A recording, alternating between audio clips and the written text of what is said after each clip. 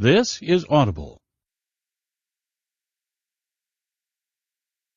Tantor Audio, a division of Recorded Books, presents Lost Islamic History, Reclaiming Muslim Civilization from the Past, by Firas Alkhateer, narrated by Neil Shah. In the name of God, the most gracious, the most merciful. If anyone travels on a road in search of knowledge, Allah will cause him to travel on one of the roads of paradise. Prophet Muhammad. Preface. The aim of this book is to provide a short overview of the history of Muslim civilization, from the inception of Islam in the early 7th century to the modern day. To fully and accurately cover the depth and breadth of Muslim history is of course a monumental undertaking, one that perhaps no single volume could ever adequately contain. My goal with this attempt is thus simply to introduce the reader to the general narrative of Islamic history. It is not meant for the specialist or the serious student of Islamic history, but rather for the general reader who hopes to become somewhat more familiar with the subject. I therefore hope that for many, this text will be a jumping-off point, from which a more thorough study of Muslim history and civilization will spring. Considering that this is an introductory text, it contains little in the way of original research. The vast majority of it is based on the research of others. I began the Lost Islamic History project in the early 2010s, after I began teaching Islamic history to high school students.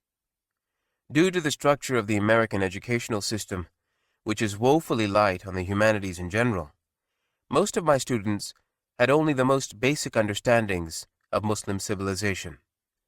Their textbooks placed much emphasis on the ancient Greeks and Romans, and then the rise of Europe after the Dark Ages through the Renaissance and the Enlightenment, but barely spoke of Muslim or other non-Western civilization at all. One small section on the Prophet Muhammad, or half a page on the Ottoman Empire in Eastern Europe, might be all that most textbooks devoted to the 1400 years of Islamic history. My Islamic history class thus developed as a response to that deficiency, with my goal being to expose students to the richness of Muslim civilization that they didn't get elsewhere. I aim to provide an alternative to the presentation of European history as world history, focusing on the rise of Muslim civilization and the many contributions of that civilization to humanity in general. To my delight, the response was overwhelmingly positive. Most of my students were the children of immigrants who had come from various Muslim countries and thus finally felt a connection with something historical. Naturally, it was much easier for them to identify with historical figures such as Abu Hanifa and Yusuf ibn Tashfin than they ever could with John Locke and Napoleon. The book, Lost Islamic History, then developed out of my teaching notes. Considering that there was no high school textbook of Islamic history available in English, Lost Islamic History became my attempt to fill part of that gap. If people outside of my classroom could similarly get a taste of what they missed in their high school history courses, then this book would serve its purpose. Since its initial publication in 2014, I've spent more time studying in depth myself, particularly the Islamic sciences. As such, for this second edition, we have chosen to revise the text and include a new chapter dedicated to the development and history of Islamic thought. As the beating heart of Muslim civilization, Islamic jurisprudence, theology, and spirituality deserve far more discussion, but I hope that this new chapter brings some light to the Islamic sciences that the first edition lacked. For this section of the book in particular, I am indebted to Sheikh Amin Kolbadia and the rest of the teachers at Darul Qasim, without whom my understanding of the Islamic tradition would be elementary at best. Thanks must also be given to the staff at Hearst Publishers, who have been incredibly helpful and supportive during the writing and publishing process for both the original text and this updated edition. 1. Pre-Islamic Arabia. The dry, mountainous landscape of the Hijaz is not an environment that gives much life. Situated in the western part of the Arabian Peninsula, this land can be described with two words: dry and hot. In the summer, temperatures regularly rise to well over 100 degrees Fahrenheit, with little precipitation.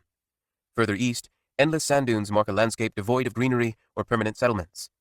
Yet it was from this harsh landscape that, in the early 600s, a new movement emerged, one that would change the course of history in the Arabian Peninsula and beyond.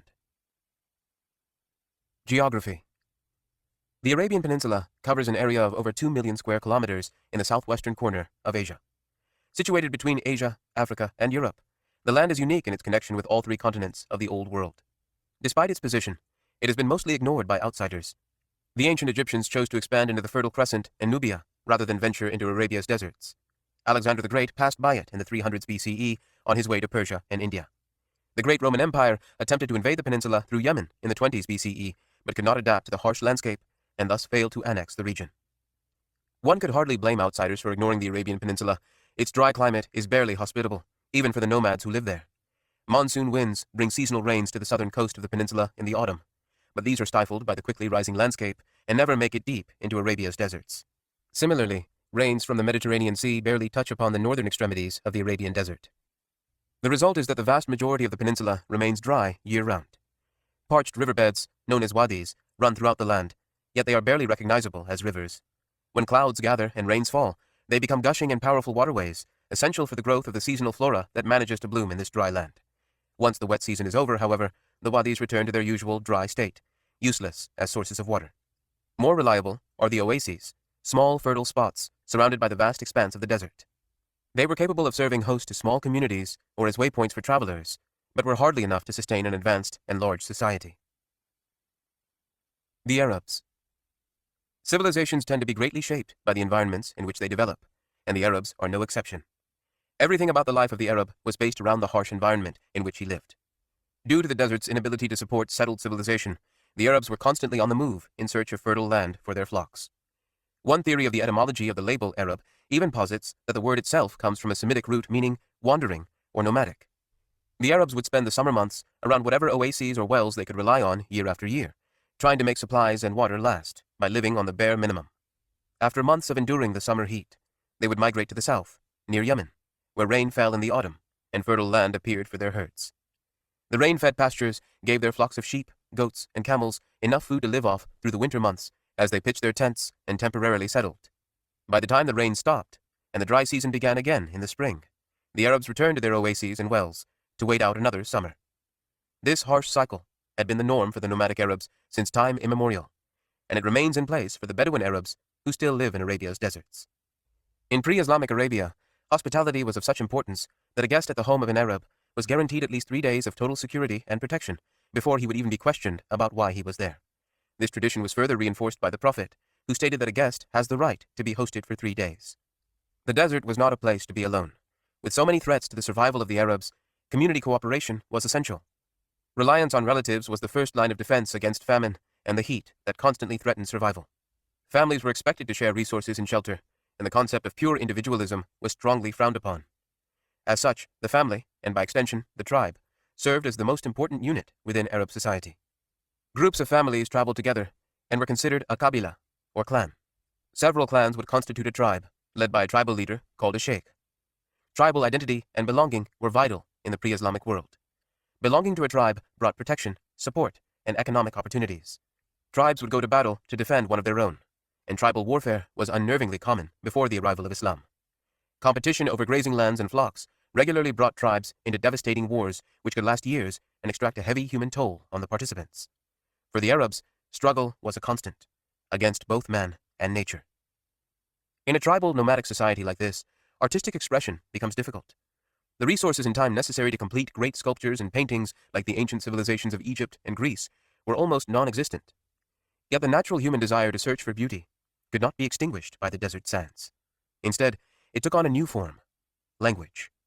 Perhaps more than any other language in the world, Arabic itself is a form of artistic expression. Word and sentence structure is fluid, creating many different ways for a person to express the same idea.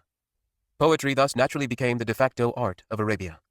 Long, epic poems glorifying tribes and heroism in war were their greatest works of art.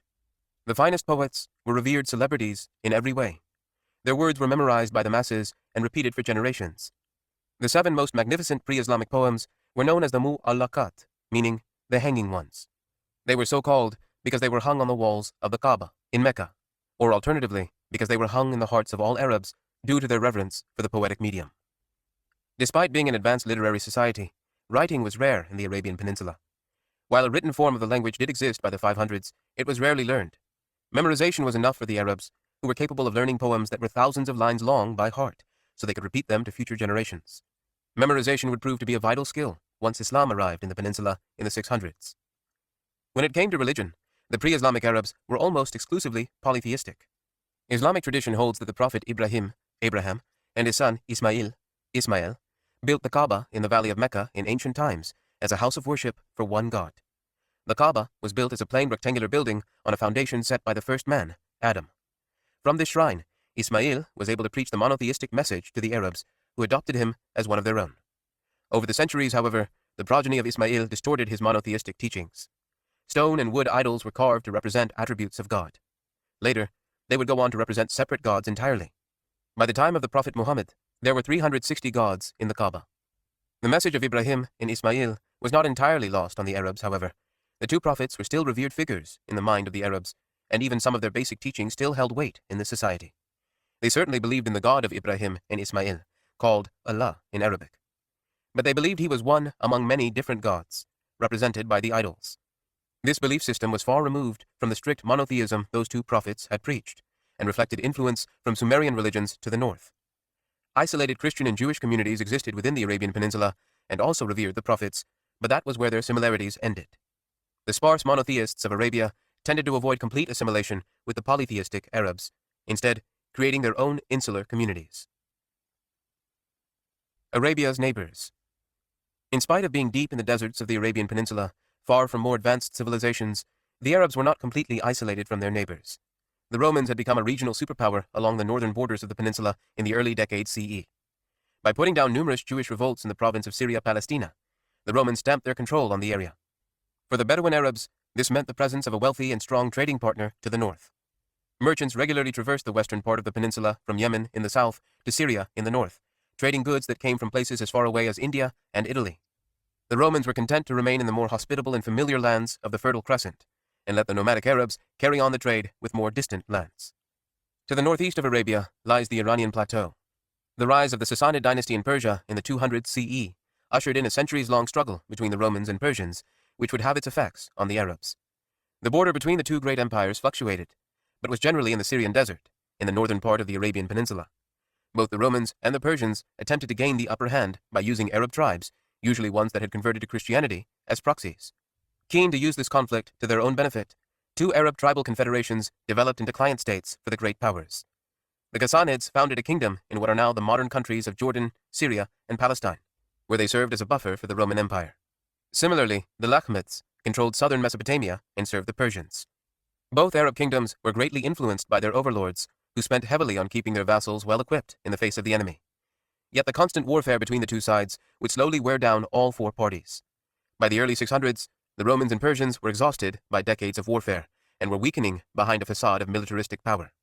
The Ghassanids and Lakhmids, too, felt the stress of war, as they were mere pawns in this constant conflict. Most Arab tribes, however, avoided the external conflict between the 2 imperial powers. They were more interested in carrying on a profitable trade with the 2 warring empires than helping to decide the winner.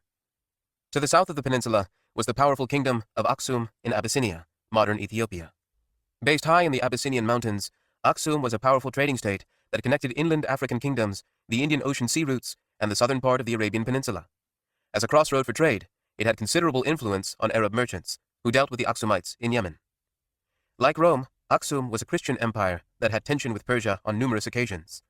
Control of trade routes running through Yemen was a constant source of friction, as both sides sought to turn local leaders into vassals. In the increasingly globalized world of the early 600s, the Arabs were aware of their neighbors and became affected by events outside the Arabian Peninsula. Being at a crossroads of 3 powerful states meant being aware of international politics and having the skill to use rivalries to their advantage. Yet, despite their precarious location, the Arabs were safe in the depths of the desert. They called their peninsula Jazirat el-Arab, meaning the island of the Arabs, due to how isolated its inhabitants were. This isolation proved to be greatly beneficial. The harsh environment meant that none of the surrounding states could invade and occupy Arab lands. The Arabs' traditional cycle of wandering and their way of life was mostly unaffected by regional politics and wars. In this protected environment, a movement would rise in the early 600s that would have huge implications for the surrounding states, and eventually, the entire world. It would change the destiny of the Arabs forever, building on and using their unique abilities and doing away with the negative cultural traits that kept them as wandering, warring nomads. Geography, climate, culture, and politics together all led to the perfect environment in which Islam could rise to become a world power, faster than any other movement, religion, or empire in world history.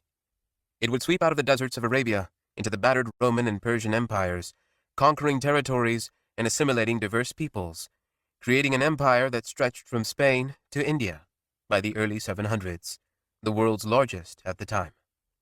This exponential growth in power and civilization would have been unfathomable to the Arabs of the early 600s, who were struggling to survive. Yet all it took was the arrival of a man who came with a revolutionary message and a promise to the Arabs of a new destiny, one beyond the sands of Arabia. Muhammad. 2. The life of the Prophet. The Prophet Muhammad was born in the town of Mecca around the year 570 CE.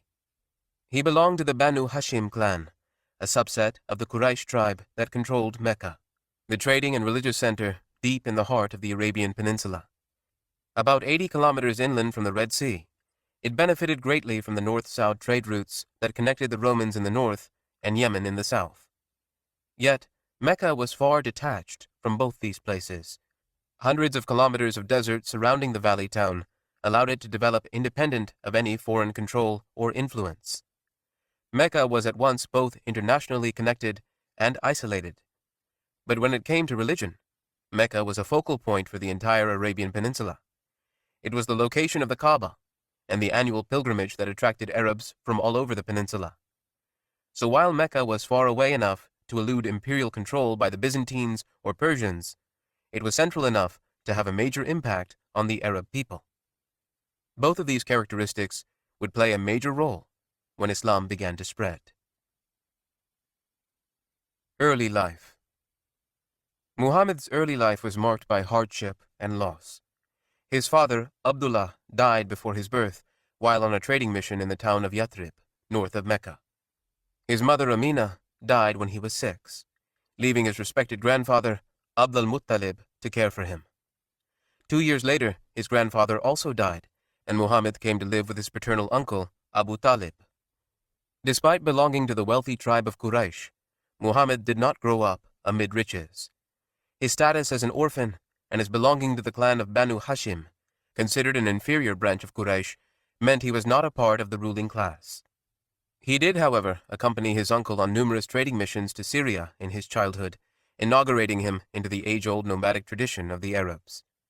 His reputation as an honest trader led him to being known by 2 nicknames, As-Sadiq and El-Amin, meaning the truthful and the trustworthy.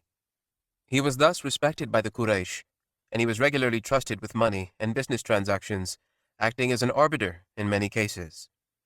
By his 20s, Muhammad was an accomplished merchant, working as an agent for a wealthy widow named Khadija. Eventually, his reputation as an honest and reliable man caught the attention of his employer, and when he was 25, Khadija proposed to Muhammad, who accepted, despite being several years her junior. Although being surrounded by a polytheistic idol-worshipping society, the young Muhammad did not get involved in the religion of the Quraysh. The original monotheistic message of Ibrahim and Ismail was a faint memory to most Arabs, but it still held weight for a few, known as the Hunafa, singular Hanif, meaning monotheists, who refused to accept the hundreds of stone and wood gods. Muhammad was one of them. Instead of engaging in the idol worship so rampant in society, Muhammad chose seclusion. He made a habit of retreating to a cave atop a mountain about 5 kilometers from the center of Mecca, where he would sit in silence and reflect on the society and religion that surrounded him in Mecca. The First Revelations. According to Islamic tradition, in 610, while sitting in the cave he had come to many times before, Muhammad experienced something new. An angel suddenly appeared to him in the cave, commanding him, "Read." He responded that he did not know how. Like most people in Mecca, Muhammad was illiterate. Again, the angel demanded he read. Again, Muhammad responded that he was unable to. A third time, the angel demanded he read, and for a third time, Muhammad responded that he was unable to. The angel then recited to him the first verses of the Quran to be revealed. Recite in the name of thy Lord who created. He created man from a clot of blood. Recite, and thy Lord is the most bountiful. He who hath taught by the pen, taught man what he knew not. Quran, chapter 96. He repeated the words after the angel, who then informed him that he is Gabriel, an angel sent by the one God, and that Muhammad is the messenger of God. Shaken and scared, Muhammad rushed home, not knowing what to make of the encounter. He was comforted by Khadija, who believed his account of the encounter in the cave. She asked her cousin, who was familiar with Jewish and Christian scriptures, what this could mean.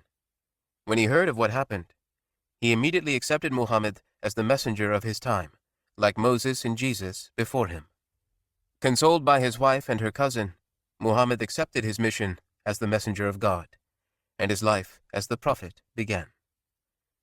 The first person to hear of Muhammad's prophethood and accept it was Khadija, who can be said to have converted immediately upon his return from the cave. He soon began to invite those closest to him to this new religion. His closest companion, Abu Bakr, his young cousin, Ali, and his house servant, Zayd, all respected and trusted Muhammad and thus immediately accepted him as a prophet. They began to inform those closest to them, and slowly the number of people who accepted Muhammad began to grow. The first attempts at proselytizing were covert. Mecca was, after all, a polytheistic society, and the idea of one God replacing the numerous idols in the Kaaba would no doubt be seen as a threat.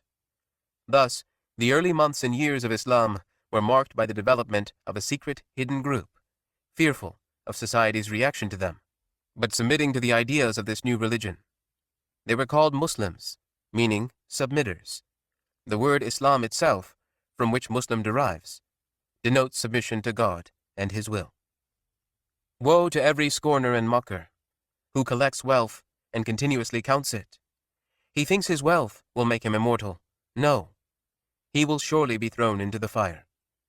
Quran, chapter 104, verses 1 through 4. At the same time, the core ideas of Islam began to take shape through continuing revelations, which would be shared throughout the community. Strict monotheism, far different from the prevailing religion of Mecca, was the core theme. According to Muhammad, there was only one God. The idols worshipped by the Meccans were nothing more than useless statues of stone and wood, and were incapable of bringing benefit to anyone. The verses also warned of a day of reckoning, when all souls would be brought before God to account for their deeds. Those who believed in God and did good deeds would enter an eternal heaven as a reward. Those who did not would have a place in hell and would be eternally tormented. But Islam was not just concerned with theology and life after death. The early verses also denounced social ills that were prevalent in Mecca. With increasing prosperity for the trade routes, distinct social classes developed. The wealthy would use their money to fund more caravans that would in turn bring them more wealth. A poor person, meanwhile, continued to be marginalized, doubly so if they did not belong to a powerful clan. The Quran declared such disregard for the poor as detrimental to the establishment of a just social order, and worthy of punishment in the hereafter.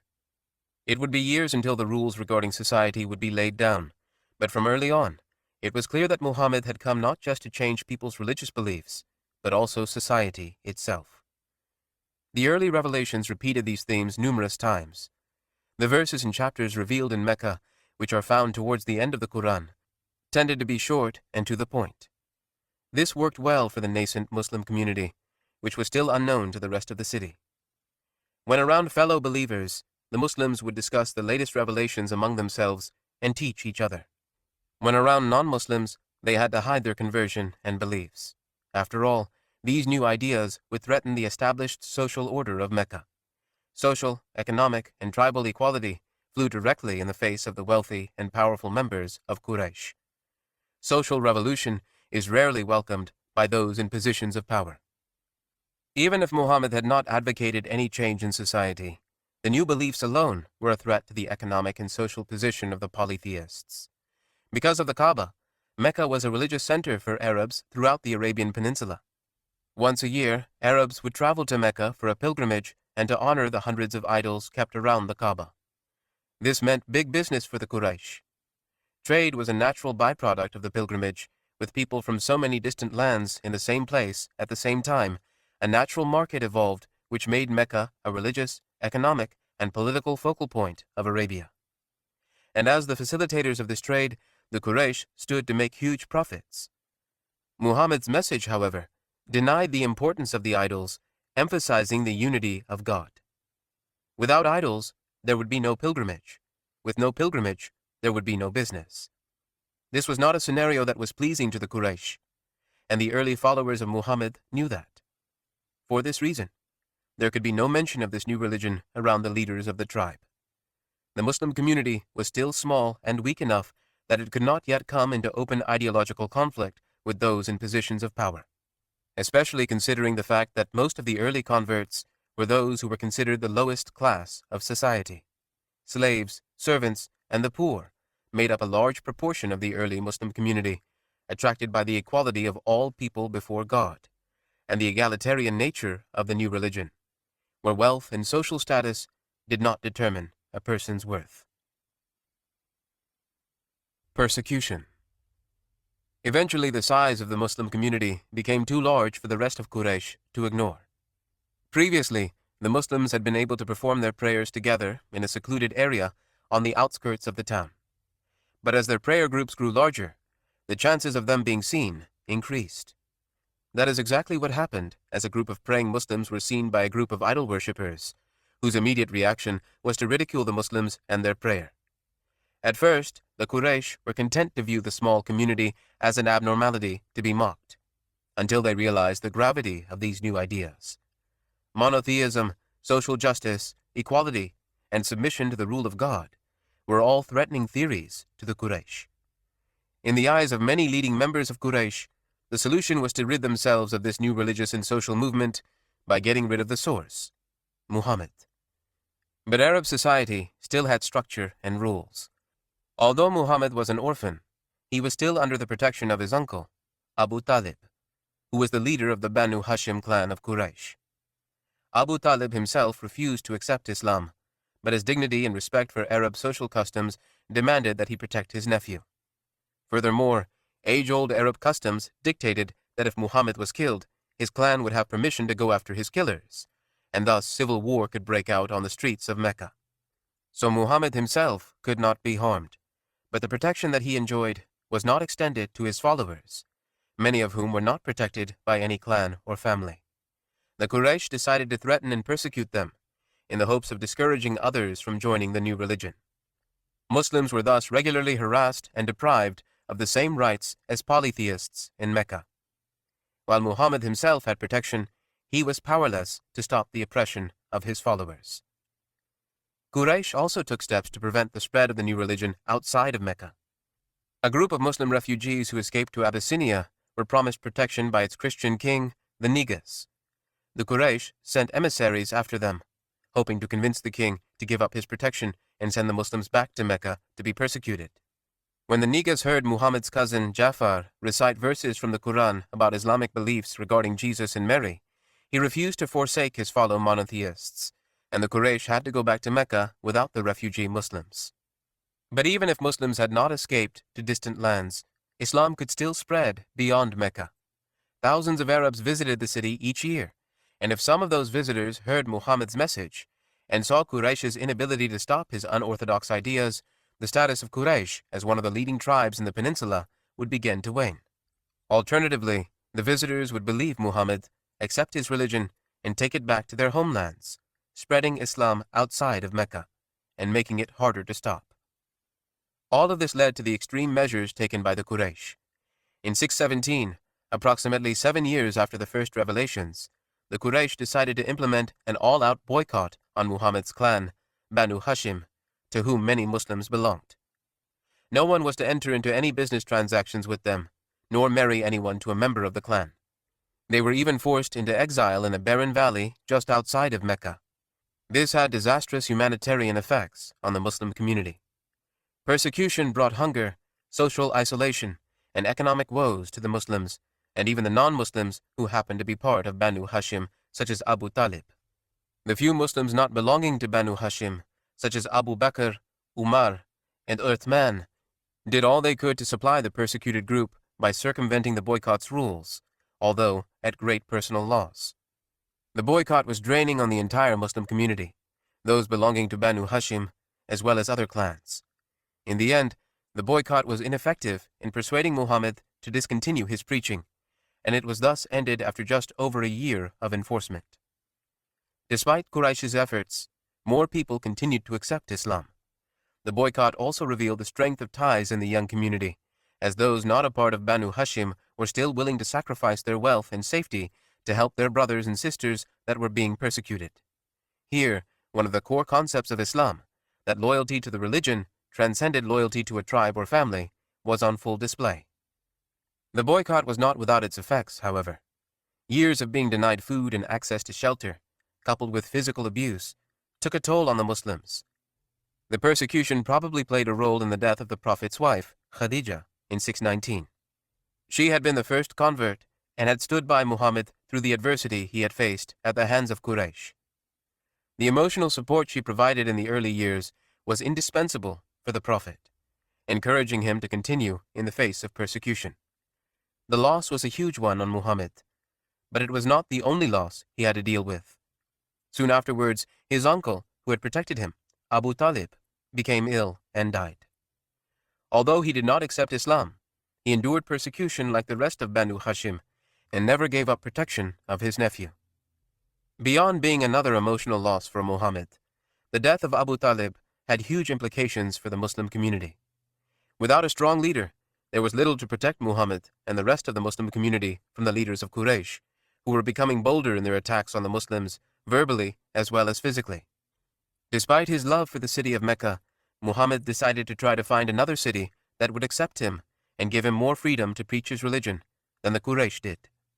The natural choice was Ta'if, a town ruled by the tribe of Thaqif, 65 kilometers to the southeast of Mecca. He rode out to Ta'if and met with the three brothers who led the tribe. They unequivocally rejected his proposal that they accept Islam and refused to grant him any form of protection. To make matters worse, on his way out of the city and back to Mecca, a crowd of people from Ta'if gathered to pelt him with stones and insults, leaving him bloodied by the time he was safely out of range of the city. Islamic tradition holds that he was visited by the angel Jibril, who asked the Prophet if he would like him to destroy the city of Ta'if between two mountains as punishment for their treatment of the Messenger of God. The Prophet replied in the negative, stating that he hopes perhaps one of their descendants would one day be a believer. This event would play a huge role in the spiritual connection between Indian Muslims and the Prophet in later centuries. After losing his family's support, being rejected by neighboring tribes, and watching his own followers persecuted for their faith, Muhammad recognized that a radical change was necessary if Islam was to survive at all. The opportunity for such a change came from an oasis town 300 kilometers north of Mecca, Yathrib. The two main tribes of Yathrib, Aus and Khazraj, were engaged in a perpetual struggle for power that turned deadly in the 610s. Further exasperating the problem, numerous Jewish tribes also lived in Yathrib and had trouble coexisting with the local Arabs. Muhammad's reputation as a trustworthy and reliable man was already well known in Yathrib, and it was in 620 when numerous notables from the town traveled to Mecca to seek his emigration to Yathrib to serve as their leader and a mediator of their disputes. Muhammad accepted their offer and encouraged his followers in Mecca to make the journey with him, where the oppression of the Quraysh was absent. Muhammad himself was one of the last to leave Mecca in 622, when he journeyed with his close friend Abu Bakr, barely eluding Quraysh's plans to have him murdered before he could leave. In Yathrib, which was soon renamed Al-Madinah al-Munawwara, the Radiant City, officially known as Medina, the city, Muhammad would find security and the ability to spread Islam away from Quraysh's opposition. Medina. The Prophet's flight from Mecca was known as the Hijrah, meaning the emigration. It marked a turning point in early Islamic history and is used to this day as the beginning of the Islamic calendar. No longer was the Muslim community a marginalized group and Muhammad a social outcast. The Muslim community would now turn Medina into the first Muslim state, and Muhammad into its leader. The example set by the Prophet in his 10 years in Medina would inspire hundreds of years of Muslim politics, social order, and economics. But life in Medina was certainly not without challenges. Chief among them was the new mix of emigrants from Mecca known as the Muhajirun, and the original residents of Medina, the Ansar. The Muhajirun were not a single cohesive unit. None of the clans of Mecca converted entirely, so the community of emigrants represented a diverse group of people on their own without the protection of a clan or tribe. In contrast, the Ansar belonged to either Aus or Khazraj, the two embattled tribes of the oasis. Furthermore, there were numerous individuals who belonged to neither group, immigrants from lands as far away as Africa, Persia, and the Byzantine Empire. For many Muslims, where their loyalties should lie was a major question. In response, the Prophet made clear that the old pre-Islamic ideas of loyalty were outdated. Instead, they were superseded by loyalty to the Ummah, the Muslim nation. In the eyes of Muhammad, it did not matter if a Muslim hailed from Quraysh, Aus, Khazraj, or even the Jewish tribes. Once they accepted Islam, they were part of a new community of brotherhood based on shared belief, not shared ancestry. The Jews are one community with the believers. To the Jews, their religion, and to the Muslims, their religion. This applies to their clients and to themselves, with the exception of anyone who has done wrong or committed treachery, for he harms only himself and his family. The Constitution of Medina. Muhammad's new political and social order in Medina came to be codified in a text known as the Constitution of Medina. The Constitution detailed that, under Muhammad's authority, Medina would operate as a state based on Islamic law. The Ummah was to operate as one political unit. Furthermore, Muhammad would act as the city's ultimate arbitrator. Old Arab custom regarding revenge and honor in the face of injustice were eliminated in favor of a structured justice system based on Islamic law. The Constitution gave the oasis's Jews freedom to practice their religion, but they had to recognize the political authority of Muhammad over the city and join the common defense in the case of an attack from Quraysh. Muhammad's nascent political entity in Medina would serve as the model Islamic state for centuries of Muslim governments, particularly with regards to the treatment of non-Muslim minorities. The nature of the continuing revelations changed to match the change in circumstances for the Muslim community. Verses and chapters revealed to Muhammad in Medina tended to be longer than the ones from Mecca, detailing things such as forms of worship, taxation, inheritance, and relations between Muslims and non-Muslims. The Quran provided the generalities of how a Muslim society should operate, and where necessary, Muhammad explained the precise details. His words and actions, known as the Hadith, were a vital source of guidance and law, second only to God's revelation itself. But the Quran was not only concerned with law and social order. Many of the Medinese verses describe the stories of earlier prophets. Stories of Noah, Abraham, Moses, David, and Jesus were all described in great detail to Muhammad's followers, making very clear that Muhammad was simply the last in a long line of prophets, and that his message is no different from theirs. Much of this was aimed at the Jewish community of Medina. On the surface, they shared much in common with the Muslims. They were both monotheistic in a land known for polytheism, they both revered the same prophets, and early on in Muhammad's prophethood, they both prayed towards Jerusalem. As a result, some of Medina's Jews accepted Muhammad as a prophet and converted to Islam. Jewish scriptures speak of a Messiah, and to them, Muhammad was that promised man. But many more rejected Muhammad. Judaism is unique in that belief and ethnicity were tied to the concept of a chosen people. Muhammad's message of egalitarianism and the unity of all Muslims regardless of ethnicity challenged some of the main ideas the Jews believed in. Some probably genuinely believed he was a prophet, but the fact that he was not a Hebrew was problematic for those who followed Jewish theology strictly. The divide between a Jewish community that believed themselves to be specially chosen by God and a Muslim community that advocated the unity of all people would develop into serious tensions between the two faith groups. The battles. The Prophet's hijrah to Medina did not mean the end of conflict with the Quraysh.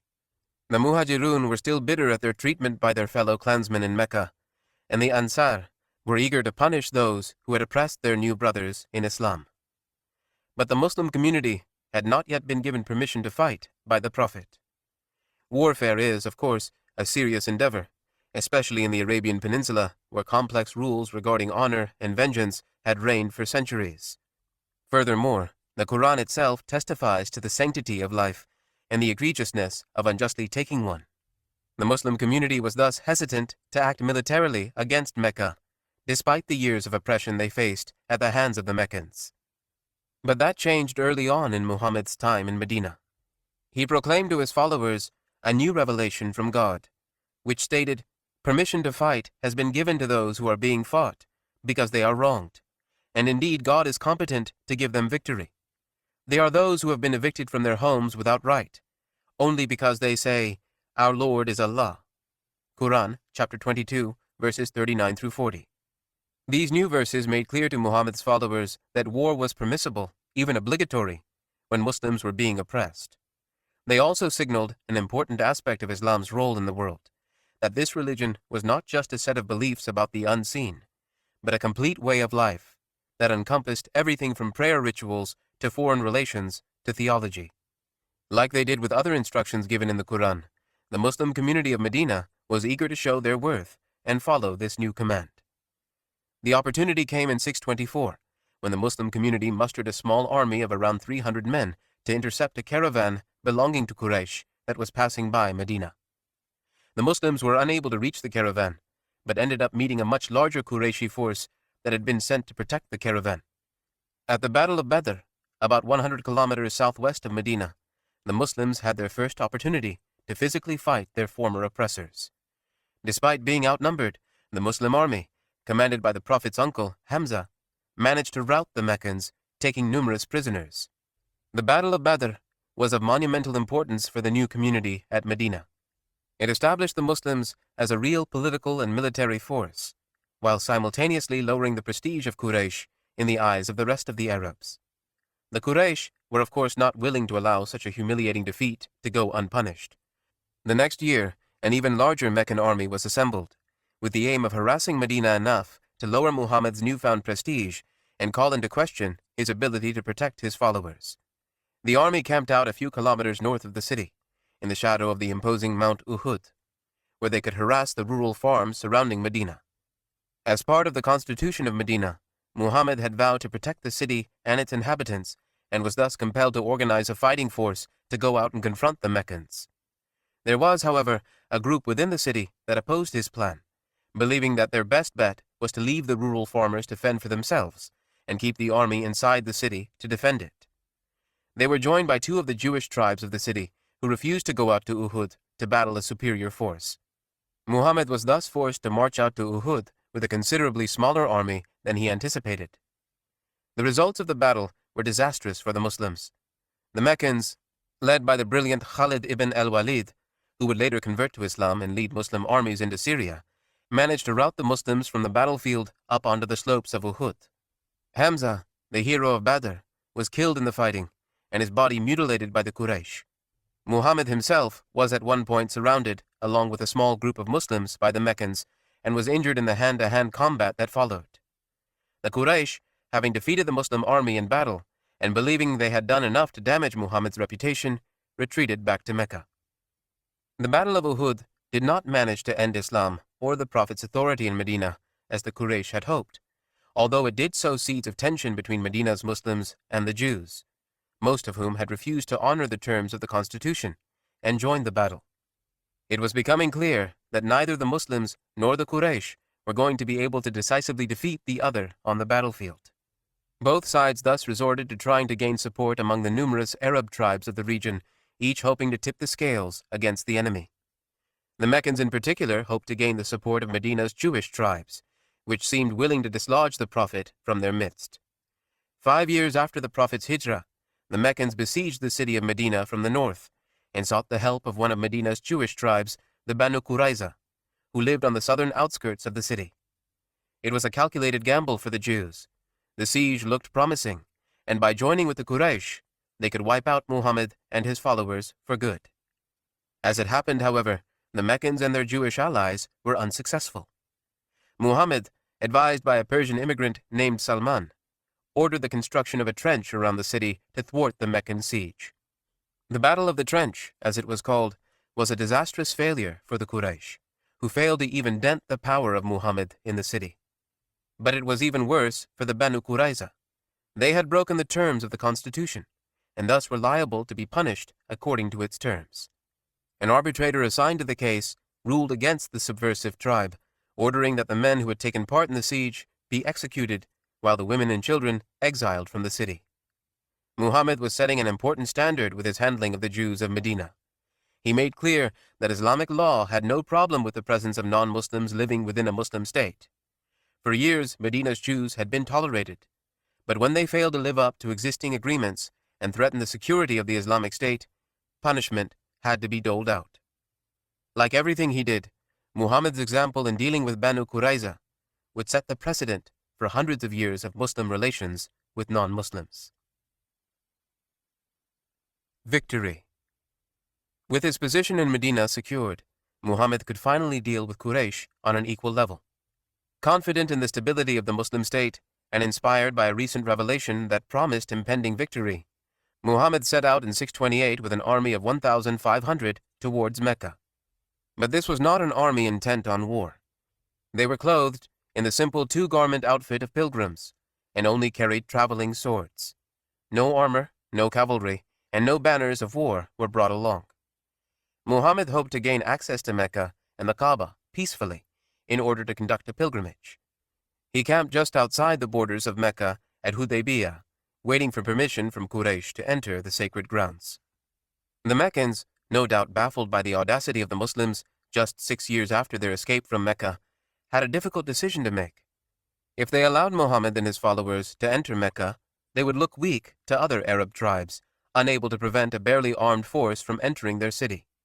On the other hand, their main role in Mecca was to facilitate the pilgrimage for anyone, a duty they took very seriously. In the end, they negotiated a treaty with Muhammad. They agreed to vacate Mecca for 3 days to allow Muhammad and the Muslims to complete the pilgrimage the following year. Muhammad would have to return to Medina that year without having visited his hometown. Furthermore, a truce was agreed to. Mecca and Medina and their affiliated tribes would refrain from fighting for 10 years.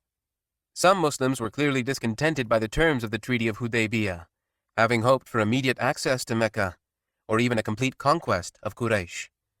But the treaty provided a welcome respite from conflict that gave Muhammad the ability to expand Islam far beyond Medina. Now, without the threat of internal dissent and external invasion, he had the freedom to send missionaries throughout the Arabian Peninsula and even beyond, into the Byzantine and Persian empires in the north. Bedouin tribes converted en masse, allying themselves with the Prophet. Even Meccans began to convert. Khalid ibn al-Walid and Amr ibn al-As, two of Quraysh's greatest military commanders, left Mecca and joined Muhammad in Medina in the years after Hudaybiyah. The treaty had failed to give the Muslims immediate control of their holiest site, but it allowed Islam to grow exponentially throughout Arabia, much to the dismay of the hardliners in Mecca, who just a few years earlier hoped to end Islam. Furthermore, the sanctity of the truce was not completely fulfilled.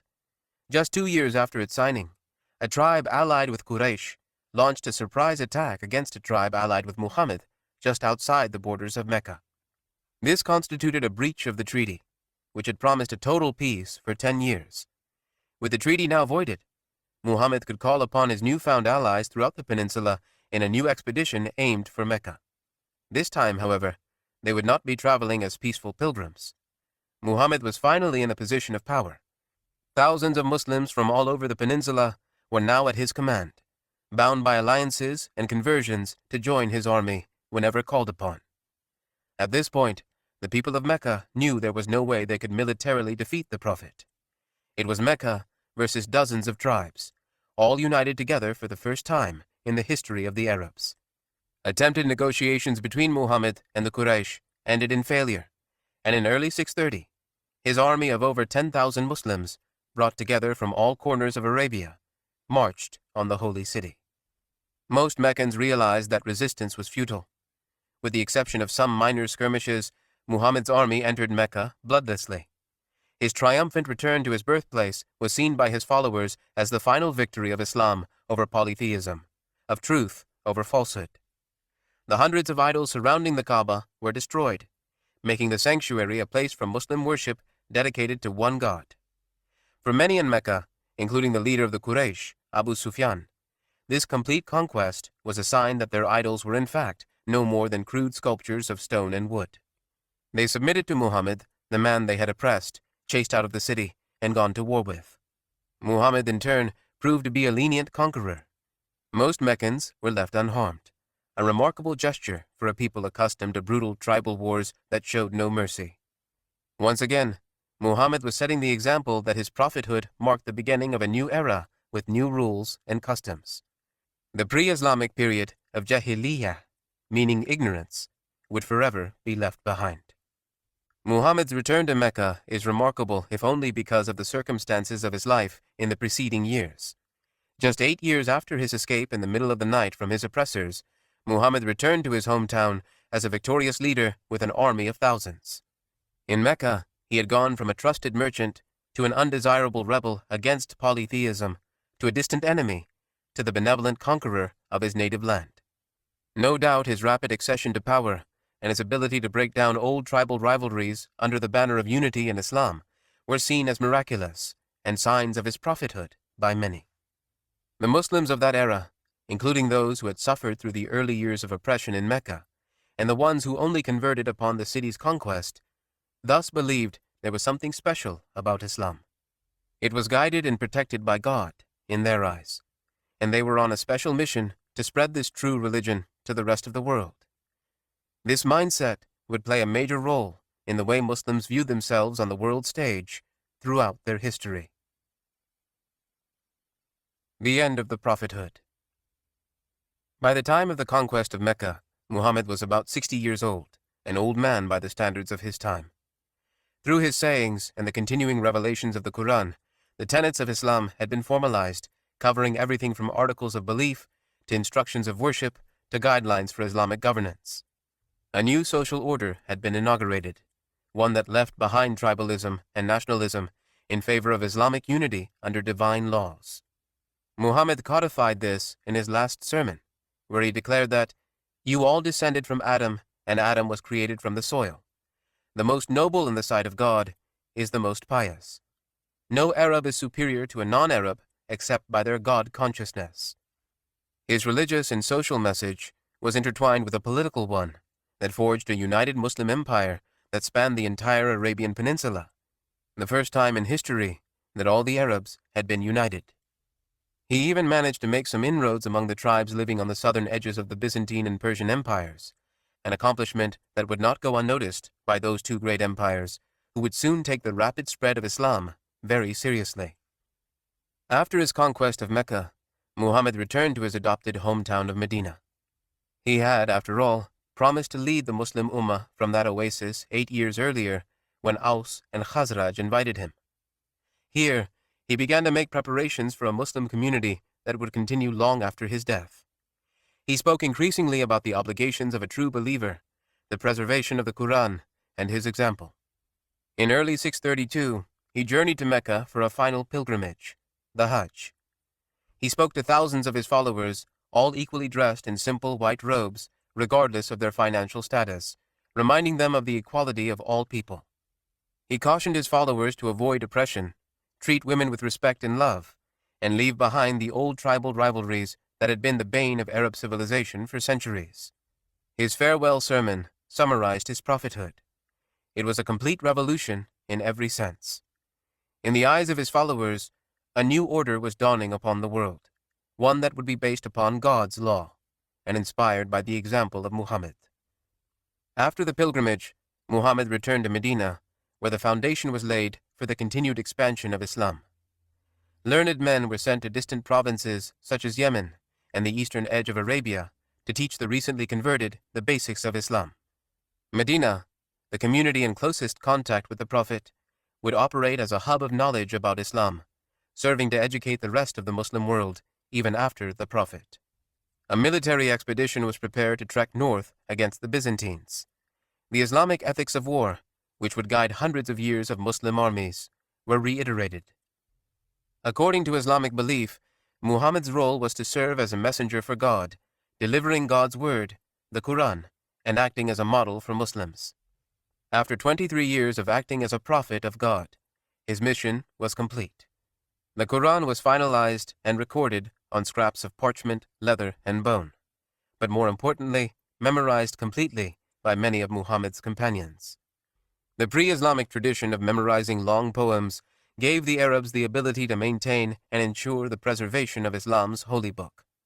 Narrations of Muhammad's actions and sayings were also given due importance and spread throughout Arabia by word of mouth. According to Islamic tradition, one of the final verses of the Quran revealed to Muhammad stated, "Today I have perfected for you your religion, and completed my favor upon you, and have approved for you Islam as your religion." Quran, chapter 5, verse 3. Muhammad fell ill in the early summer of 632. He experienced debilitating headaches and a fever, and was soon unable to walk without the help of his cousin Ali and his uncle Abbas.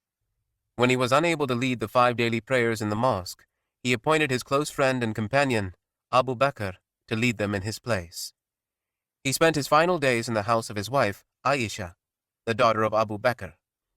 From a wall adjoining the home to the mosque, he was able to watch the Muslim community follow his instructions to worship God, even in his absence.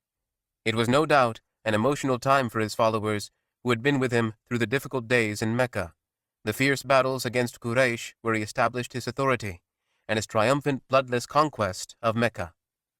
They had looked to Muhammad for guidance and leadership in all aspects of life. His increasing talk of death, and the fact that he was now unable to even rise up to lead them in prayer, played heavily on the hearts of the Muslim community. His final days were spent resting in his home, with his head in the lap of his wife, Aisha.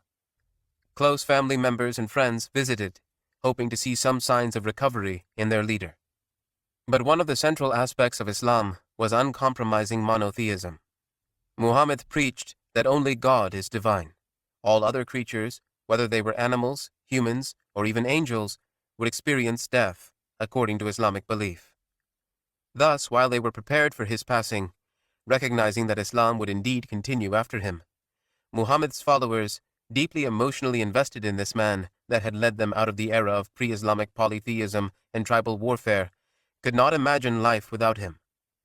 On the 8th of June, 632, with his head on Aisha's lap, and his followers gathered in the mosque hoping to hear of his recovery, the first era of Islamic history, spanning the 23 years of prophethood, ended, as the Prophet Muhammad breathed his last.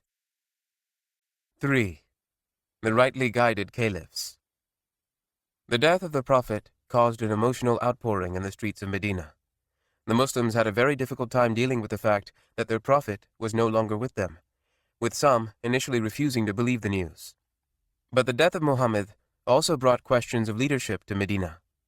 For over 20 years, Muhammad had led the Muslim community both politically and spiritually.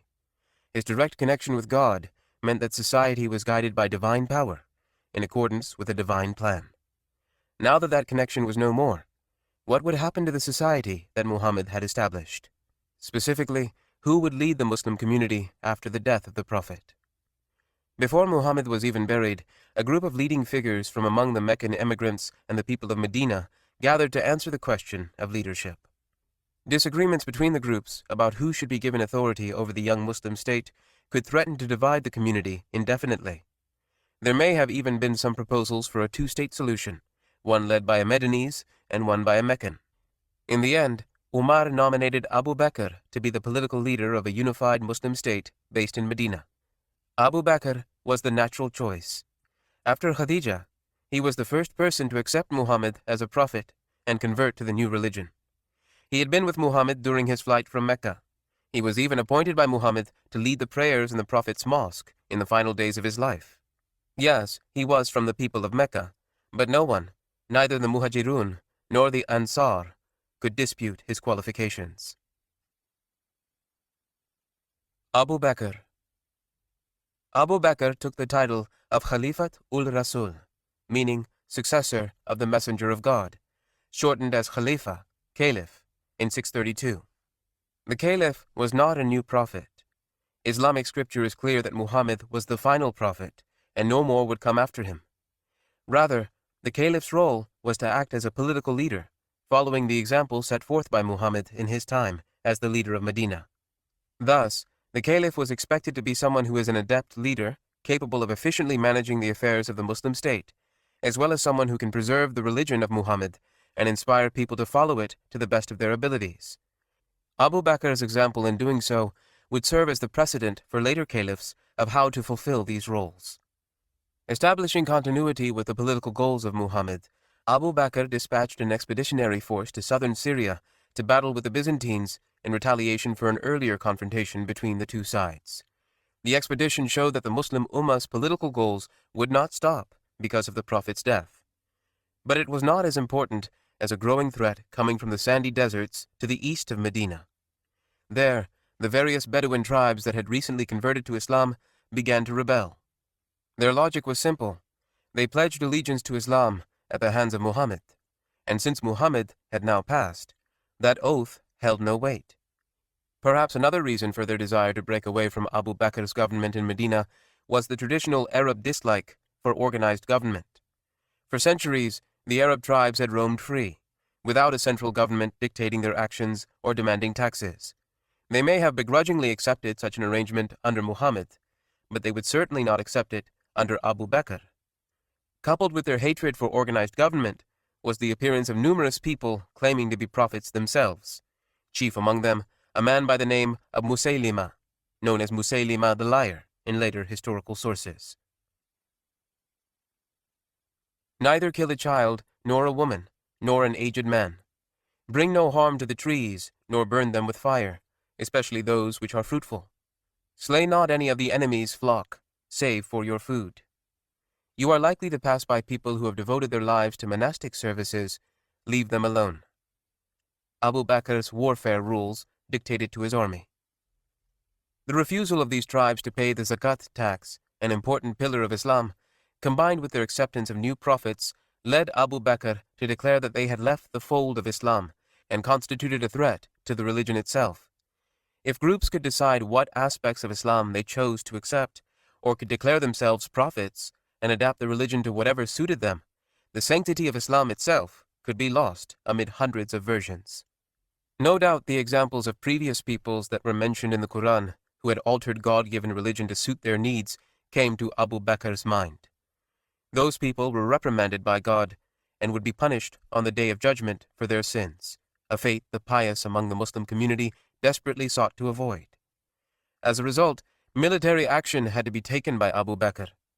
He appointed Khalid ibn al-Walid as the commander of an army to be sent east to crush the rebel movement.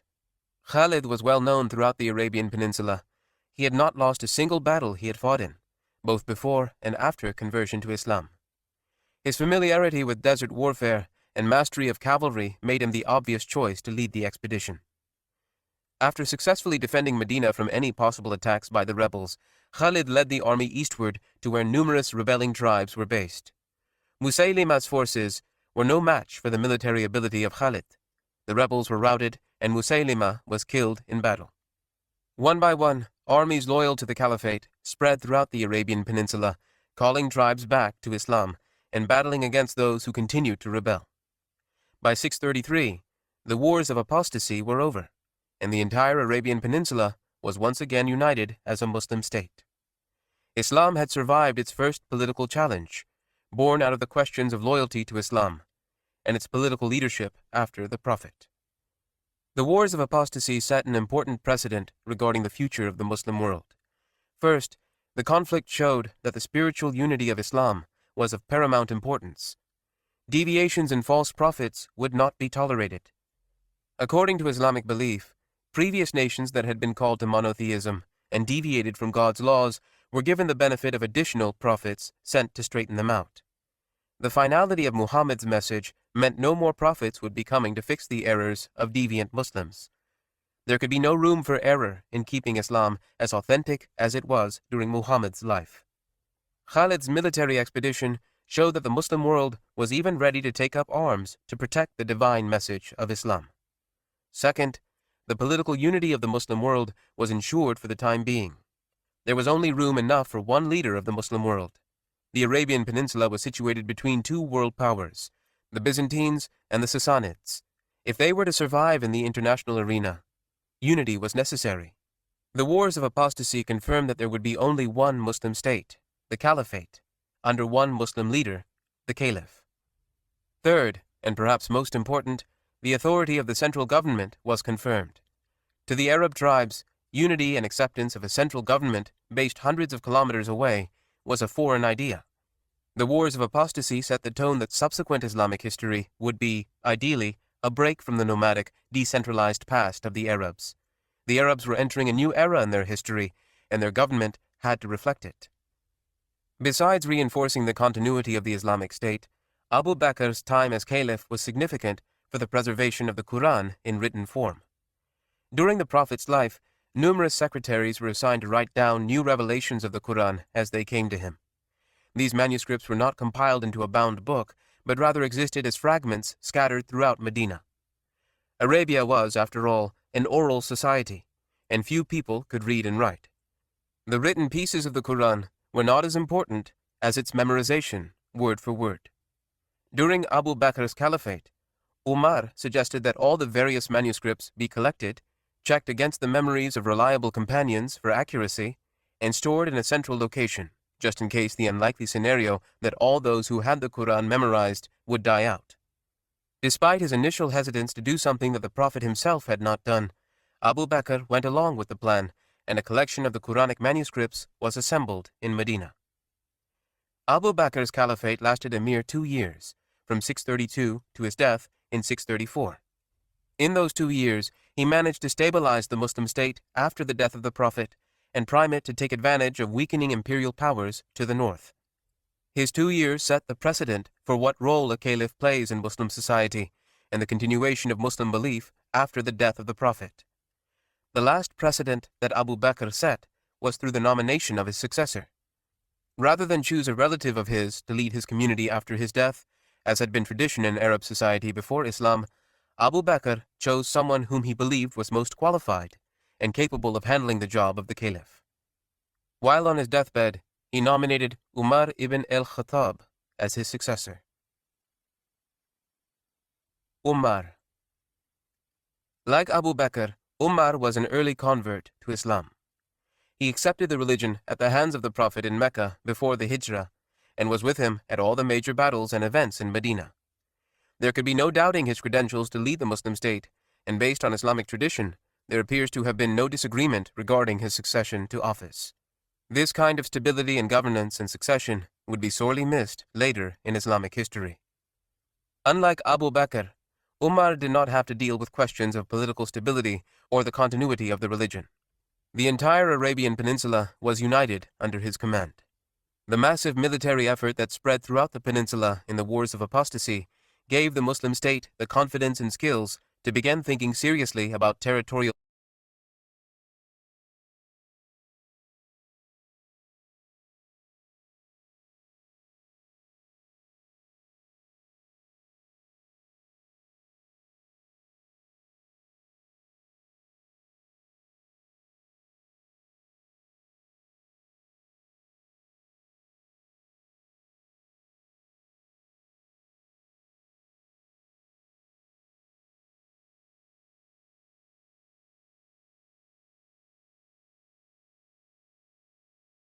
expansion to the north. Furthermore, the traditional Arab way of life that was confined to the Arabian Peninsula was no longer feasible. For centuries, Arabs had survived through the continual raiding of rival tribes and the subsequent spoils of war. Now that the vast majority of Arabia was Muslim, such raids on neighboring tribes meant contravening Islamic law. The Prophet had spoken on numerous occasions about the entire Muslim population being one ummah, or nation. It was inconceivable that that nation would go on through history in constant conflict with itself. Partly to remove chances of inter-Islamic conflict, and partly to provide security to the few Arab tribes that were converting to Islam within Byzantine and Sassanid borders, the Muslim armies turned north, where their greatest conquests would come. Raids into Sassanid-controlled Mesopotamia already began during the last year of Abu Bakr's life and continued once Umar took power. At first, Umar and other leading Muslims probably did not foresee these raids turning into permanent conquests. But a devastating war between the Byzantines and Sassanids that lasted from 603 to 628 left the imperial powers weak and unable to hold off waves of Arab Muslims arriving at their borders. The fertile lands of Mesopotamia and Syria were ready to fall. All that was needed was an organized assault by the Muslims. This would be a new type of war, however. Unlike the campaigns of destruction that the two empires had waged, the Muslim calls for war were combined with the calls for justice and social harmony consistent with the message of Muhammad. When Abu Bakr sent out the first armies, he ordered his forces to secure the safety of women, children, and the elderly, to leave monks in their monasteries unmolested, and even to refrain from destroying crops. These rules could not have been more different from what the Arabs engaging in these conquests were used to before Islam. But Muhammad's movement had been revolutionary from the start. Old ideas, traditions, and ways of life had to give way to a new order, and that extended to warfare. Armies were simultaneously sent into Syria and Mesopotamia in 633. Khalid ibn al-Walid, fresh off his victories in the Wars of Apostasy, led the detachment headed towards the Persians. Meanwhile, Yazid, the son of Abu Sufyan, led the army sent to Syria, where he quickly managed to defeat a Byzantine force near Gaza. For the Byzantines, the surprising loss indicated this could turn out to be not a routine raid, but a full-scale invasion. Emperor Heraclius ordered the imperial army to mobilize and prepare to crush the Arabs before they were able to consolidate their victory. The Medina government was aware that this was a possibility, and Khalid was ordered to immediately leave Iraq, where he had already had some success, and travel across the waterless Syrian desert to reinforce the armies there. The combined Muslim forces met the Byzantines at the Battle of Ajnadain, about 30 kilometers west of Jerusalem, where the Muslim armies completely routed the imperial force under the command of the emperor's own brother. The remaining Byzantine troops in southern Syria retreated to the well-fortified cities of Jerusalem, Caesarea, and Gaza, leaving the victorious Muslims free to roam the countryside of Palestine. The Muslim armies under the command of Khalid moved north and laid siege to the ancient city of Damascus, which fell in September 635. The treaty he forged after the city capitulated was intended to allay the fears of the locals. In it, Umar promised that their lives, property, and religion would be safeguarded from any harassment, so long as a tribute to the Muslim government was paid. This set the tone for the fighting, that it was aimed at the Byzantine government and army, not the civilians. With such guarantees, there would be a much lower chance of rebellions by the Syrian population, which was essential considering that a relatively small Bedouin force was now beginning to occupy a large and diverse province in Syria. The loss of Damascus caused the Byzantine emperor to assemble an even larger force, with the hopes of sending the Arabs back into the deserts for good. Khalid knew his raiding force was no match for the bulk of the imperial army and decided to withdraw south, stalling the inevitable climactic battle between the two sides. Eventually, Heraclius's army caught up with the Muslim force at Yarmouk, along the border of present-day Jordan and Syria, in the summer of 636.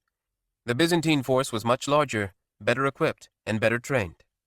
But morale was low, as numerous rivalries and quarrels caused friction in the ranks.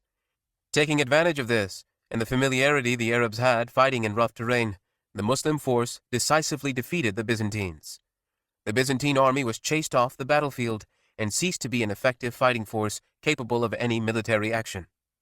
Emperor Heraclius was forced to concede defeat in Syria, and he had neither the soldiers nor the money to hold off the Muslim invasion. Cities throughout Syria fell one by one, all of them given terms similar to the ones given to Damascus by Khalid ibn al-Walid. By 638, the conquest of Syria was complete. From there, the fight against the Byzantines continued in Egypt, which fell relatively quickly by 642. Two of the Byzantine Empire's most valuable and prosperous regions had fallen into the hands of a people they had scarcely considered important enough to recognize before Islam. Within a few years, Syria had gone from a land firmly under the control of the Byzantine Empire to a province of the growing Muslim Empire. For the victorious Muslims, the conquest must not have seemed that surprising. After all, they believed that God was on their side, so long as they adhered to the religion that he sent down through Muhammad. The example of Badr, and the conquest of Mecca from the time of the Prophet proved to them that victory was possible in the face of overwhelming odds with God's help. For the Byzantines, the loss of Syria was simply the first domino to fall in the final decline of the successor to the Roman Empire. Imperial armies would never again march through Christianity's Holy Land, nor would they ever again reap the economic benefits of this fertile region. For the locals living in Syria, however, the Byzantine loss did not have much of an impact on daily life. Churches continued to operate, peasants farmed land, and trade caravans passed through as they had before. To help sort out the civil administration of the region, Umar personally traveled from Medina to Syria. One of his first actions in the country was to relieve Khalid ibn al-Walid of his post. This no doubt shocked everyone, including Khalid himself. Among the many possible reasons for forcing Khalid into retirement, Muslim historians in the past tended to settle on Umar's desire to remind the Muslim armies that God, not Khalid, was the reason for their victories. If the Muslims could sustain their streak of battlefield victories without one of the greatest generals of all time, it would serve as proof for those with weak faith of the divine guidance and help for their mission. When it came to governorship of the new province, Umar appointed Muawiyah, the son of the Meccan aristocrat Abu Sufyan. He hailed from the wealthy and powerful Umayyad family, which had a major role in the administration of Quraysh before Islam. That lineage of governance would serve Muawiyah well in turning Syria from a new province to the economic and political heart of the Muslim world over the next 20 years. While Umar was in Syria, he personally attended to the surrender of Jerusalem in 637. He was given a guided tour of the city by the patriarch Sophronius, an Arab Christian who had risen to become one of the leading figures of the Greek Church in Jerusalem. The terms of the treaty that was signed with the leaders of Jerusalem was similar to others put in place throughout Syria. What is unique about the Muslim conquest here, however, is that the new governors of Jerusalem allowed Jews to come to the city to worship for the first time in over 500 years. In 70 AD, the Roman Empire exiled Jews from Jerusalem. It was not until the Muslim conquest in 637 that they were allowed back to the Holy City. Islamic scripture holds the Christian and Jewish religions in special esteem, calling them the people of the book. It would not have made sense in Islamic law to allow the Christians freedom to visit their holy sites in Jerusalem, while upholding the Byzantine laws preventing Jews from doing so. This precedent of freedom and religious pluralism was based on Muhammad's constitution of Medina, which Umar was of course intricately familiar with. Yet while acknowledging the rights Christians and Jews had in Jerusalem, Umar was keen to send the message that this city also belonged to Islam. According to Islamic belief, this was the city to which Muhammad traveled in his miraculous night journey from Mecca, where he prayed on the site of the house of worship built by his fellow prophet Solomon, and then ascended to heaven. There could be no minimizing the importance of Jerusalem in the Islamic tradition, and with this in mind, Umar set about cleaning the Temple Mount, which the Romans and then Byzantines had let fall into disuse. Upon the mount, he erected the first version of the Al-Aqsa Mosque, the third holiest site in Islam. The dome of the Rock Mosque was built in the late 690s as part of the Al-Aqsa Mosque complex in Jerusalem. Its design is largely Byzantine and was partly engineered by Christians. After the fall of Syria, the attention of the Caliph went back to the Sassanid Empire, which had been mostly ignored since Khalid was ordered to move his armies to Syria. Omar appointed another veteran of Arab warfare who fought with the Prophet, Sa'd ibn Abi Waqqas, to lead the Muslim armies into Mesopotamia. Despite initial setbacks due to the Arab inability to deal with war elephants, Sa'd's army managed to defeat the Persians at the Battle of Qadisiyah in late 636. The battle saw significant spoils fall into Muslim hands, much of it forwarded to Medina for distribution according to Islamic law, and the temporary defeat of the Sassanid army. If the Muslims really wanted to hold Iraq, however, they would have to take Ctesiphon, the Sassanid capital. Ctesiphon was not a well-defended city. It lay on the plain between the Tigris and Euphrates River, about 60 kilometers north of the ancient city of Babylon.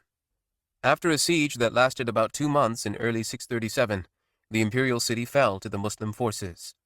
The entire Tigris-Euphrates plain was now firmly under the control of the Muslim armies, with the Sassanid emperor and his government fleeing into the Persian highlands. Despite the string of impressive victories, Omar forbade his army from pursuing the Sassanids outside of Iraq. In Mesopotamia, the land was familiar enough to the Arab tribesmen that traditional military tactics proved useful. In the Iranian plateau, The Arabs would be unfamiliar with the terrain and could be decisively defeated. Furthermore, the native population there was entirely Persian, unlike in Iraq, and resistance from both the Sassanid army as well as the locals could be expected. The royal standard of the Sassanids was captured at Qadisiyah and taken to Medina. Rather than keep it as a symbol of Islam's victory over Persia, Umar ordered that it be destroyed and its jewels and gold be sold to feed the poor. Umar's time as caliph is noteworthy not just for his military conquests, but also his administration over conquered territories. One of the most impressive aspects of the conquests and subsequent incorporation of them into the Muslim Empire was the fact that life barely changed for most inhabitants of the conquered lands. The Byzantine and Sassanid armies and aristocratic class left as the Muslims moved in, but the local populations remained untouched. There were only two main changes in the lives of the conquered people. The first was who they paid their taxes to. Whereas previously they had paid taxes, oftentimes oppressively high taxes used to fund the ongoing wars, to the governments in Constantinople and Ctesiphon, now they paid a tribute in accordance with Islamic law that was forwarded to Medina. In most cases, this tribute did not exceed the previous taxes and oftentimes was much less. For an everyday citizen, lower taxes are usually good news, regardless of who collects it. The second major change was the religious tolerance given to certain groups. Monophysite Christians, who differed from the ruling Greek Orthodox on matters of the nature of Christ, were allowed to practice their religion in Syria, a welcome change from the oppressive nature of the Byzantine government. Jews were similarly relieved of official oppression and were allowed to go back to their holiest city, Jerusalem, to worship. In the former Sassanid lands, Nestorian Christians saw increased religious freedom, as the ruling Zoroastrians had routinely restricted their freedoms on suspicions of being secretly allied with the Christian Byzantine Empire. Tensions, of course, still existed between religious groups, especially since the settled Christians of the Fertile Crescent probably resented the rule of nomadic Semites from the desert, but overall, the egalitarian nature of Muhammad's message helped to usher in an era of religious tolerance that had mostly been absent in the Middle East previously. In economic terms, the conquests brought unimaginable wealth to the relatively simple Arabs. Thousands of silver and gold coins and valuable gems flowed from conquered lands, particularly Iraq, into Medina as part of the spoils of war. In keeping with the precepts of Islamic law, the spoils were considered to belong to the entire Muslim community and were divided among members of the Ummah, from the earliest converts to Islam to the newest non-Arabs to accept the religion. A huge boom in economic activity ensued in Mecca and Medina, with new houses being built regularly and huge estates being established to provide continued economic growth after the conquests ended. For the first time in Islamic history, immense wealth came into the hands of a Muslim government. Through 10 years as the caliph of the Muslim world, Umar had taken the young Muslim state from a desert-based raiding society to a regional power. This rapid expansion, coupled with social stability, is proof of his incredible capabilities as an administrator and leader, and he has thus gone down as one of the most successful rulers in Islamic history. His reign came to a sudden end in 644, when he was murdered in Medina by a Persian slave who had a personal grudge against the charismatic leader. While on his deathbed, Omar appointed a council of 6 well-respected leaders of the community of Medina to choose his successor from among themselves. They chose Uthman bin Affan, another early convert to Islam, who, unlike Abu Bakr and Umar, came from the Umayyad clan of Mecca, and was a very wealthy and powerful man before accepting Islam. No doubt, seeing the success of Umar's policies, Uthman promised to follow in Umar's footsteps and uphold the same practices as the deceased caliph, which led to his appointment in late 644. Uthman's descent from an aristocratic family played a huge role in his decisions as caliph. The Umayyads had ample experience in administration dating back to the days before Islam, and Uthman relied on that experience in his personal decisions. His cousin Muawiyah was already the governor of Syria, and was doing an admirable job in transitioning that province from a frontier territory to the backbone of the Muslim state. Uthman proceeded to appoint his foster brother, Abdullah ibn Sa'd, as governor of Egypt, hoping that Umayyad lineage would serve Egypt as well as it did Syria. Other cousins of his were appointed in Iraq, where they led raids into the Persian homeland, slowly conquering the rest of the Sassanid Empire. There were some allegations of nepotism for the first time in Islamic history, although they did not seem to have been serious enough to hamper the efforts and capabilities of the expanding Muslim state. Continuing in the footsteps of Umar and his emphasis on the military, Uthman ordered the construction of the first naval fleet in Muslim history intended to thwart any Byzantine counterattacks. Governors in Syria and Egypt relied heavily on the expertise of the local Christians in building seafaring vessels. Christians who had formerly been under the sovereignty of the Byzantine Empire seemed to have showed enthusiasm in their work for their new Arab governors, especially considering that many of them belonged to the Coptic Church and other Christian denominations that were not recognized by the Byzantines. The Muslims' willingness to treat them better than the Byzantines must have played a huge role in their loyalty to the Caliphate. The result of this was peaceful civil society and security from external threats, as a Byzantine fleet attempting to recapture Alexandria in 646 was thwarted by Christian sailors in the employ of the Caliphate. Besides simply defending its borders, the Muslim Empire was able to expand its influence in the Mediterranean, capturing Cyprus and Crete, and raiding as far away as Sicily. Military success also continued on land, as Muawiyah led his powerful Syrian army into Armenia against Byzantine rule. The mountainous terrain of Anatolia, coupled with its mainly Greek population, meant a natural border between the Byzantines and the Muslims developed around the modern border of Turkey and Syria. Further east, Muslim armies continued to push into the Persian heartland under the command of another of Uthman's relatives, Abdullah ibn Amir. The conquest of the rest of the Sassanid Empire was not as rapid as the conquest of Iraq. Here the society was more homogeneous and connected to the Sassanid government.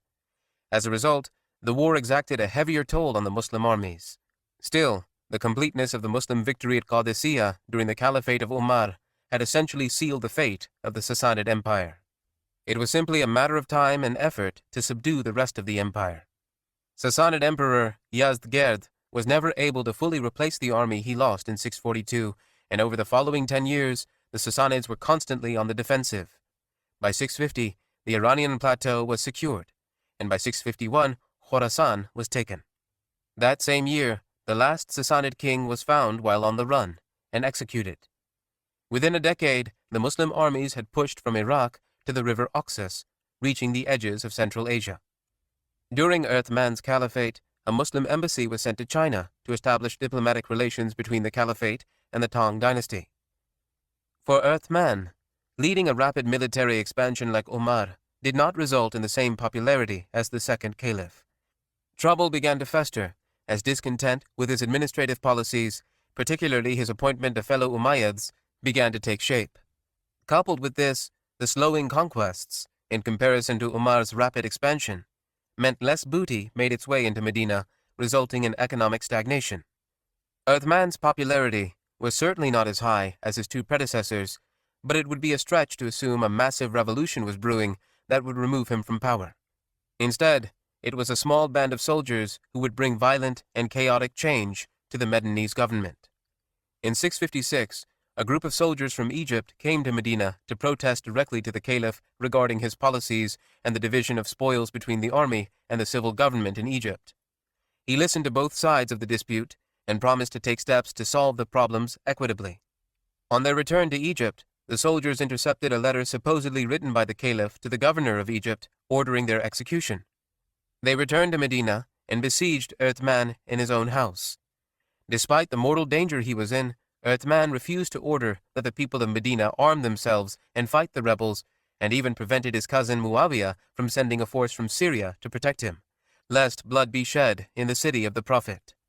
Many of the remaining companions of Muhammad opposed this mutiny, but were powerless to stop it. Martial law reigned in Medina, and its residents could only watch in horror as the rebels eventually forced their way into Uthman's house and murdered him as he sat reading his copy of the Quran. The caliph was dead, and with him, so was the unity of the Muslim world. Ali. As the kingmakers of Medina, the rebels sought to appoint a new caliph themselves. Ali was the natural choice, as he was the most respected companion still alive, and was related to the Prophet in two ways, as a cousin and son-in-law. Ali, holding on to the unwavering honor and justice that many of the closest companions were known for, initially refused to be appointed by people who had rebelled against the caliphate. He was eventually persuaded by other leading figures in Medina that he was the most qualified and best equipped to bring back peace to the Muslim world. As it turned out, however, no personality would be able to manage the crisis that the Muslim world stood at the precipice of. Ali's most pressing problem was dealing with the murderers of Uthman. There was popular sentiment in favor of punishing the rebels. Muawiyah even insisted that he would not pledge allegiance to the new caliph until steps were taken to punish the people who killed his cousin. But Ali, being as pragmatic as his predecessors, knew that to punish them would likely lead to his own assassination, as the rebels still controlled Medina. This would in turn force the Muslim world into a downward spiral of bloodshed that he was keen to avoid. Instead, he moved his capital to Kufa, in the fertile plain of Iraq, where support ran high for the embattled caliph. Many in Medina were disheartened by his resistance to bringing the rebels to justice, and soon a force gathered with the intention of convincing Ali to punish them. Led by two fellow companions, Talha and Zubair, and aided by the Prophet's widow, Aisha, the army departed for Iraq to confront Ali. It is difficult to judge the intentions of Ali and his political opponents in their preparations for the coming conflict. On both sides, there were people who were close to the Prophet and must have been aware of the severity of fighting among Muslims. Yet, both sides believed themselves to be entirely correct in their ijtihad, or independent reasoning, regarding the correct course of action in dealing with the rebels. For Ali, punishing them was not politically feasible, as he believed the best solution was to move on and attempt to reunify the Ummah. For his opponents, reunification was impossible without fixing wrongs and sending the message that the caliphate could not be violated as it was during the siege of Uthman. Both arguments probably had elements of truth in them, but the political divisions that came from Uthman's death were too big for even the companions to solve. Disunity was inevitable. Eventually, in 656, the supporting armies of the opposing ideas met at a field near Basra, in southern Iraq. Some members of the opposition, including Talha and Zubair, met with Ali before the battle, hoping to avoid bloodshed. A tentative peace treaty was agreed upon by the leaders of the opposing sides, who were loath to see fighting between Muslims just over 20 years after the Prophet had been laid in his grave. Less pious-minded extremists on both sides still urged the soldiers to come to blows with each other, despite the negotiations of their leaders. In the confusion, the two armies finally collided, each believing the other side had started the fighting. The Battle of the Camel, as it came to be known, was indecisive, with both sides taking on heavy losses. Talha and Zubair were both killed in the mayhem.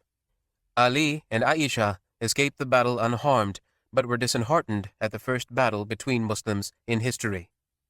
Aisha retired back to her home in Medina, accompanied along the way by a military escort for her protection, appointed by Ali. She disassociated herself from politics until her death in 678. Despite this bloodshed, Ali's hold on the caliphate was still not secure. Muawiyah had remained neutral in the conflict between Ali and the dissenters from Medina, but continued to withhold his allegiance until Ali punished his cousin's murderers.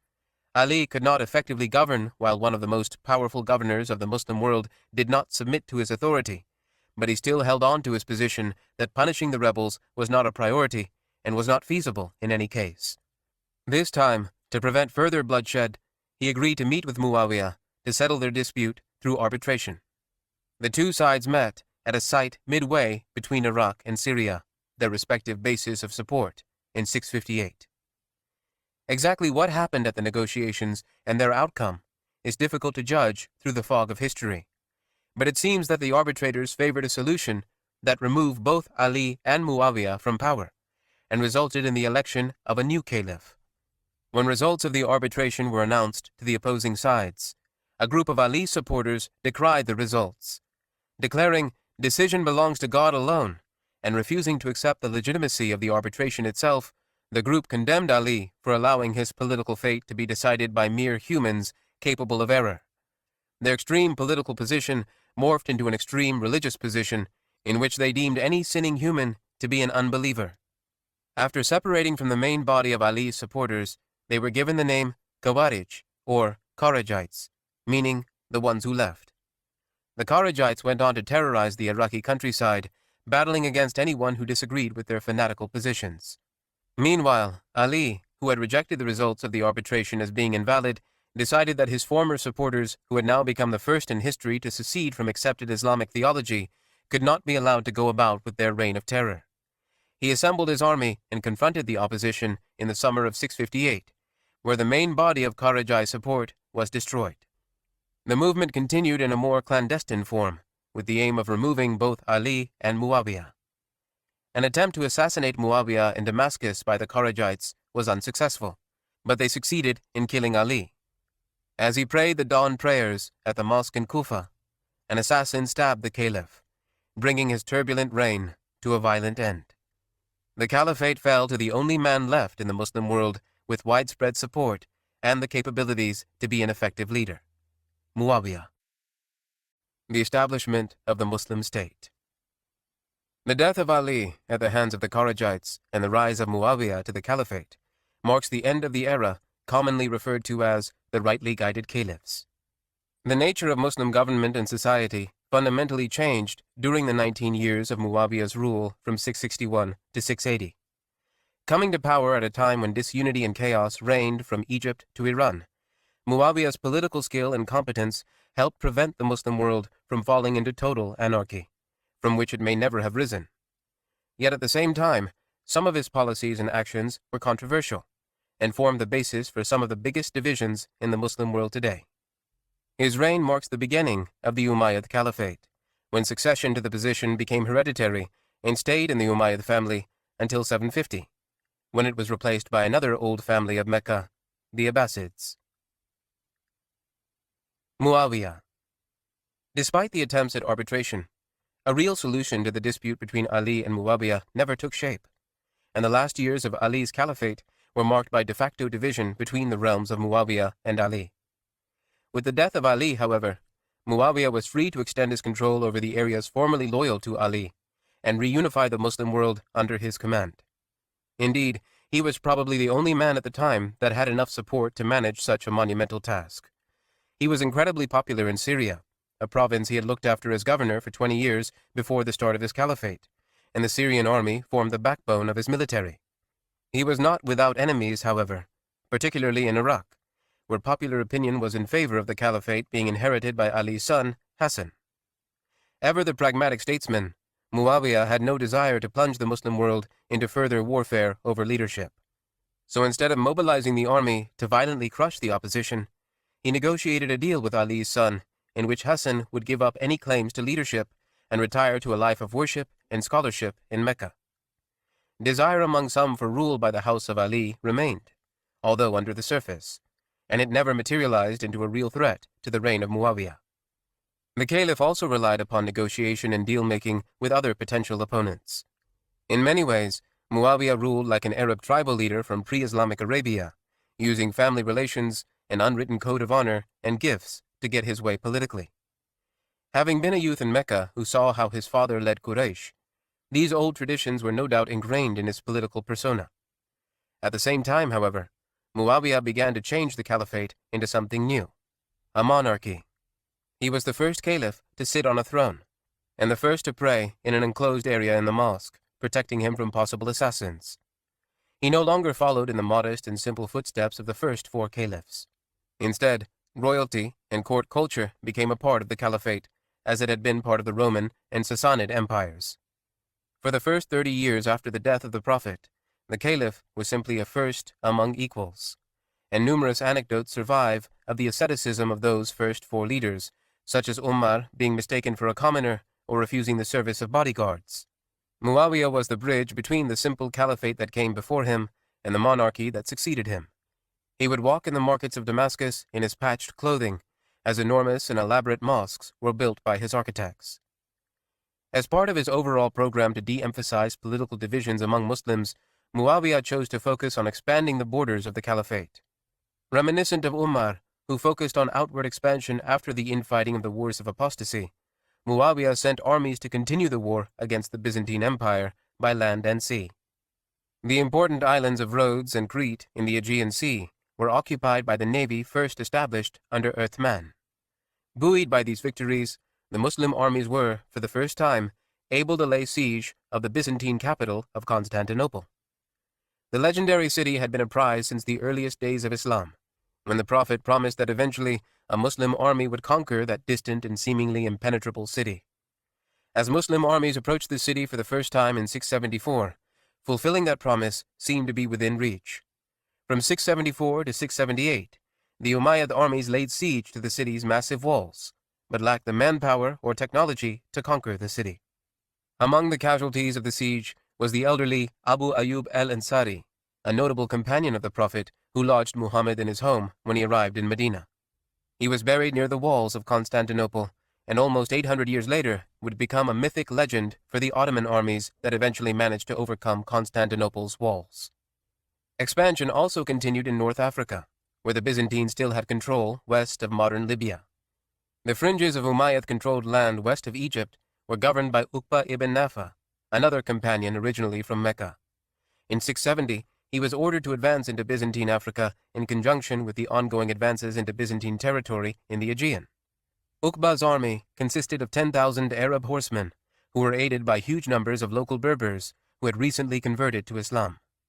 Because of the Byzantine preoccupation with other fronts, Uqba was able to advance unchallenged into modern Tunisia, where he established the garrison city of Kairouan. The main threat ended up not being the Byzantine forces, but the local Berbers, who had to be slowly subdued before any more advances towards the west could be embarked upon. Following a short period from 675 to 680, during which Uqba was replaced as governor of Ifriqiya, the province of Africa, Uqba continued his westward raids. By 680, the Umayyad armies were well established enough in North Africa to embark on serious conquests across modern Tunisia, Algeria, and Morocco, collectively known as the Maghreb, to the Atlantic Ocean. Uqba's role in these conquests would raise him to a legendary status for North Africa's Muslim population.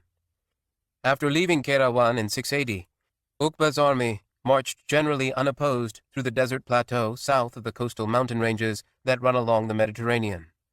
Advancing from one Byzantine outpost to the next, Uqba's army was able to quickly annex hundreds of kilometers of territory along the coast with relative ease, even as disunity and civil wars raged in the heartland of the Islamic Empire. One possible explanation for this seemingly miraculous conquest was linguistic, cultural, and religious division between the Berbers of North Africa and the Byzantine rulers. The Byzantines who ruled over North Africa could not be more different from the Berbers under their control. The Berbers were a desert people, closer to the Arab nomads who arrived in the 600s than the urban Latins and Greeks who had administered the area for centuries. Their language shared no history with the Greek used in administration, and few Berbers went out of their way to learn the language of their governors. The lack of common cultural traits meant a constant social divide between the two, and examples of full assimilation of the Berbers into Roman/Byzantine society are scarce. Religion, however, seems to be a larger factor that led to Berber support for the Arab Muslim armies. Early Islamic accounts speak of entire tribes of Berbers converting to Islam immediately upon arrival. There were certainly divides between North Africans and the Byzantines on issues within Christianity. The main issue was the nature of divinity and humanity.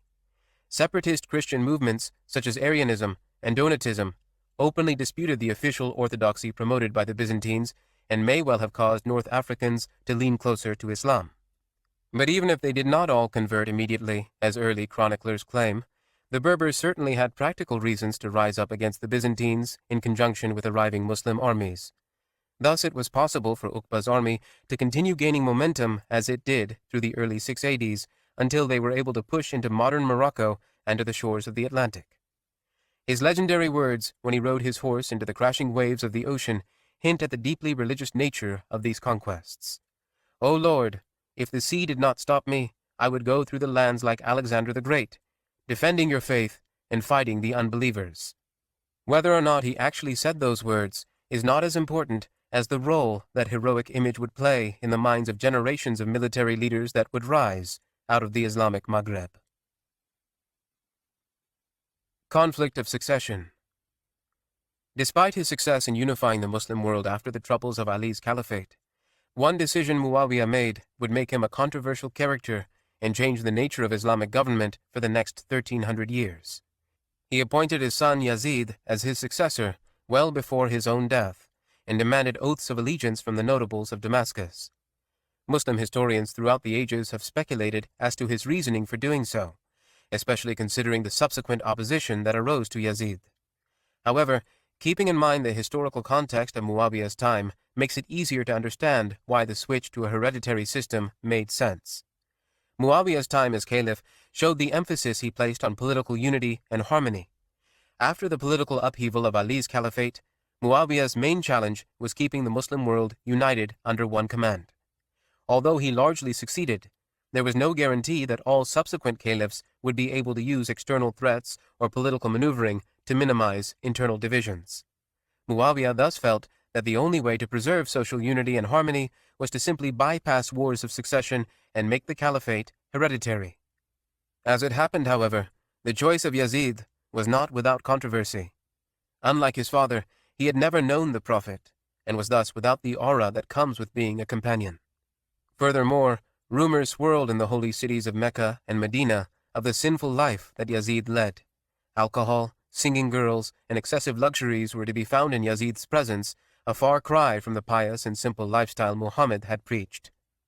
Whether or not these allegations of wickedness were accurate, they were enough for some to revolt, such as Abdullah ibn al-Zubayr, the son of the Zubayr who opposed Ali. Compounding the problem were the desires of some in Iraq to see a descendant of Ali take the title of caliph of the Muslim world. Ali's oldest son, Hassan, had already died in Mecca during Muawiyah's reign, so support fell to his younger brother, Hussein. This grandson of Muhammad was attracted to the city of Kufa in Mesopotamia by promises of support from its people. Against the advice of Abdullah ibn al-Zubayr, who warned him that the people of Iraq will desert him at their first opportunity, Hussein set out to establish a base in Iraq in 680, from which he could oppose the Syrian Umayyads, as his father had done 25 years earlier. True to Abdullah's prediction, the people of Kufa abandoned their support for Hussein before he even arrived. Yazid had already sent a new governor to the city to root out any opposition and ensure that the population does not rise up in revolt against him, and it appears to be this show of force that persuaded the people to abandon their promises of support. Hussein had been counting on that support and only traveled with about 75 family members and friends, hardly a force capable of overthrowing Yazid. At the plain of Karbala, about 80 kilometers north of Kufa, Hussein was surrounded by Yazid's forces, which proceeded to kill the would-be rebel and most of his supporters. The Battle of Karbala would later become one of the founding legends of a new, divergent strain of Islam, the Shia. Abdullah ibn al-Zubayr's revolt did not fare much better. After the killing of Hussein, popular support throughout the Muslim world was against the Umayyad government. Hussein was, after all, the Prophet's dearly beloved grandson, and killing someone who had the Prophet's blood flowing through him was a shock to many of the more pious-minded. Abdullah used his opposition to Yazid to bolster his own revolt against the Umayyads, which he declared in Mecca in 680 after Hussein's death. With such support, Abdullah's revolt could not be stamped out as easily as Hussein's. In fact, Yazid was never able to do away with the revolt in the Hijaz and died in 683 without complete control over the empire. After Yazid's death, it seems that Umayyad control collapsed almost everywhere in the Muslim world. Yazid's successor, a youth who seems to have had no interest in government, only ruled for a few months before his own death. Abdullah declared himself caliph and was given oaths of allegiance by people in Iraq, Egypt, and even the fringes of Syria itself. But through a mix of tribal politics and open fighting, the Umayyads managed to regain control of the caliphate under Marwan, a cousin of Muawiyah. Under Marwan and his son Abdul Malik, the Umayyads regained control of Syria, Egypt, and Iraq, and eventually stamped out Abdullah ibn al-Zubayr's rebellion in Mecca by 692. The Umayyads had come back from the brink of extinction to regain complete control over the Muslim empire. This certainly was not the tranquility and harmony Muawiyah had hoped for when he appointed his son as caliph, but once the Umayyads were re-established, the period of civil wars between 680 and 692 seemed like nothing more than a small hiccup. In the late 600s and early 700s, the Umayyads continued with a second period of rapid military expansion and economic growth that would rival any period of expansion in Islamic history before or since. Further conquests. Full consolidation of Uqba's conquests in North Africa had to be completed before further conquests could be undertaken.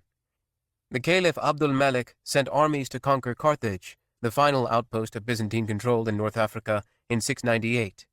With this, the last remnants of Byzantine North Africa disappeared for good, as the former rulers of the land were forced to retreat to Sicily and Greece. Now the Muslim armies were primed for one of the most spectacular and unlikely conquests in history. Legend has it that a former Byzantine official, Julian, appealed to the new Muslim governors of North Africa to punish the Visigothic king of the Iberian Peninsula, Roderick, who had supposedly seduced Julian's daughter while she was under his care. Julian even promised to ferry a Muslim expeditionary force across the strait to Spain to exact his revenge upon the tyrant king. Whether or not Julian really existed, reports of the unrest in Visigothic Spain, along with pleas from persecuted Jews and unorthodox Christians, must have played a role in the decision to cross the strait and venture into the Iberian Peninsula. The fact that the Umayyads conquered most of Iberia in just 4 years with a few thousand soldiers indicates that they received support from the local population. Musa ibn Nusayr, the Umayyad governor of the Maghreb, sent a force under the commander of Tariq ibn Ziyad, a Berber convert to Islam, who in early 711 landed near a giant monolithic promontory on the south shore of Spain.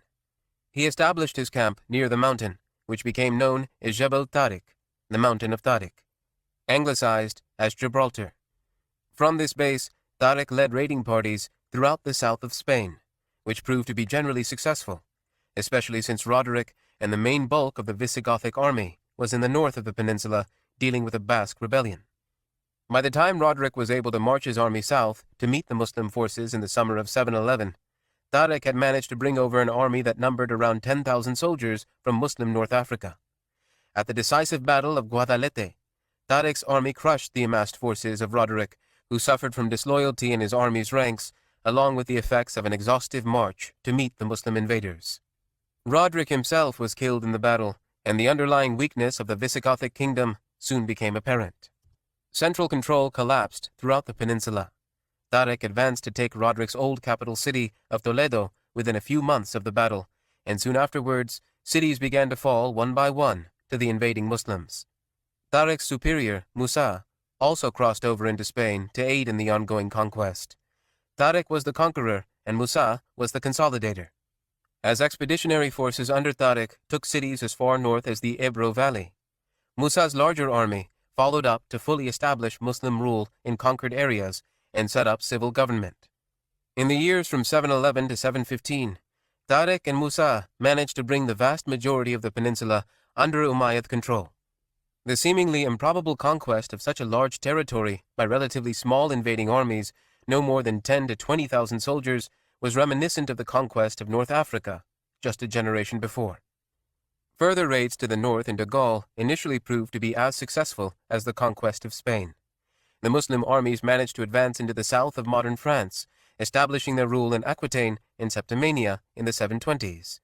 The climax of the Muslim invasion of Gaul was in 732, when armies under the Muslim governor of Al-Andalus, Abd al-Rahman al-Ghafiqi, were defeated by the Franks under Charles Martel at the Battle of Tours in northern France. The importance of this battle has been thoroughly debated by historians. Some argue that a Muslim victory would have led to the eventual complete conquest of Europe and its subsequent conversion to Islam in the 700s. Others downplay the battle, making the point that al-Ghafiqi's advance to northern France was nothing more than a summer raid with no aims at conquest. Whether or not the battle really was that important cannot be determined, but one has to wonder at the implications of what Muslim rule in France and beyond could have meant for European history in the Middle Ages. What makes Umayyad expansion in the early part of the 8th century so extraordinary is that it was not confined to North Africa and Spain. Simultaneously, on the opposite side of the empire, Umayyad armies were marching into an unknown land into which even Alexander's armies dared not venture. The impetus was a Muslim trade vessel returning from Ceylon, modern Sri Lanka, that was attacked by pirates based in the northwest corner of India, Sindh. When the king of Sindh, Raja Dahir, refused to return the Muslim captives taken from the ship, Umayyad armies were again spurred to action to push the empire's borders even further. Under the command of Muhammad bin Qasim, a young man who hailed from the tribe of Thaqif, based in Ta'if, the same city that, according to Islamic tradition, Prophet Muhammad chose not to destroy. Although he was in his teens, Ibn Qasim proved to be an able leader under the tutelage of Hajjaj bin Yusuf, the governor of Iraq. He was sent with an army of 6,000 Syrian soldiers across Persia and into the Indian subcontinent in 711, the same year as Tariq ibn Ziyad's foray into Spain. Upon reaching the Indus River, several small communities capitulated to the invading force once given the promise of religious freedom. Aided by Buddhist temple officials, the Muslim army marched from city to city with relatively little resistance. When bin Qasim's force finally met Dahir in battle along the Indus River, the Muslims, along with locals discontented with Dahir's rule, managed to inflict a devastating blow on the Sindhi army. Dahir himself was killed in the chaos of the battle, his war elephants being no match for the flaming arrows employed by the Muslims. Like in Spain, the loss of a major battle and the death of the king led to the complete collapse of local government. Muhammad bin Qasim's forces mopped up the remaining organized opposition within months and established Muslim rule in Sindh. For the first time, a part of India was under Muslim control, although it would be centuries before Muslims would manage to establish control further into the subcontinent. For the locals living in Sindh, the Muslim conquest did not change their daily lives much. On the advice of his superiors in Iraq, Ibn Qasim extended the same religious freedom to Buddhists and Hindus that was already given to Christians and Jews elsewhere in the Muslim world. Temples and idols destroyed in the fighting were allowed to be rebuilt by the new Muslim governors. Once again, the relaxed terms offered by the conquering Muslims created little discontent with Muslim rule and relative social harmony. Many of the early Indian converts to Islam were Buddhists and members of lower castes who were attracted to the egalitarian nature of Islam.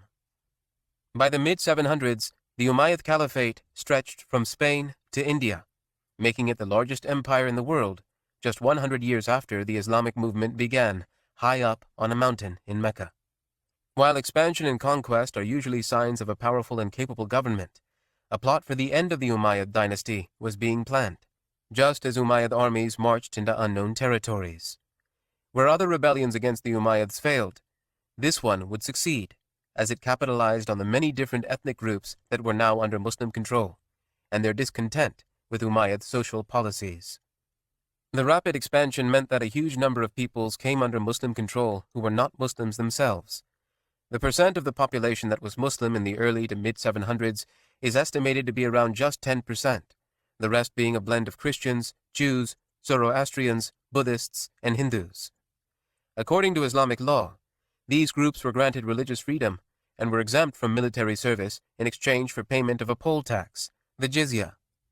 Muslims, on the other hand, were only subject to a land tax and the zakat, a mandatory tax meant to be distributed to the poor. Although the jizya was usually lower than the pre-Islamic taxes of the Byzantines or Sassanids, it was still higher than the taxes paid by the Muslims.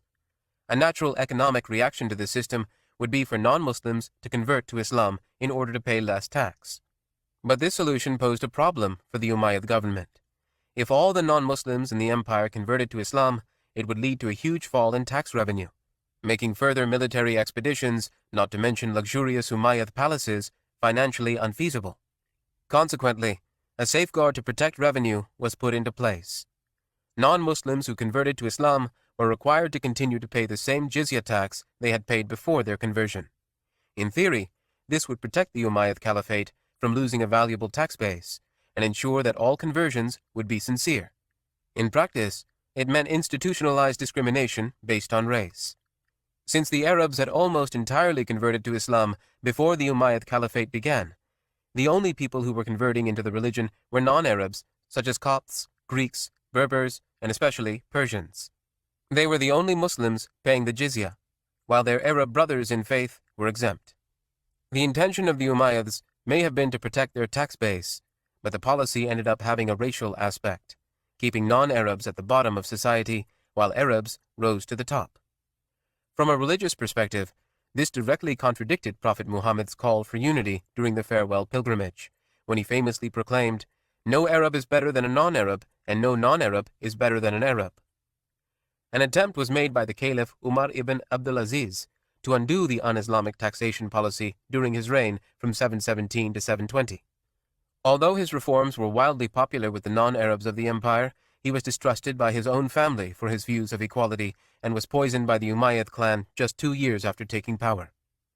Later Muslims would give Umar II the honorable title of the fifth rightly guided caliph because of his religious-minded reforms, but in the end, his reign would be nothing more than a small hiccup in Umayyad policy. With ever-increasing numbers of non-Arabs accepting Islam, dissatisfaction at the unequal tax policy of the Umayyads grew. Riding this wave of discontent, another old family of Mecca rose to take control of the caliphate for themselves, the Abbasids. The Abbasid Revolution. The Abbasids take their name from the uncle of the Prophet, Abbas, who was the patriarch of the clan.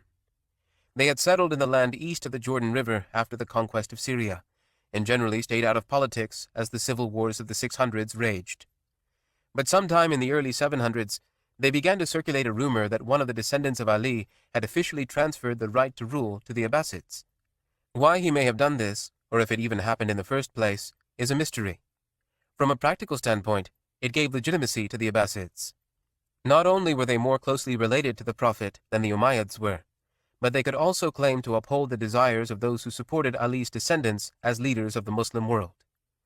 From their base in southern Syria, and later in Iraq, they sent agents east to Khorasan, where the Persian population could be counted on to support a revolt against the oppressive Umayyads. Throughout the 730s and 740s, oaths of allegiance and networks of allies were formulated, far from the Umayyad base in Damascus, with promises of a more equal society under their caliphate, and vague assurances that the descendants of Ali would play a greater role in Muslim government, which was a major desire for many Muslims in the eastern part of the empire. The Abbasids were able to secure backing from a wide spectrum of society. Support came from pious-minded worshippers who desired to see a government more in line with the Prophet's ideals, non-Arab Muslims who resented their second-class status, and loyalists to the House of Ali, who believed rule should belong to the Prophet's family. In 747, the Abbasids formally declared their open revolt, unfurling their distinctive black banners in the skies above the city of Merv, in the far east of the Muslim world in modern-day Turkmenistan. The revolutionaries were led by a mysterious figure known as Abu Muslim. Not much is known about him, but he does not appear to have been a member of the Abbasid family and was probably ethnically Persian. Under his brilliant political and military leadership, the Abbasid revolution quickly secured control of Khorasan, which was soon to serve as a base for the movement. Abu Muslim sent armies westward into the heart of Persia, where local Persian Muslims rose up against the Umayyads and joined in revolutionary fervor. What initially seemed like an insignificant expression of discontent in distant Merv now became a danger to the existence of the Umayyad dynasty, as Abbasid armies flowed out of Persia and into the Arab world. Kufa, ever a hub of anti-Umayyad sentiment, rose up against its Umayyad governor and expelled him when the black Abbasid banners appeared on the eastern horizon. Once Kufa was liberated, formal oaths of allegiance could be given to the Abbasid claimant to the caliphate, Abu al-Abbas. The revolution had a clear goal, widespread support throughout Persia, and now a leader to unite behind. Everywhere the Umayyads were on the defensive as more people flocked to support the Abbasids. Meanwhile, rousing the Umayyad supporters proved to be a challenge. It had been decades since the last real threat to the Umayyad position, and the Syrian army officers were content to remain on their estates, erroneously thinking the revolution would peter out. By the time the Umayyad Caliph Marwan II could muster together the Umayyad forces, the Abbasids had already taken control of the majority of Iraq. In early 750, at the climactic Battle of the Zab in central Mesopotamia, the Abbasid forces completely routed the Umayyad army. Organized resistance to the Abbasids effectively ended after the battle, as Umayyad control collapsed throughout the Muslim world. Now nothing stood between the Abbasids and the Umayyad capital, Damascus. One by one, cities capitulated and accepted Abbasid sovereignty, and one by one, members of the Umayyad family were hunted down and executed. Marwan himself was captured in Egypt, where he was unsuccessful in building an army that would drive back the Abbasids and re-establish Umayyad control. Only one member of the defeated family managed to escape the revolutionaries. The teenaged Abdul Rahman, a relatively obscure member of the Umayyad family, found a way to escape in disguise to North Africa. Pursued by Abbasid armies from Palestine to Egypt to the Maghreb, and aided only by a slave who had once worked for his family, his legendary journey led him eventually to Al-Andalus, where he would establish an Umayyad emirate far from Abbasid reach that would last almost 300 more years. The Abbasid Caliphate. The Abbasid revolution of the mid-700s inaugurated the second dynasty to control the caliphate. The revolt was based on the ideas of building a government more in line with prophetic ideals, giving non-Arabs a more equitable role in society, and giving the descendants of Ali some role in leadership. These broad and idealistic promises were necessary to secure the support of various groups of people that made the revolution successful. Once the Abbasids were in power, however, the reality of their caliphate fell far short of expectation. The revolution did not mean a return to the era of the rightly guided caliphs, where piety, and not politics, dictated the decisions of the caliph. If anything, the Abbasid caliphs continued the same authoritarian traditions that they had denounced the Umayyads for. The caliphate remained a hereditary title in the possession of a Qurayshi family, and those who supported Ali's family as caliphs were left with unfulfilled promises. The one area where the Abbasids made real progress was the role of non-Arabs in society. Although the caliphate itself remained in Arab hands, administration was increasingly Persianized. For hundreds of years before Islam, the Persians had developed a complex but efficient bureaucratic system. Now that non-Arabs were no longer systematically discriminated against, this experience would be put to use in the administration of the empire. Recognizing the usefulness of the Persians caused the Abbasids to move the capital of the Muslim world closer to the Persian heartland. The second Abbasid caliph, al-Mansur, established a new city to serve as his capital in the fertile plain between the Tigris and Euphrates rivers in 765, near the old Persian capital of Ctesiphon. Within 20 years, Baghdad became the largest city in the world, with over 1 million residents. The seat of the Muslim Empire would become a metropolitan center where government, culture, science, and art would all intersect. A true understanding of the accomplishments of the Abbasid age does not come with discussions of military exploits and distant conquests, as it did with the Umayyads. In fact, outward expansion essentially halted when the Abbasids came to power. Seasonal raids across the border with the Byzantines remained, but the campaigns were generally indecisive. In the west, the Battle of Tours in 732 in Umayyad times meant the end of Muslim expansion in Europe, and consolidation of gains in Al-Andalus was the main focus of the Umayyad refugees who controlled it. In the east, only incremental gains were made in creating inroads into Central Asia. The Turks who roamed the Central Asian plains would not come into Islamic civilization through conquest, but through migration into the heartland of Islam in the 800s and 900s. The Abbasid Caliph Harun al-Rashid was known for his immense wealth and diplomatic relations with distant states. In 802, he sent an embassy to Charlemagne in France that included an elephant and a water clock. The era of Muslim military conquest was over for the time being. Instead, the era of Muslim intellectual conquest was about to begin. 5. Intellectual Golden Ages. The 9th through 13th centuries in the Muslim world mark an era of scientific, religious, philosophical, and cultural development, the scale and depth of which had never been seen in world history before or since. After its meteoric rise from the barren deserts of Arabia, Islamic civilization now encompassed many diverse cultures, religions, and intellectual traditions from Spain to India. In this realm, the previous accomplishments of distant civilizations could be brought together, compared, and built upon to create a new golden age of scientific discoveries. Nowhere else in the world possessed the same capability to bring together so many diverse people, supplemented by homegrown intellectual giants. The result was an era which not only served as a bridge between the knowledge of the ancients and Renaissance Europe, but also laid the foundation for today's modern scientific world. The House of Wisdom. The Abbasids, like countless political parties in history, rose to prominence on the back of promises of a positive and idealistic future. Their assurances of a more equitable society and a return to pious leadership helped propel them to prominence as the Umayyads disintegrated. By the early 800s, they had their empire, which stretched from the Atlantic to the Indus. They had their capital, a world city of over 1 million people in Baghdad. And they had the diverse cultures of the Greeks, Copts, Persians, and Indians from which to adopt the best aspects of previous civilizations. It was high time for the inauguration of the idealistic society they promised. In the mind of the 7th Abbasid Caliph el-Mamun, reign 813 to 833, that future idealistic society could only be achieved through science and rationalism. In order to achieve this, the various threads of scientific knowledge that existed throughout the empire had to be brought together in a central location.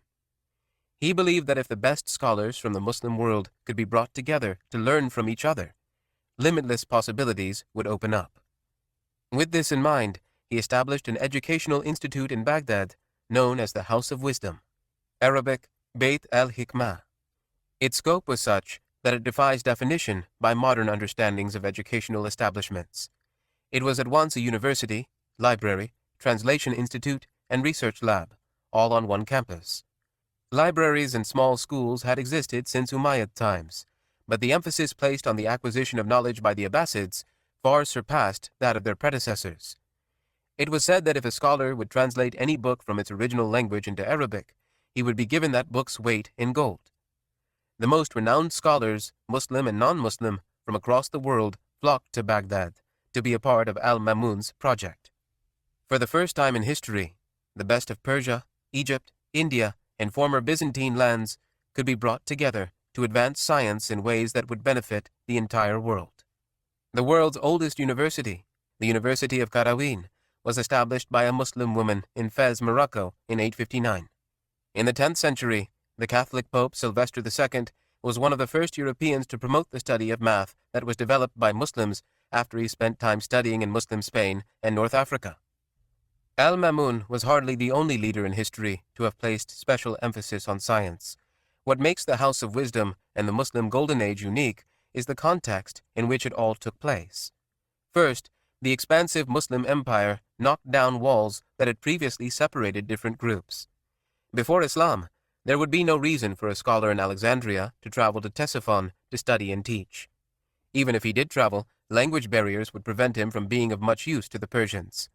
This is the second unique aspect of the early Abbasid era. Arabic became a lingua franca that could unite people from diverse backgrounds. Regardless of if someone's mother tongue was Berber or Syriac or Persian, if he was a Muslim, at least a rudimentary knowledge of Arabic was necessary in order to pray and read the Quran as the Prophet Muhammad had taught. Arabic thus served not just as a liturgical language, but also one that scientists could use to communicate and research. Thirdly, Islam itself orders the acquisition of knowledge, making scientific research an act of worship. Numerous verses in the Quran and sayings of the Prophet emphasize the role that scholarship has in the life of a pious Muslim.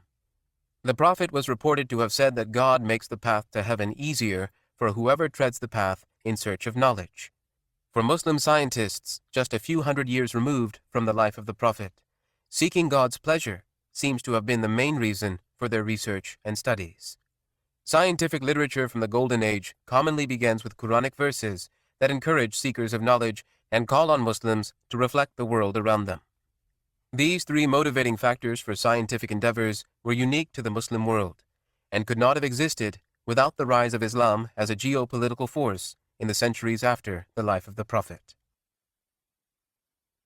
Mathematics. Muslim contributions to mathematics in the Golden Age can only be described as monumental. Mathematics itself is, of course, the basis for almost all other sciences, including physics, chemistry, astronomy, and geography. For Muslim scientists of the Golden Age, however, it was also a sacred science. They hoped that through the understanding of advanced mathematics, they could discover the underlying numerical principles that dictate the natural rules of the world. Today, anyone who has taken a basic physics class understands that formulas dictate the movement of objects through space. In the Golden Ages, that formula was a mystery, and through theory and experimentation, scientists hoped to find these seemingly magical algorithms. Through that understanding, a greater appreciation and love for God's power and relationship with His creation could be achieved, making mathematical study a religious journey as well. One of the first great Muslim mathematicians was Muhammad ibn Musa al-Khwarizmi, a Persian who lived from 780 to 850. He was one of the first to work at the House of Wisdom, and thus laid the groundwork for future advances in mathematics. Among his greatest contributions was the adoption of the Indian numerical system and its dissemination. Previously, the de facto system was based on the ubiquitous Roman numerals, which had their limitations. Complex math problems involving non-integer numbers were near impossible with the Roman system, but the Indian system, 1, 2, 3, 4, and so on, allowed large and negative numbers to be more easily expressed, easing complex problems. Al-Khwarizmi not only borrowed the system from the ancient Indians, but also added onto it an important missing link, the zero. Although he was unable to mathematically prove zero, since anything divided by 0 is undefined. Al-Khwarizmi implemented it in his further studies, revolutionizing some subjects and inventing others. Perhaps Al-Khwarizmi's greatest contribution was the development of algebra. In his monumental work, the compendious book on calculation by completion and balancing, he explains how algebraic equations can be used to solve everyday problems, ranging from dividing up inheritance to geography. Here, Al-Khwarizmi was a trailblazer. While the ancient Greeks were masters of geometry, they failed to separate theoretical algebra from it, and thus found limitations to the science. Al-Khwarizmi's book established algebra as a unique subject within mathematics with its own practical applications. In fact, the word algebra itself derives from Al-Khwarizmi's title for his book. It comes from al-jabr, meaning completion, referring to the balancing of both sides of an algebraic equation to find a solution. Another great Persian mathematician was Omar Khayyam, who lived from 1048 to 1131. Although he is mostly known in the West for his poetry on love and mysticism, he was also an accomplished mathematician, helping to push the boundaries of the subject in ways his predecessors could not. He managed to find a method for solving cubic equations, algebraic expressions in which the variable is raised to a power of 3. Pushing further into theoretical algebra, he was also one of the earliest, if not the first, to formulate the binomial theorem, which helps solve algebraic expressions by expanding them into sums. These discoveries may seem overly theoretical and only useful for torturing secondary school math students, but they have important applications. Through advanced algebra, subjects such as trigonometry and calculus could be developed. Muslims further developed trigonometry itself, particularly the 10th century scientist al-Battani, for a very practical reason. Through trigonometric functions and a basic understanding of the stars, people could calculate their exact position on Earth, which was of vital importance for Muslims who must pray in the direction of Mecca. Handbooks produced in the Golden Age listed hundreds of cities, their coordinates, and the direction from there to Mecca. For this reason, many mosques built over 1,000 years ago are now being found to point directly at Mecca, even from thousands of kilometers away. The basic trigonometric properties put forth by Muslim mathematicians even serve as the basis for how GPS systems work today. Astronomy. A natural outgrowth from the Muslim development of advanced mathematics was work in the astronomical field. Formulas and methods developed by Muslim mathematicians laid the foundation for the study of the stars, while Islamic belief provided the motivation. Numerous verses in the Quran allude to the heavenly bodies and their movement. Regarding the sun and the moon, the Quran states they move by precise calculation. Furthermore, it states that through the stars, mankind can be guided by them through the darkness of the land and sea. For an empire of faith that stretched from the Atlantic Ocean to India, allusions in the Quran to the mathematical nature of the heavens were too much to ignore. With the Quran as a motivating factor, Muslim astronomers were the first to truly develop this science. In ancient times, astronomy and astrology were one and the same, leading to erroneous scientific beliefs about the impact of the stars on the daily lives of humans. Muslims were the first to separate the science of astronomy from the guesswork and mythology of astrology. With the patronage of El-Mamun and the House of Wisdom, astronomers were collected to study the ancient theories of Ptolemy, whose work was seen as final word on astronomy until Muslim times. The key aspect of Ptolemy's ideas was the geocentricity of the universe, that the earth is motionless and everything revolves around it. This motionless theory of the earth started to come into question when Muslim astronomers realized that the calculations Ptolemy put forth for the movement of planets and stars were flawed and needed correction. While many simply created more accurate formulas, some began to question Ptolemy altogether.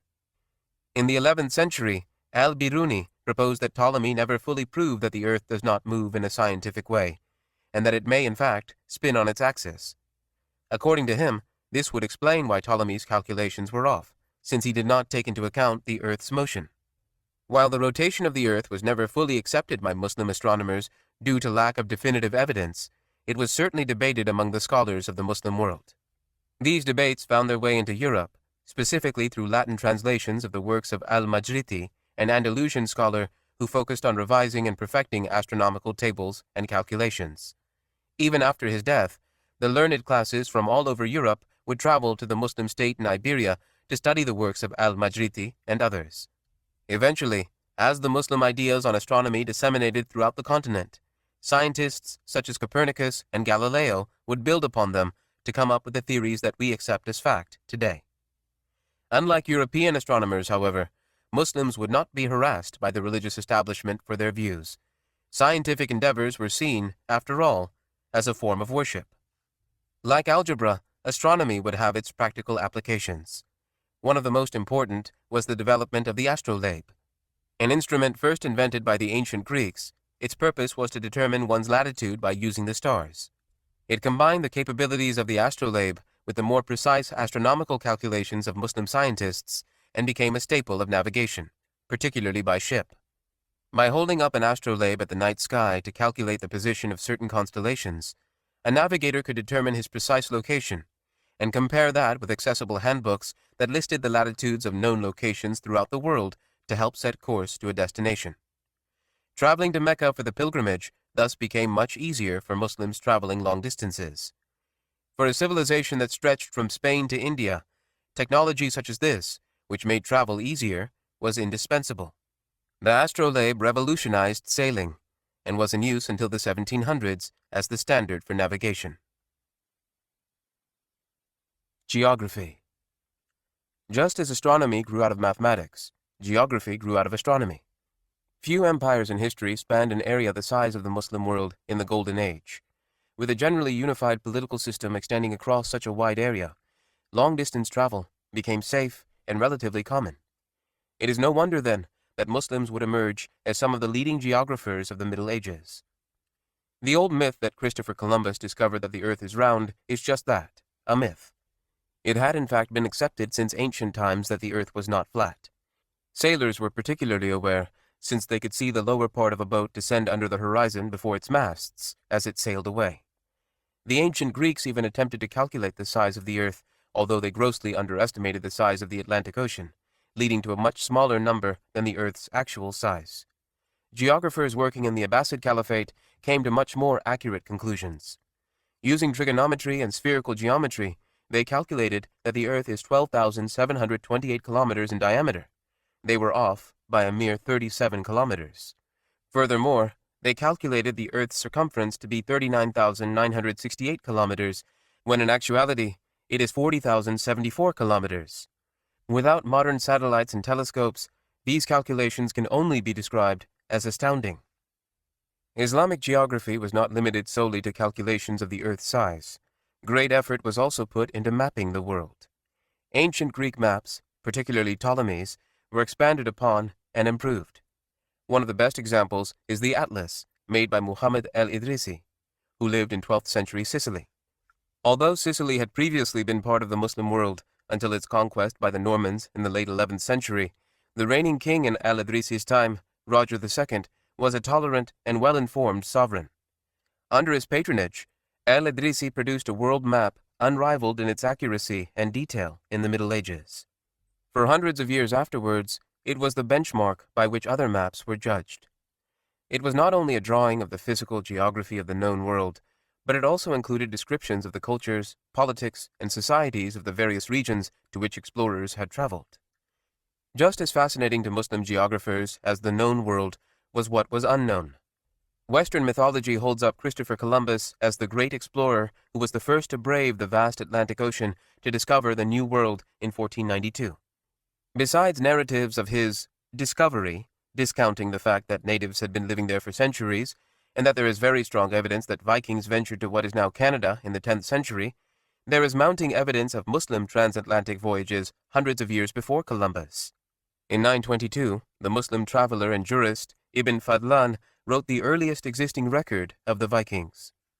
In the mid-10th century, the great geographer and historian El-Masudi wrote of a voyage from Muslim Iberia in 889 that sailed west from the port of Delba, the same port from which Columbus would sail, for months, until it happened upon a very large, previously unknown, landmass.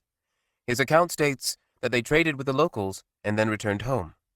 El-Masudi's world map even includes an unknown land across the Atlantic Ocean because of this account. Another account is recorded by al-Idrisi, who wrote that a group of Muslim sailors ventured for 31 days across the Atlantic Ocean and landed on an unknown island. They were taken captive by the local natives, but eventually freed when one of the natives who spoke Arabic was able to mediate between the two groups and arrange for their release. A final report of a transatlantic voyage comes from Mali, the Muslim kingdom in West Africa that peaked in the 14th century. As told to Ibn Battuta, the great Muslim traveler, 200 ships sailed west from the coast of Africa to discover the unknown. When only one returned, it reported they had found land across the ocean, but had to turn back because of a storm.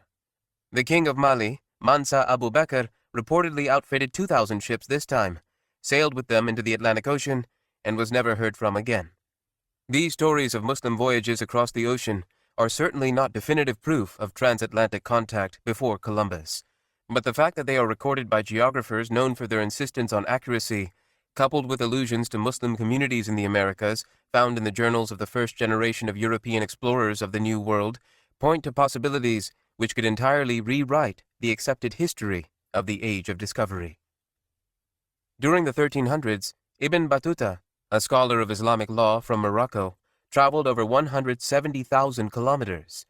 His journeys included West Africa, India, China, and Southeast Asia. Medicine.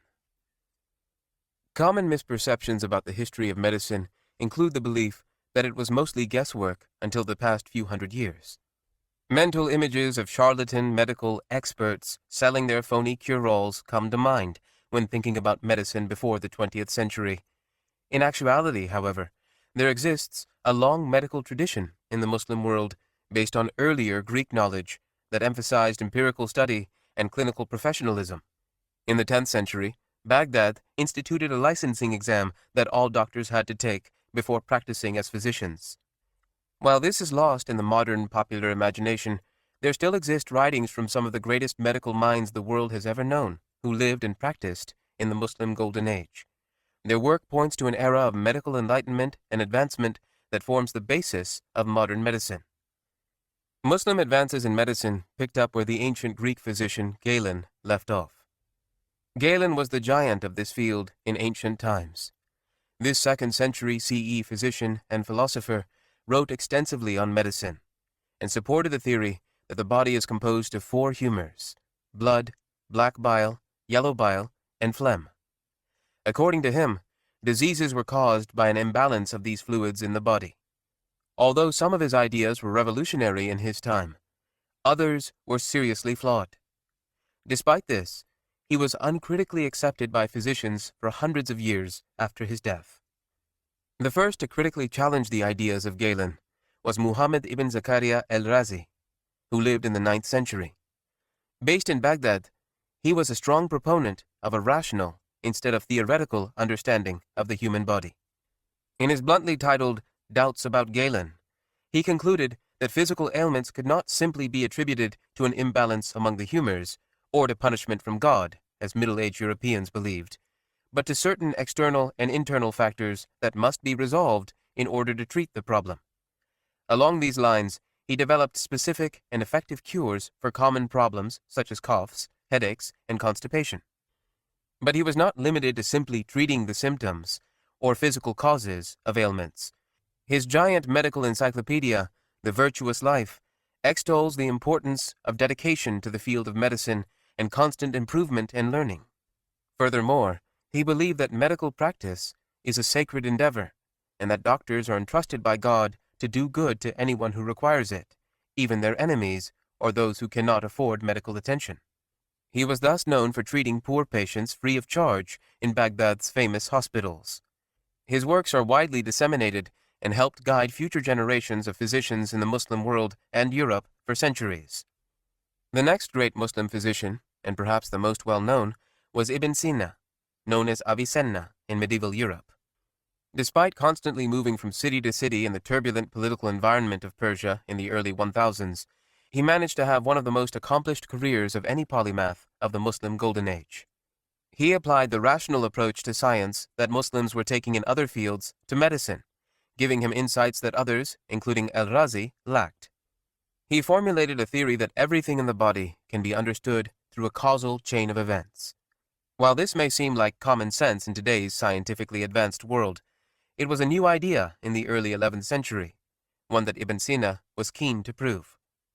Based on years of clinical observation and scientific study, he concluded that diseases can be spread through air, water, or soil. Furthermore, each disease had unique characteristics and thus must be treated in a unique way. He was one of the first to promote experimental medicine, and in his monumental work, The Canon of Medicine, he insisted that drugs be tested under controlled conditions and not be trusted simply based on theory. Drugs that were not universally effective or could not be proven to actually treat a disease meant nothing to him, as he believed medicine was a science of observation and rationalism, not mysticism and luck. His canon became the standard textbook for anyone desiring to learn about medicine in the Muslim world and beyond. European medical schools relied on Latin translations of it into the 17th century, and, in the Yuan dynasty, 13th and 14th century, it was translated into Chinese by the sizable Muslim community in China. It is easy to understand why the canon enjoyed such widespread popularity and reverence. Ibn Sina's greatest work was not simply a handbook of common ailments and cures. It was a complete medical encyclopedia. Descriptions can be found in it of anesthesia, breast cancer, rabies, toxins, ulcers, kidney disease, and tuberculosis. Beyond this, Ibn Sina wrote about the connection between mental and physical health, and concluded that negative thoughts can cause illness just as much as other factors such as toxins, injury, or diet. Today, the possibility of a connection between mind and body is attributed to the first generation of psychologists like Freud and Jung. In reality, it was a possibility that seemed very real to Ibn Sina and other physicians and philosophers of his time. The greatest medical minds of all time would not have been able to accomplish great feats without the support of great institutions. The Muslim world of the Golden Age, with its vast financial resources and strong political institutions, established some of the first hospitals in history. The impetus to build hospitals came from the need to care for the health of poorer citizens. The wealthy were able to hire private physicians and pay for home treatment, but the poor had no such luxury.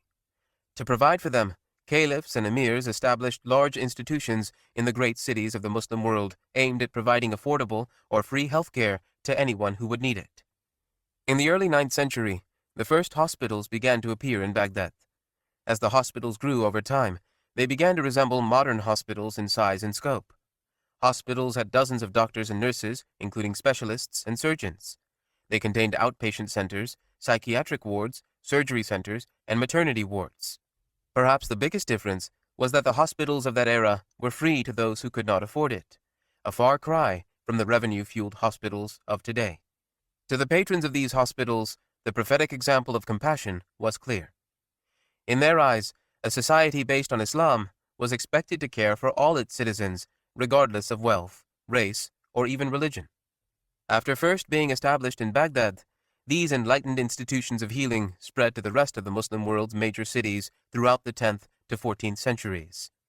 Hospitals could be found in Cairo, Damascus, Baghdad, Mecca, Medina, and even distant Granada in Iberia. In 872, the ruler of Egypt, Ahmed ibn Tulun, spent 60,000 gold dinars establishing a hospital in Fustat. It provided free health care to the public and included a ward for mental illness patients. The Ottomans would later carry on this tradition of public hospitals, and it was during their long reign that Europe would begin to catch up and even surpass the Muslim world. The Renaissance saw a move to translate hundreds of Arabic texts into Latin in the great cultural and scientific centers such as Padua and Bologna. Europeans were able to further advance the knowledge of giants such as Al-Razi and Ibn Sina, who advanced the knowledge of Galen and Hippocrates.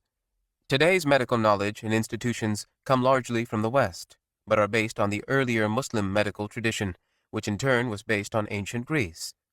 In the 1200s, Ibn al-Nafis wrote that blood circulates from the heart to the lungs, where it absorbs oxygen, and then back to the heart and the rest of the body.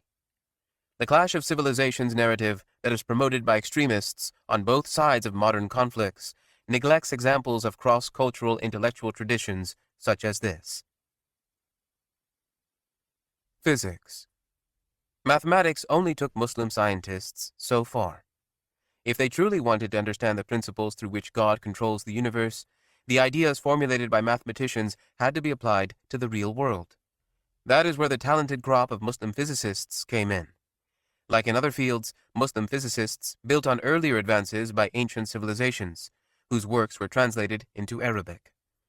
Drawing on various intellectual traditions, as well as the wide range of sciences that the Muslim world was at the leading edge of, the physicists of the Golden Age developed some of the core concepts of the subject.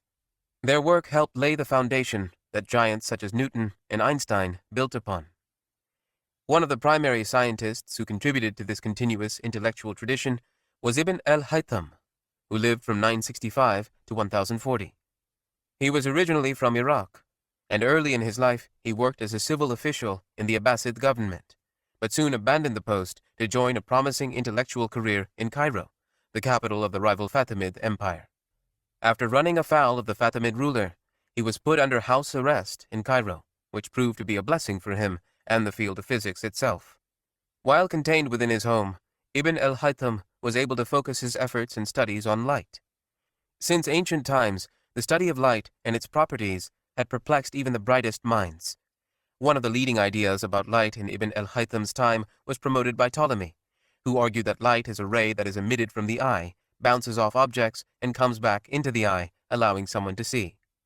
The ancient Greek tradition of understanding the world entirely through philosophy ran contrary to the beliefs of Ibn al-Haytham, who advocated that scientific theory be formulated through empirical study and experimentation. Thus, he ran hundreds of experiments on the nature of light. By relying less on philosophy and more on science, he concluded that Ptolemy's theory of light being emitted by the eye was simply impossible. Rather, he theorized that light bounces off every point on an object into the eye, where the numerous rays of light are turned into information that the brain can process. At the same time that Ibn Sina was dissecting eyes in Persia to understand how light travels through them, Ibn al-Haytham was conducting similar experiments in Egypt.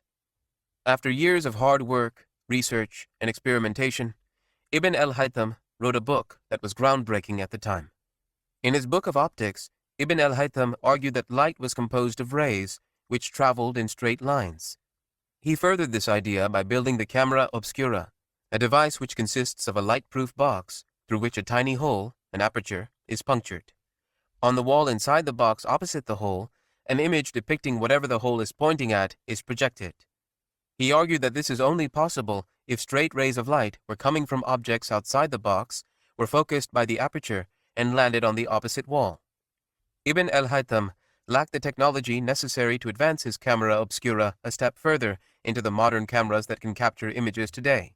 But without his pioneering study in optics, cameras would not be possible 1,000 years later. He also managed to bring together the fields of optics and astronomy in his calculations on the depth of the Earth's atmosphere. Using principles he derived regarding the properties of refracted light, he concluded that at sunset, the color of the sky changes based on the angle at which the sun's rays hit the atmosphere. Based on the colors and the sun's position in relation to the Earth at numerous times, he came up with a calculation for the depth of the atmosphere that was not off by much.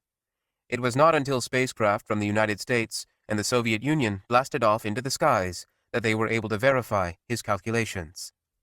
Ibn al-Haytham's scientific achievements can fill volumes on their own, and indeed they did. He reportedly wrote over 200 books, but no more than a few dozen survive today. He pioneered work in magnifying lenses, the laws of motion, analytical geometry, calculus, astronomy, and even experimental psychology. When taking all of his accomplishments together, one can truly appreciate the real legacy of Ibn al-Haytham, the scientific method. Today, this method is the technique through which all scientists acquire scientific knowledge.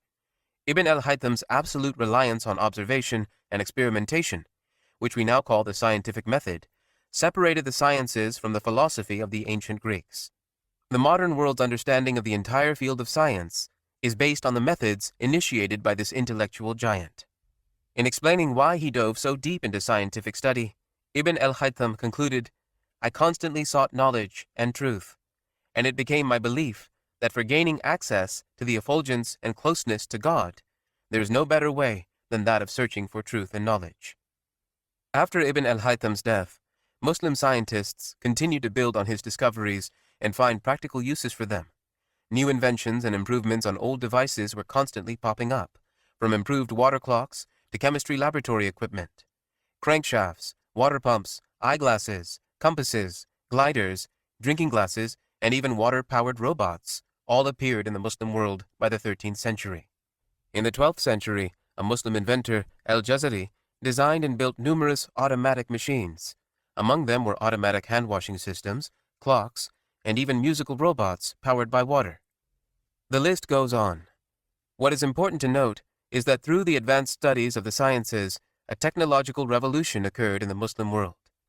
When the light began to dim on Muslim scientific creativity, as the Crusaders and the Mongols wreaked havoc on the Muslim heartland in the 12th and 13th centuries, Christian Europe picked it up. There, another scientific revolution was spurred from the works of Copernicus, Galileo, and Newton, all of whom were familiar with earlier Islamic scientific literature and were almost certainly influenced by it. 6. The Islamic Sciences. Concurrent with the development of the physical and mathematical sciences was the flourishing of the Islamic sciences in the centuries after the Prophet. Various disciplines and sub-disciplines developed in an attempt to interpret and understand the message of the Quran and the Prophet's example. A basic framework for the Islamic sciences can be seen in a hadith attributed to the Prophet and recorded in later hadith collections, notably that of Al-Bukhari. It states that a mysterious man once approached the Prophet and asked him to define 3 terms: Islam, Iman, and Ihsan. The Prophet answered that Islam was to believe in God and His Messenger, to pray 5 times daily, to pay alms, to fast in the month of Ramadan, and to perform the Hajj, if able to do so. He defined Iman as belief in God, His angels, revealed holy books, His messengers, the Day of Judgment, and in predestination. Ihsan was explained to be worshipping God as if you could see Him, and if you could not, then to know that He can see you.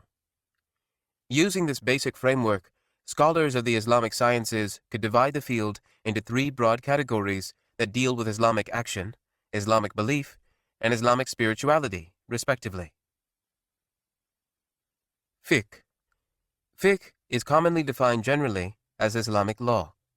This definition is somewhat lacking, as the modern Western concept of law is ill-suited to fit what fiqh entails.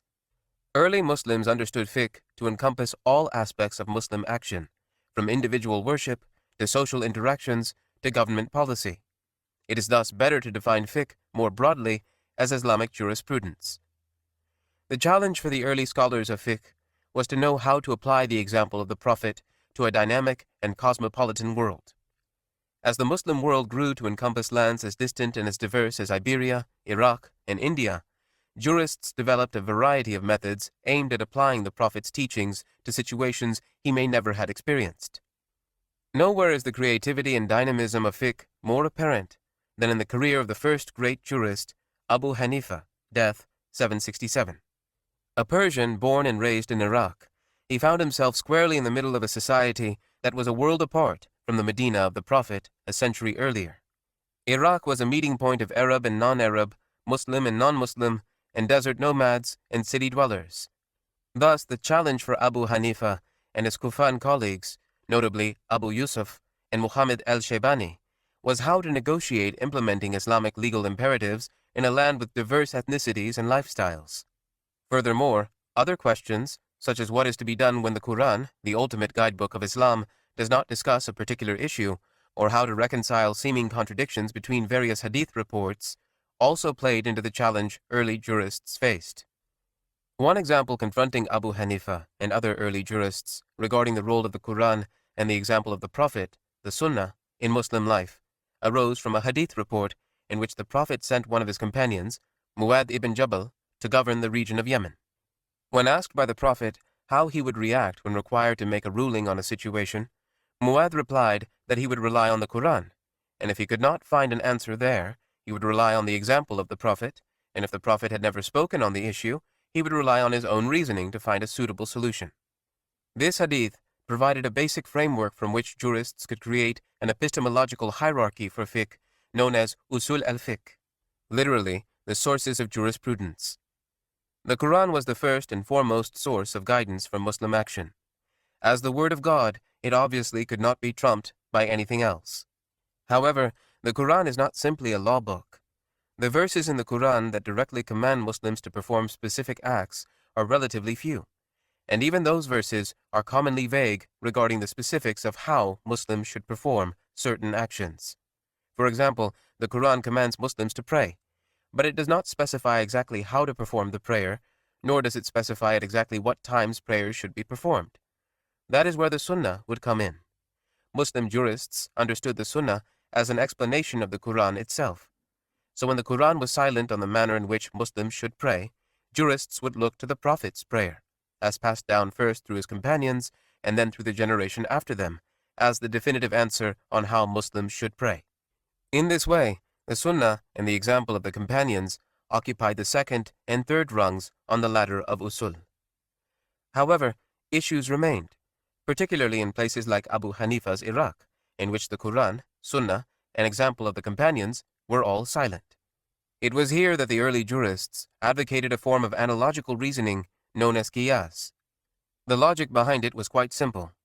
If a new issue arises with no precedent in the first three sources, the jurists must look for a similar issue that is addressed in either the Quran, the Sunnah, or the example of the companions, and base their ruling on an analogy that can be drawn between the two. To take a simple modern example, jurists may decide to investigate whether driving cars is permissible in Islamic fiqh. Obviously, cars did not exist in the 7th century, and the Quran, the Prophet, and the companions would thus all be silent on the permissibility of driving. But since the primary purpose of a car is transportation, and it is well known that other forms of transportation, such as horses and camels, were widely used by the Prophet and the companions, jurists can analogize that modern cars, too, are permissible. While the example of the permissibility of a car is a fairly simple and straightforward one, the realm of qiyas developed into something very broad and deep. Scholars differed on issues such as what types of analogy were appropriate, whether all rulings from the Quran and Sunnah were appropriate to use as the basis of an analogy, and how similar the two cases should be to make analogy possible. Underlying questions such as these was the role that reason should play in fiqh.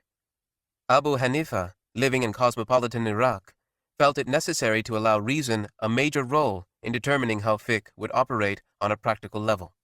To him and his group of students, adhering to a literalistic approach to the Quran and Sunnah would render Islam almost impossible to apply in a constantly changing society, starkly different from that of the Prophet's Medina. However, Abu Hanifa's contemporary, Malik ibn Anas, death 795, took a different approach.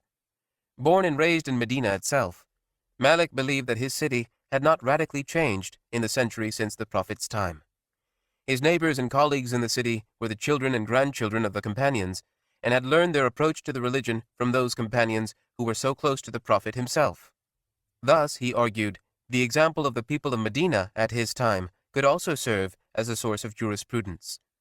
He reasoned that if all of the people of Medina agreed on a particular action or way of doing something, then that must come directly from the companions who learned it from the Prophet, making it almost as strong as the Sunnah itself.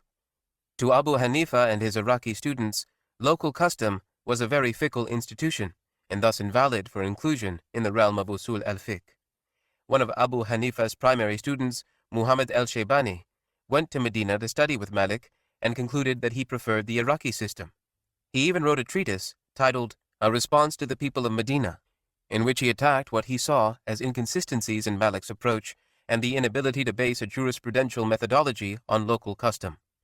It is important to note, however, that while strong differences of opinion regarding fiqh arose fairly early on, these developing schools did not view each other as heretics or even necessarily as misguided, since their differences concerned relatively minute issues and not base creedal ones.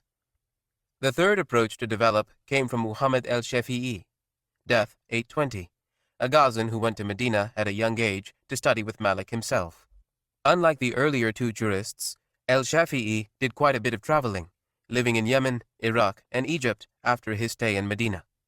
While in Iraq, he managed to study under al-Shaybani, thereby becoming a student of both the major approaches to fiqh of his day. His own methodology, however, differed from the earlier two, in that he was less likely to use reason to the extent that the people of Iraq and Medina were. His approach to the hadith exhibits these differences with the earlier schools. For example, Abu Hanifa prioritized extremely widespread and well-known hadith, known as mutawatir, above all others, and built maxims based on them that could be used to interpret other non-mutawatir reports.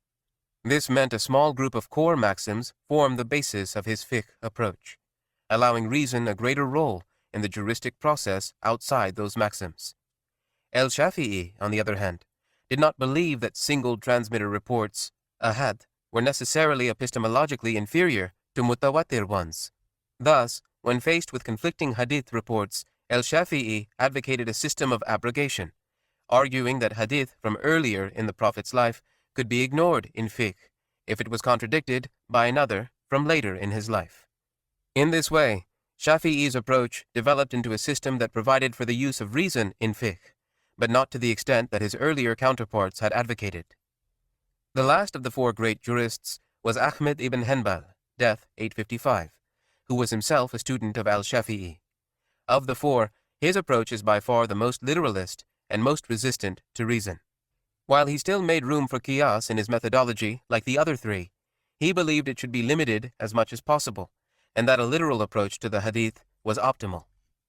The methodologies of Abu Hanifa, Malik, al-Shafi'i, and Ibn Hanbal formalized into four distinct schools of jurisprudence: madahib, singular, madhab, the Hanafi, Maliki, Shafi'i, and Hanbali schools. Over time, these four came to be recognized as the four valid schools of fiqh in Sunni Islam. Together, they form a spectrum, with the Hanafis on one end and the Hanbalis on the other, regarding the role of reason in the interpretation of the Quran and Sunnah. The Hanafi school, probably the most flexible due to its reliance on reason, soon became the dominant school in the Muslim world. Through association with major empires such as the Abbasids, Seljuks, Ottomans, and Mughals, and through its ability to adapt easily to diverse environments through its core legal maxims, the Hanafi school took precedence in Central Asia, Turkey, the Balkans, the Indian subcontinent, and parts of Iraq, Syria, and Egypt. The Maliki school quickly disseminated westward, even during the life of Malik himself, to become the dominant school in North and West Africa and the Iberian Peninsula. The Shafi'is became popular in Egypt, Persia, the Levant, and Yemen, and along most of the Indian Ocean coast, as far away as Indonesia and Zanzibar. The Hanbali school remained mostly confined to the Arabian Peninsula, with pockets of scholarly activity in Iberia and the Levant. It should be noted that the schools of law did not begin and end with their eponymous founders. While Abu Hanifa, Malik, Shafi'i, and Ahmed laid the foundation with regards to the legal theory each school would employ, their followers over the next few hundred years would use that framework to compile exhaustive works of fiqh, providing rulings for everything from worship and business transactions to government structure and policy. Whenever new issues would arise in the Muslim world that had not been encountered before, such as the arrival of coffee and tobacco in the 15th and 16th centuries, scholars of fiqh would employ the legal theory of the four schools to arrive at rulings for these new situations. It's important, therefore, not to think of the schools of law as static, unchanging doctrines, but as adaptable methodologies that remain dynamic today. Aqidah. The realm of Islamic theology was a much more contentious place than that of fiqh.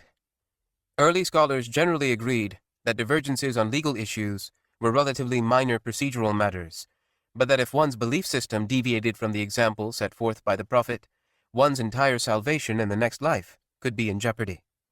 Thus, while differences of opinion in legal matters could easily be tolerated as part of the broad field of fiqh, differences in belief among Muslims could threaten the existence of Islam as a unified religion. The first scholars of Islamic theology to address a major issue of this kind were the aforementioned Kharijites, see Chapter 3, in the second half of the 7th century. In their rebellion against Ali after his arbitration with Muawiyah, they had to justify their decision to assassinate their former leader. They did so by arguing that Ali had sinned by deferring to a third party, and that major sins necessarily invalidated one's belief in God. In their eyes, this made Ali, and anyone who agreed with him, an apostate worthy of execution. This small band of extremists thus embarked on a campaign of murder and intimidation, hunting down Muslims who disagreed with their approach to theology. Their problem was that the Kharijite approach fundamentally diverged from the view of most Muslims at that time. They remained a small group, while the majority of scholars of Islamic theology argued that such a blurring of the lines between action and faith had no precedent in Islamic thought. The same Abu Hanifa who founded a school of jurisprudence wrote a short treatise on theology in which he stated, "We do not charge any believer with unbelief for any sin he commits, even if it is an enormity." He based this on the fact that there was no record of the Prophet or his companions having advocated such an approach. Early scholars thus opted to continue in the existing tradition of theology, rather than upend the system and adopt Kharigism. While the physical threat the Kharijites posed remained for a few decades after they assassinated Ali in 661, their approach never gained a foothold in mainstream Islamic thought. But just as the Kharijite threat diminished, a new approach arose that sought to reinterpret the theological tradition. Its advocates were known as the Mu'tazila, and they proposed an approach to theology that relied heavily on human reason, in an attempt to understand and discuss the nature of God and the unseen. Like other Muslims, they believed in the Quran, the text of which is fairly straightforward regarding God and his attributes. However, whereas previously Muslims had not devoted much time to discussing the nuances of God's attributes as mentioned in the Quran, the Mu'tazila sought to subject those attributes to human reason. For example, the Quran states that God has a hand. The Mu'tazila argue that such verses must be taken metaphorically, as hands are a human attribute, and it is entirely unbenefiting to apply human attributes to the divine. The Mu'tazila raised similar contentions regarding God's seeing, hearing, and notably, his speech. They argued that the Quran could not literally be the word of God, since that would make it co-eternal with him, and only he could be eternal. They viewed him as so entirely transcendent of humanity that humans are incapable of applying any characteristics to him, even ones that are specifically mentioned in the Quran.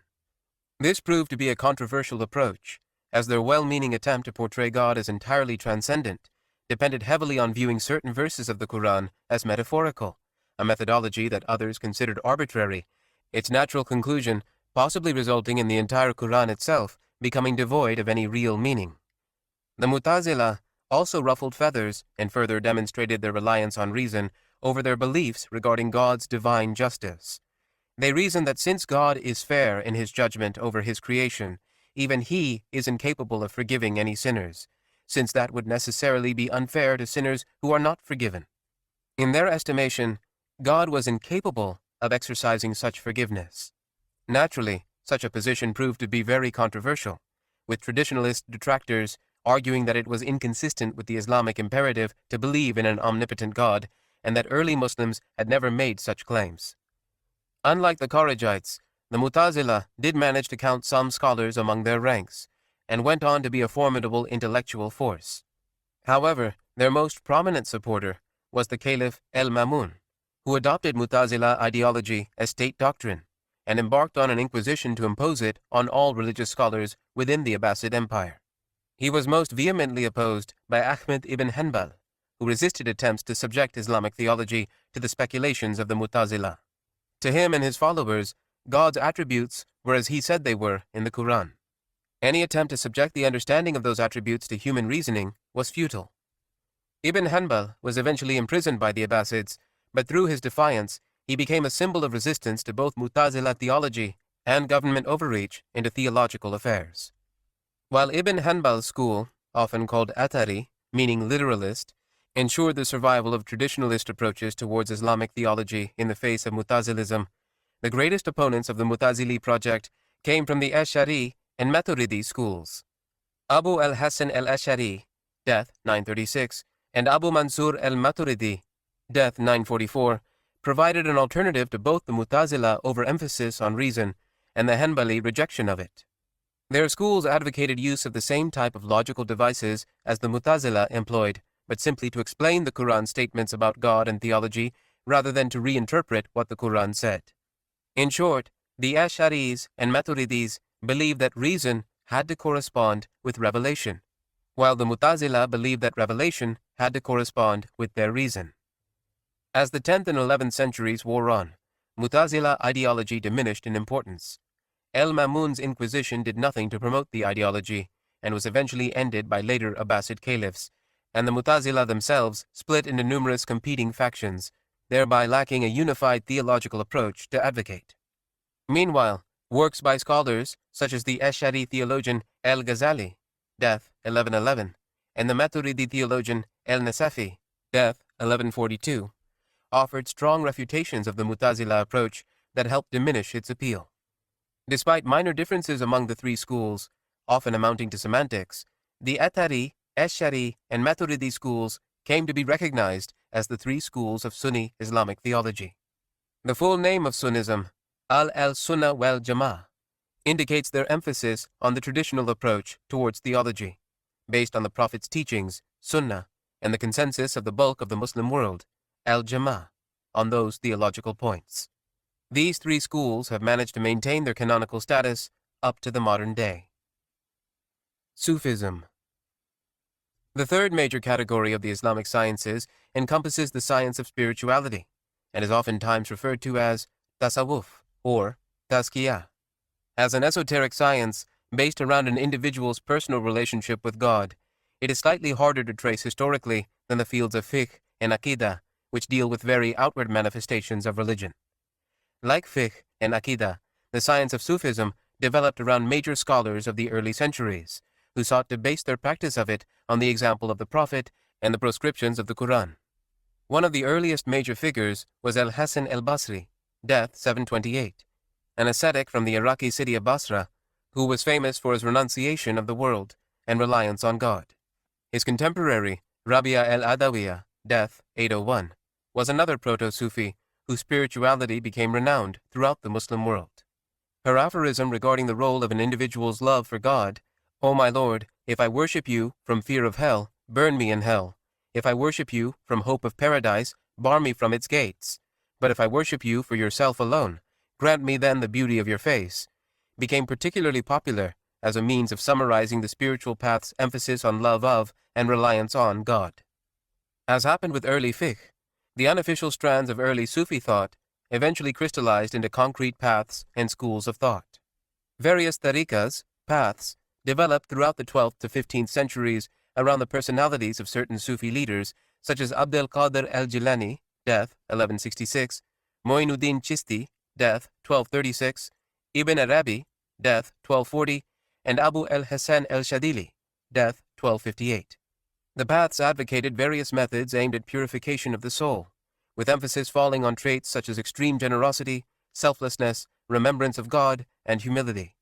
Membership in a tariqa entailed following the sheikh of the path as a teacher who could help murids, literally aspirants, build a closer relationship with God. When a sheikh would die, one of his murids would take charge of the tariqa, leading the next generation of students. Each tariqa thus established a chain of sheikhs going back through their eponymous founder to the Prophet himself, through which they claimed legitimacy. This paralleled how schools of fiqh and aqidah recognized the legitimacy of scholars throughout the centuries based on teacher-student relationships. The history of Sufism was not without controversy, however. Early Sufis debated whether experiential knowledge of God through spiritual methods meant that one no longer had to follow the letter of the law with regards to fiqh and aqidah. Perhaps the most notable example of this debate occurred in the early 10th century when the Sufi mystic al-Hallaj, death 922, publicly made claims that were interpreted by many to be blasphemous statements regarding God. Despite his insistence that such statements were made only because of his supposed attainment of a high spiritual state, he was condemned to death by the Abbasid government. Interestingly, Hallaj was likely denounced by Junayd al-Baghdadi, death 910, a prominent contemporary Sufi who advocated a more sober approach to the spiritual sciences. As the decades and centuries wore on, Sunni Islam accepted as orthodox Junayd's approach to Sufism, which sought a more balanced relationship among the three fields of the Islamic sciences. Today, most modern Sufi tariqas trace their lineage through Junayd. Shi'ism. While most of the Muslim world accepted the approaches of fiqh and hadith taken by its leading scholars, a minority rejected them altogether. Their departure from the mainstream Muslim community was originally political, but over time, a religious dimension evolved. The group that believed Ali and his descendants had the most right to the caliphate began to develop divergent thoughts on Islamic law and hadith that stemmed from the political differences of the early caliphate. This group called themselves Shi'at Ali, meaning the party of Ali, but is colloquially called the Shia. For the Shia, It all stemmed from the election of Abu Bakr as caliph on the day the Prophet died. In the meeting where Umar historically nominated Abu Bakr and gave an oath of allegiance to him, Ali was absent. While Ali himself accepted Abu Bakr's caliphate, later generations of Shia began to question its legitimacy. In their eyes, the cousin and son-in-law of the Prophet should have been at that meeting, and should have been elected as the first caliph. This led to a belief that Abu Bakr, Umar, and all who supported them, excluding Ali of course, were usurpers, who denied the family of the Prophet their rightful role as leaders of the Muslim Ummah.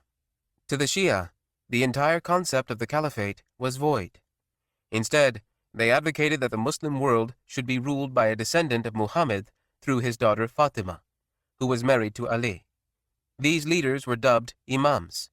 Instead of a caliphate, the Shia promoted an imamate, in which only descendants of Ali had the right to rule. The Shia considered Ali as the first imam, while his son Hassan and Hussein were the second and third, respectively. Even with their belief in an imamate instead of a caliphate, the Shia were not yet a separate sect of Islam. The imamate was simply a political concept which did not automatically have any religious implications. In fact, Umayyad and Abbasid caliphs were commonly referred to as imams as well. In order for the Shia to be considered a religious group, instead of just a political one, their arguments about the first caliphs had to go a step further. That step was the idea that if Abu Bakr and his supporters were usurpers, then any hadith narrated by them could not be trusted. This argument carried huge religious implications. People who supported Abu Bakr's caliphate narrated the vast majority of the hadith that was accepted by Muslim scholars. The Prophet's wife, Aisha, and his neighbor, Abu Huraira, together accounted for hundreds of the hadith listed in Sahih al-Bukhari. To the Shia, these hadith could not be trusted because of their political support for Abu Bakr, Umar, and Uthman. To fill the void created by the rejection of thousands of hadith, the Shia elevated the sayings of the Imams to a level just below, or in some cases equal, to the Prophet's sayings. To the rest of the Muslim world, this was blasphemy. But to the Shia, the Imams, due to their special lineage, were infallible interpreters of religion, given special knowledge directly from God. Much of this ideology seems to have been influenced by the Mu'tazila philosophy. Whereas in orthodox approaches to Islam, the idea of humans with a special semi-divine status was unheard of, the Neoplatonic ideas of some of the major philosophers of the early Abbasid age could help the Shia legitimize the imamate from a theological perspective. The main branch of Shi'ism is known as the Ithna Ashariya, the Twelvers, due to their belief that there were 12 imams after Muhammad. According to them, the line of imams ended with Imam Muhammad al-Mahdi, who went into hiding when he was just 5 years old in 874. Thus began the period known as the Minor Occultation, during which special representatives were able to remain in communication with him and receive guidance for the Shia community. In 941, however, it was announced that al-Mahdi had gone into the greater occultation, and further communication with the hidden imam became impossible. The Shia believe that the hidden imam will only return at the end of time to inaugurate a utopian era under his leadership. Until he returns, however, Twelvers insist that guidance can be found in the Quran, the hadith compilations that they accept as authentic, and the actions and beliefs of the 12 imams. The Twelvers were not the only Shia group to have developed in the turbulent early Abbasid age. Another group believed in only 7 imams, and thus came to be known as the Sabiya, Seveners. The Seveners were much more successful politically than their Twelver cousins, and the 10th century saw the rise of major Sevener Shia states in eastern Arabia and Egypt. The smallest of the Shia groups believe in only 5 imams, and are generally known as the Zaydis, due to their acceptance of Hussein's grandson Zayd as the final imam. The Zaydis share much in common with mainstream Islam, and are generally much more moderate in their views on the early caliphate than the Seveners and Twelvers. Shia ideas never caught on in the way their proponents had hoped. Despite intense vigor in preaching and appeals to Muslim emotion by invoking the conflicts of Ali and Hussein, the majority of the Muslim world did not accept the theological and juristic deviations of Shi'ism. In fact, for much of the mainstream majority Muslim body, Shia ideology posed a grave danger to Islam itself. After all, since the beginning, the Islamic movement had considered itself unique. The Quran described in detail how previous nations who were sent prophets had changed the message and corrupted it to suit their needs, citing Jews and Christians as prime examples. According to Islamic belief, Muhammad had been sent as the final prophet, with a pure message that could not be changed or distorted as previous messages had. When this internal intellectual force began to threaten the sanctity of the Islamic movement, the reaction was largely negative. Besides political persecution by the Abbasid government, mainstream theologians rushed to refute Shia ideology and dubbed themselves al-Sunnah wal-Jama'ah, literally, the people who follow the example of the Prophet and the consensus of the community, shortened to Sunni. The most influential of these theologians is Abu Hamid al-Ghazali, the same al-Ghazali who spent much time refuting the Mu'tazila arguments of the philosophers. With the combination of intellectual arguments and political military defeat of Shia states in the 12th century, Shi'ism waned in popularity from the 1100s. It was not until the rise of the Safavid Empire in the early 1500s that Shi'ism would again become a major force in the Muslim world. 7. Upheaval. After the first 300 years of Islamic history, Muslims certainly could have believed that the ultimate triumph of Islam in the world was near. During that time, Islam spread rapidly throughout the Middle East, North Africa, and Persia, with Muslim armies knocking on the door of France and India. When the military expansion stopped, the intellectual expansion began, and the sciences were pushed into new frontiers never before seen. Even economically, the Muslims led the world, as Baghdad became the center of political and economic power, with banks that had branches as far away as China. Clearly, it would seem that Islam was destined to spread to every corner of the earth through armies, books, and coins. Yet that destiny was not to be. The year 900 marks the beginning of a turbulent few hundred years for the Muslim world that would not truly end until the golden age of the Ottoman Empire in the 1500s. From the 10th to the 13th centuries, the Muslim world was under almost constant attack. The Shia, European crusaders, and Mongol hordes combined to rain terror upon the Islamic heartland, leading some to believe in the 1200s that the end of time was near, not because of the triumph of Islam, but because of its destruction. Ismailism. Since its development, Shi'ism has based itself around the idea of an alternative to the mainstream Sunni caliphate. Leadership of the Muslim world belonged to the Imams, who had a special connection to God, they argued, not to any layperson who happens to belong to the Umayyad or Abbasid dynasties. When Shi'ism itself was divided into numerous sects, differing ideas about how to bring about the imamate developed. The Twelvers, the largest group, seem to have preferred political inaction. In their view, since the 12th Imam went missing, no legitimate Muslim government could exist without him. For them, it was a patient waiting game until he returned to inaugurate a utopian civilization at the end of time. For the Seveners, however, such complacency would not do. They believed the 7th Imam, Ismail, had gone into hiding to avoid being caught by Abbasid authorities sometime in the mid-700s. Unlike the Twelvers, who believed no more Imams would come until the return of the last one, the Seveners believed Ismail's descendants continued to live in hiding among the mainstream Muslim population. Thus, they are more commonly referred to as Ismailis. The truth about Ismail's life, and even whether or not he ever existed, is lost somewhere in the realm of history and mythology. What is clear is that soon after his disappearance, or death, missionaries began to travel throughout the Middle East and North Africa trying to build support for the Ismaili imamate. The Abbasids, who had come to power themselves through secret support networks, did everything they could to eradicate the threat the Ismailis posed. This only served to push the Ismaili movement further underground and away from Abbasid reach. The Ismaili missionaries spread throughout the major cities of the Muslim world and seem to have gathered support not based on their revolutionary ideas, but on any discontent people may have had with Abbasid authority.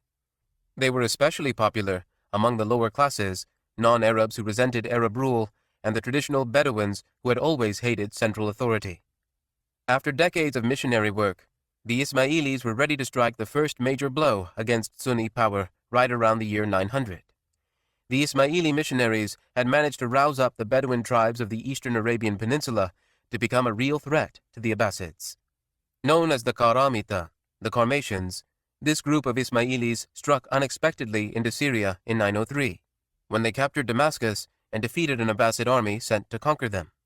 Their control of Syria was short-lived, however, and they were forced back into the Arabian desert just 2 years later.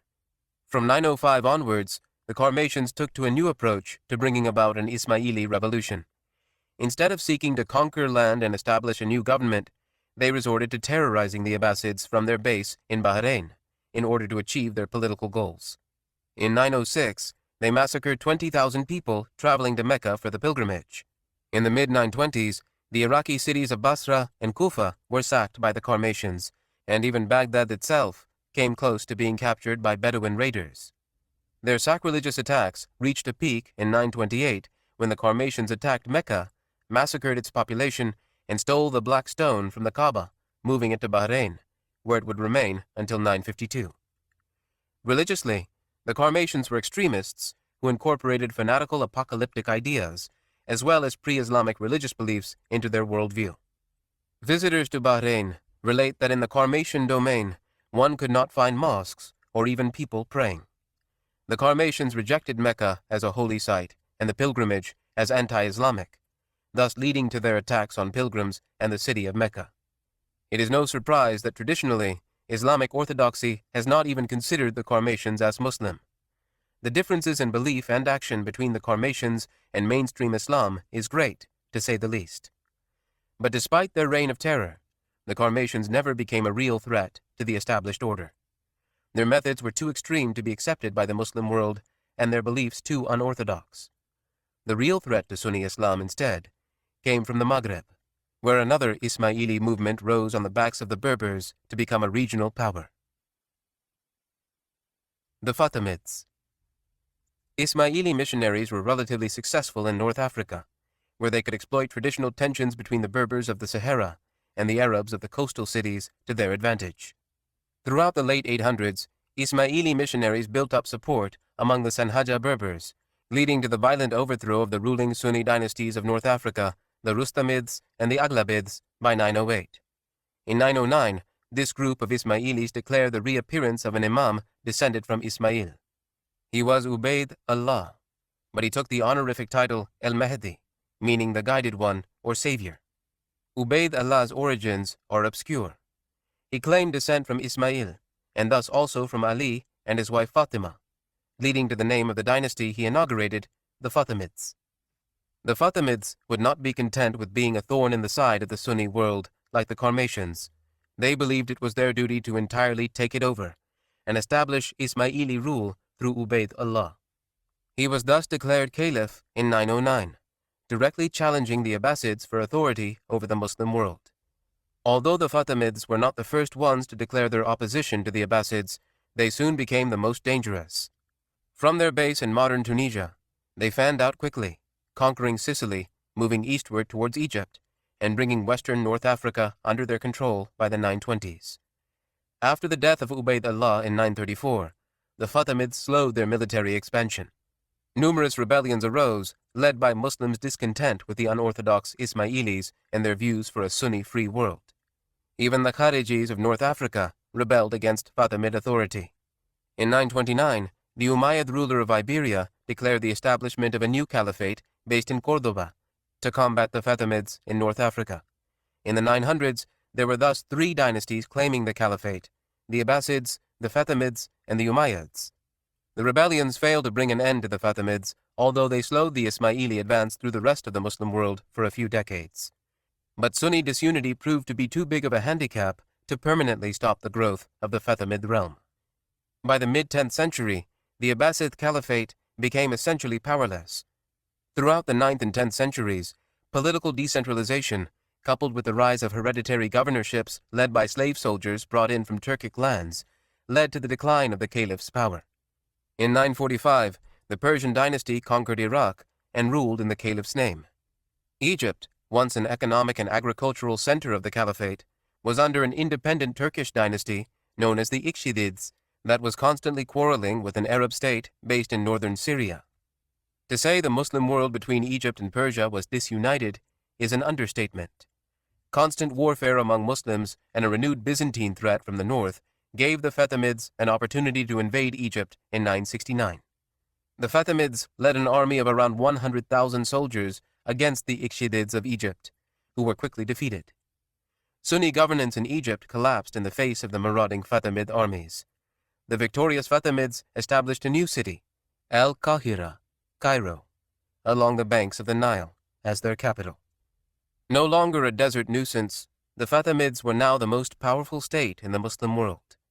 With chaos reigning in Syria, Iraq, and Persia, it seemed conceivable that the Fatimids would continue their eastward march into Baghdad, overthrow the caliphate, and establish themselves as rulers of the entire Muslim world. This was not to be, however, as the Fatimids soon had to deal with Byzantine threats to Syria and, ironically, attack from their co-religionists, the Karmatians of Bahrain, who considered the Fatimids not extreme enough in their Ismaili beliefs.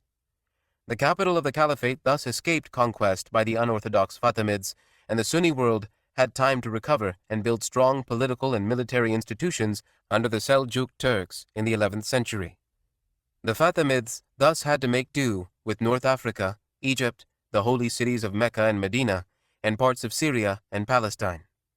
Their revolutionary zeal continued with their desire to turn their domain into a purely Ismaili Shia land. Al-Azhar University was established in Cairo in 970 in an effort to spread Ismaili beliefs among the mainly Sunni population of Egypt. Sunni Muslims, Christians, and Jews underwent periods of intense persecution, as well as periods of relative freedom under the Fatimids, based on the whims of whichever caliph was in charge. One of the most interesting attempts to bring Ismailism to the masses was from 996 to 1021, during the reign of the Fatimid Caliph al-Hakim, infamously known as the Mad Caliph. Like all Fatimid rulers, he was hailed as a divinely chosen and holy leader by Ismailis, but by almost all others, he was hated as a tyrant, ruling based on whims and desire. Christians and Jews suffered as he ordered the destruction of churches and synagogues throughout his domain, including the Church of the Holy Sepulchre in Jerusalem, where Christians believed Jesus was buried and resurrected. Assurances for the safety of the church made by Umar in 637 were ignored, and the site was entirely demolished in 1009. Christians were not the only ones oppressed by al-Hakim. Muslims were banned from performing communal prayers according to the norms of Sunni Islam, and the Fatimid Caliph's name was inserted into Friday prayers, giving them an Ismaili leaning. Sunnis were banned from entering the holy city of Jerusalem, along with Christians and Jews. Al-Hakim's irrationally oppressive laws were not restricted to religion. On a whim, all the dogs of a village near his palace in Cairo were killed because their barking annoyed the caliph. He decreed all business must be conducted at night. Chess was banned, presumably because he was not good at it, and the consumption of mulukhiyya, quercus leaves, a staple Egyptian food, was outlawed. He even placed the great Muslim physicist Ibn al-Haytham under house arrest because he failed to build a dam across the Nile. To the relief of many of his subjects, the reign of the Mad Caliph ended one night in 1021, when he ventured out into the desert alone and mysteriously disappeared. Al-Hakim's time in power was unique for its brutality and oppression. Society under the Fatimids cannot be easily generalized as either tolerant or oppressive. The Fatimids suffered from a lack of concrete legal guidelines that dictated governance, society, and relations with non-Muslims. In contrast to the Abbasids and other Sunni dynasties, which were, at least officially, bound by Islamic laws, the Fatimid caliphs, as semi-divine beings, were allowed to exercise a much more personal form of authority. Thus, each new caliph could radically change the character and direction of the empire, sometimes with disastrous results. Without a strong legal and intellectual basis, the Fatimids and their faith never became particularly attractive to their subjects, and Ismailism was relegated to the political elite, as the population of Egypt, Syria, and North Africa remained staunchly Sunni Muslim. Without widespread support, and hampered by radical changes in policy during each succession, the Fatimids slowly declined in power through the 11th and 12th centuries.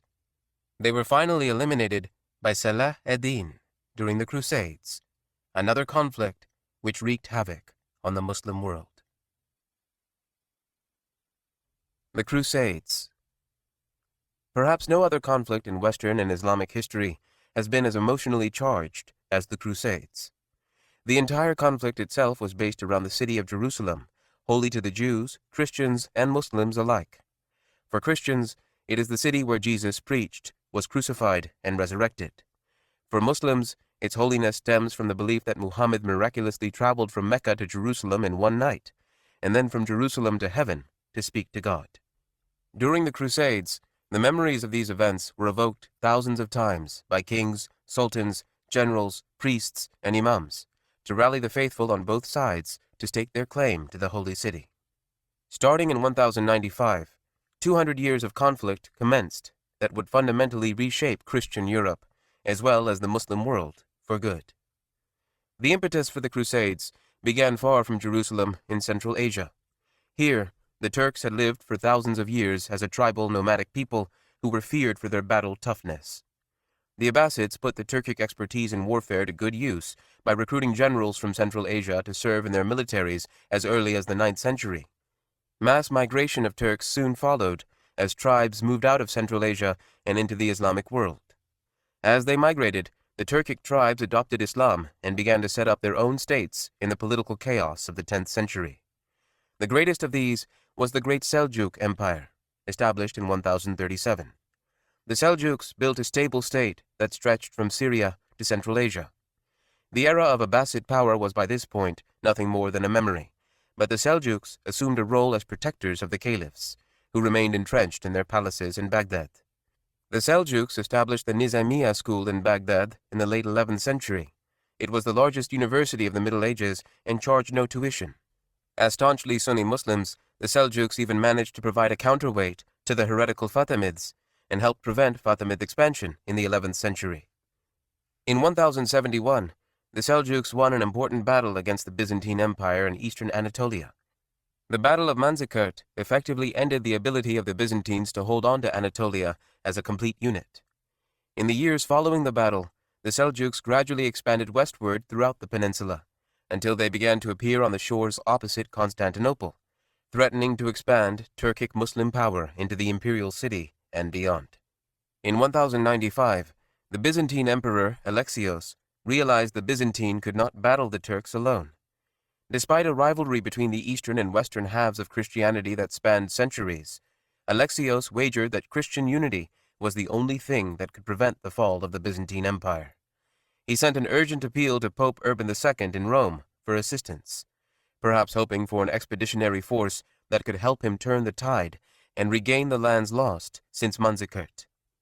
Urban took the opportunity to rally a pan-European Christian army in the name of Christ that numbered in the tens of thousands, but he had no intention of helping Alexios, or even fighting the Turks. Urban's crusade set its sights on Jerusalem. Decrying the fact that Jerusalem had been in Muslim hands since Umar's caliphate, Urban called on all Christians to support an expedition to conquer the city and establish a Latin Christian kingdom in Palestine under the authority of the papacy. Urban's army was slow to mobilize.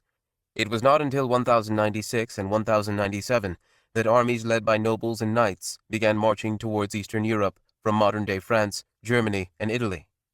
Along the way, European Jews were massacred in huge numbers due to the religious zeal stoked by the Church. The First Crusade was so fearsome that when it arrived at the walls of Constantinople, Emperor Alexios refused to allow them entry into the city, for fear that they would plunder it, as they did with dozens of cities and towns along the way.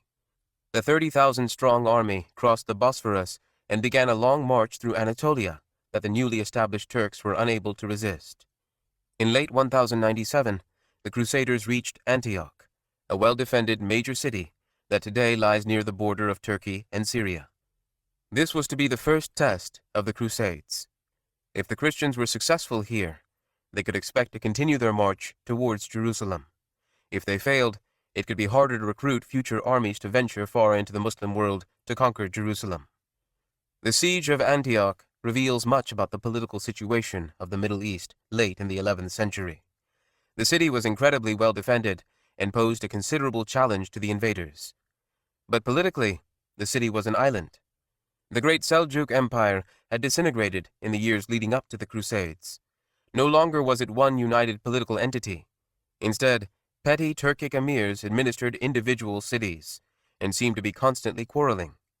The major cities of Syria, Damascus, Aleppo, Antioch, and Mosul, were all disunited, and their emirs had all been in perpetual war throughout the 1090s. When the ruler of Antioch, Josian, asked for help from his Turkic brethren against the crusaders that surrounded his city, he received no response. The other emirs were probably happy to see their rival being attacked, as his demise would mean their increased power and influence. As such, Antioch received no help from the surrounding Muslim cities. Furthermore, an armor maker that was in charge of the defense of a section of the city's walls ended up allowing the crusaders' entry into the city because of a personal feud he had with the emir. Once the crusaders captured the city, its population was put to the sword. The massacre of Antioch and other cities along the way to Jerusalem, along with at least one incident of cannibalism, instilled terror in the surrounding areas.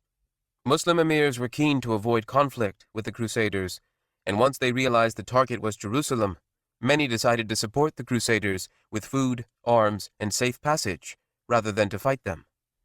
By the summer of 1099, the crusaders finally reached the walls of Jerusalem. Jerusalem was in no position to defend itself. In the years before, it had gone back and forth between Fatimid and Seljuk control, and its defenses were in shambles. Furthermore, the Fatimids were slow to recognize the threat the crusaders posed to Jerusalem, and there was nothing more than a token garrison in the city, certainly not enough to withstand a siege against tens of thousands. The Fatimids mobilized an army in Egypt to go defend the city, but by the time they reached Palestine, it was too late. On the 15th of July, 1099, after a siege lasting only a week, the crusaders managed to push into the city and take it from the Muslims. For the first time since Umar entered the city 462 years before, Jerusalem came under Christian control. In the temple and porch of Solomon, the Al-Aqsa Mosque, men rode in blood up to their knees in bridle reins. Raymond d'Aguilera, a crusader, referring to the conquest of Jerusalem in 1099. For the Islamic world, the conquest of Jerusalem was a disaster. Its entire civilian population, over 70,000 people, was massacred.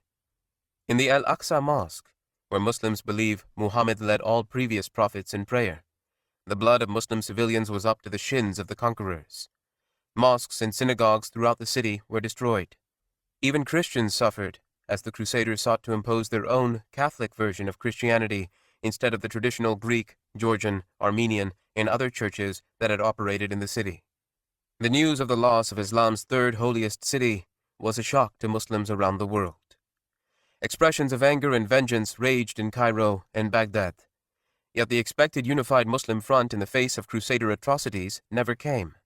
The Fatimids were defeated in battle on the coast of Palestine, and, after that, they did not make much of an effort to liberate the city. Court intrigue and ineffective leaders rendered the Fatimids entirely incapable of dealing with the Crusaders.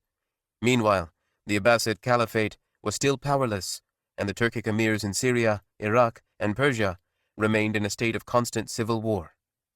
With the Muslim world preoccupied, the Crusaders consolidated their position along the coast of Palestine and Syria.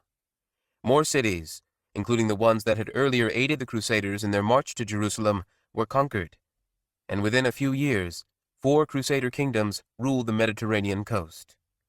In the new Middle East of the early 1100s, East and West began to mix in the Holy Land for the first time since the arrival of Islam. The Frankish knights who conquered the region began to establish European-style feudal societies like the ones in medieval Europe. While the Crusader armies had depopulated the city, the surrounding villages were mostly left unharmed and were simply made property of European knights. The Crusades did not usher in new demographics to the Muslim world. No mass migration of European peasants came into the Holy Land. Rather, the existing Arab-Muslim demographic was incorporated into a European-style feudal society.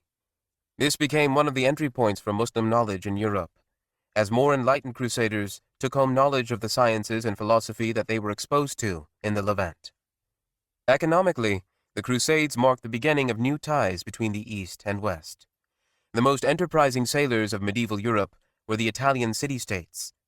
As the first Crusaders marched down the shore of Syria in the late 1090s towards Jerusalem, Italian merchant ships shadowed them in the Mediterranean. Once the Crusader kingdoms were established and consolidated, Italian states such as Genoa and Venice regularly sent fleets of merchants to the Holy Land. Trade in goods that were once distant and unreachable now became commonplace. The result was a huge influx of wealth into the Italian peninsula and the hands of the leading trading families of the major city-states. That wealth, coupled with knowledge gained from translations of Muslim scholarly works, would later help fuel the Renaissance starting in the 14th century. Furthermore, the wealth and power gained by the city-states made them formidable opponents to the Ottoman Empire in the 15th and 16th centuries. Politically and militarily, not much progress was made against the Crusaders in the decades after their capture of Jerusalem in 1099. The Muslim world was far too weak and fractured to mount much resistance. When the challenge to the Crusaders finally appeared in the mid-1100s, it was not from the traditional centers of power in Baghdad, Damascus, or Cairo. Instead, it came from a Turkish emir, Imad el-Din Zengi, who ruled over the city of Mosul in northern Iraq. A resilient and somewhat harsh leader, he managed to unite Mosul and Aleppo into one state. With the combined power of two of the largest cities in the region, his army conquered the county of Edessa, the northernmost Crusader state, in 1144. At the time, the conquest of Edessa did not mean much politically. It was by far the weakest Crusader state, and its loss did not affect the other three much. But looking back, 1144 was when the tide began to turn against the Crusaders, and in favor of the Muslims. Zengi had hoped to forge a united Syria in the face of the Crusader threat by bringing Damascus under his control, but the former imperial city remained out of his grasp. Petty warfare among Turkish emirs was not over yet, and the emir of Damascus could not stand to give up his domain, even in the name of Muslim unity.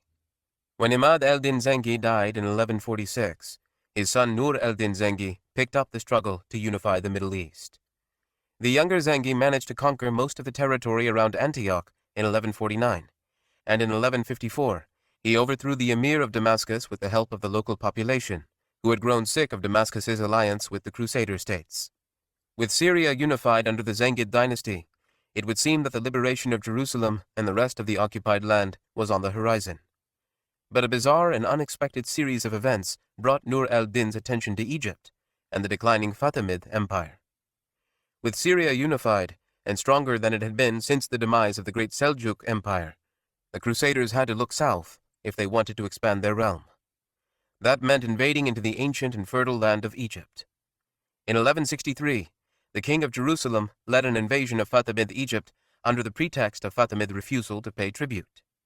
To counter this invasion, the Fatimid Grand Vizier, Shawar, who had been overthrown by rival court forces just before the invasion, appealed to Nur al-Din Zengi for military aid, lest the Crusaders manage to conquer Egypt. Despite misgivings about the expedition, Zengi sent an army to Egypt in the name of Muslim unity to fight the Crusaders and reinstate Shawar in 1164. After successfully defeating the Crusaders, Shawar was again made Grand Vizier, and it seemed an alliance between Shia Egypt and Sunni Syria would soon crush the kingdom of Jerusalem between them. But as soon as Shawar regained power, he changed sides, signing an alliance with the same Crusaders he had just fought against in an attempt to dislodge the Zengid army from Egypt. Zengi's army was forced to retreat to Syria, and a combined Fatimid Crusader force held Egypt. Just 4 years later, however, the Crusaders again invaded Egypt, hoping to annex the area once and for all. Once again, Nur al-Din was called upon in the name of Sunni-Shia unity to protect Egypt. And once again, the Zengid army arrived along the banks of the river Nile. This time, however, Zengi's army was not to be crossed by Shawar again.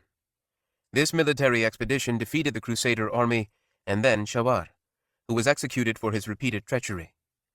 The Fatimid Empire itself was not officially abolished, although it was brought under Zengid suzerainty, with Zengi's top general, Shirkuh, being appointed vizier in Shawar's place.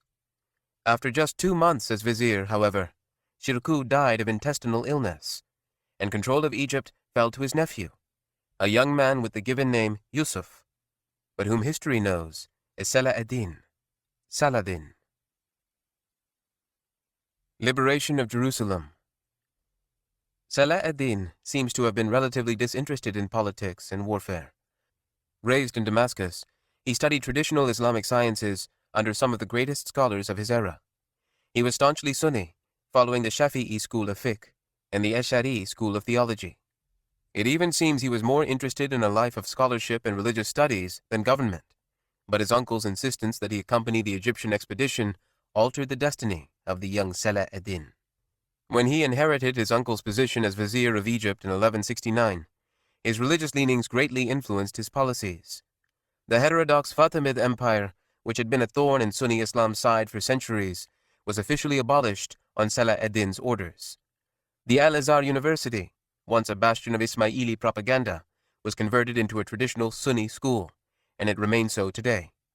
The general population of Egypt, which had never fully embraced Shi'ism, welcomed Salah ad-Din's reforms and a closer relationship with Syria. But one person who did not welcome the growing influence and power of Salah ad-Din was Nur al-Din, his nominal master in Syria. Nur al-Din feared the growing influence of his governor of Egypt, and tension between the two was clearly very high. Many in Egypt and Syria believed war between Zengi and Salah ad-Din was inevitable. However, the two never fought. Zengi died in 1174 from disease, and Salah ad-Din was able to march into Syria unopposed and with broad public support.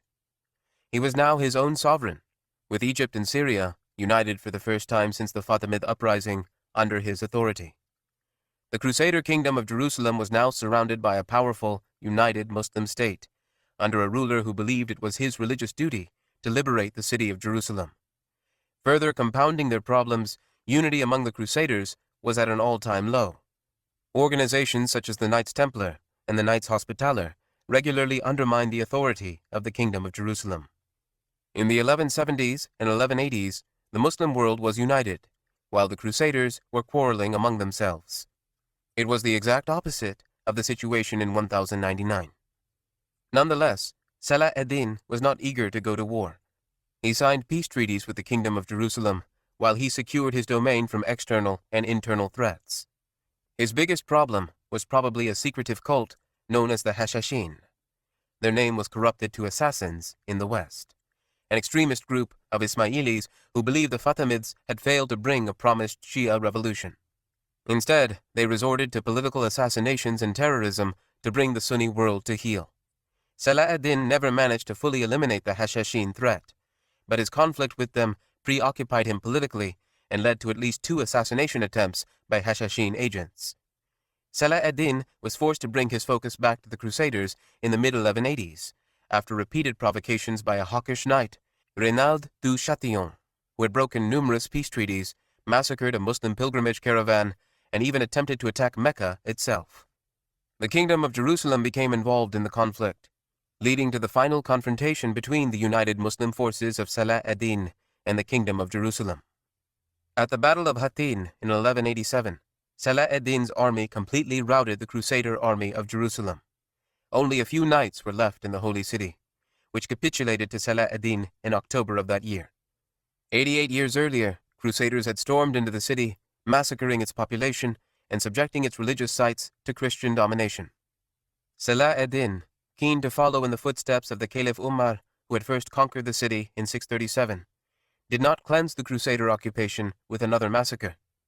All the occupants of the city were given safe passage to Christian lands, and were allowed to take their belongings with them. Christian sites in the city were protected, and pilgrimage to them allowed. Salah ad-Din's noble behavior was not lost on the defeated Christians. Legends of his chivalry soon spread throughout Europe, and subsequent conflicts fought between Salah ad-Din and Crusader kings, notably Richard the Lionheart, are filled with stories of mutual respect between Muslims and Christians. Salah ad-Din's domain evolved into the Ayyubid dynasty after his death. His descendants continued to control Syria and Egypt for decades, even as more Crusader armies arrived at their shores to attempt to regain Jerusalem. The Crusades stretched on for over 100 more years after the liberation of Jerusalem, but they never again became a major threat to the Muslim world or its control over the Holy Land. Instead, a new threat was brewing that would trump the Crusades in size and scope.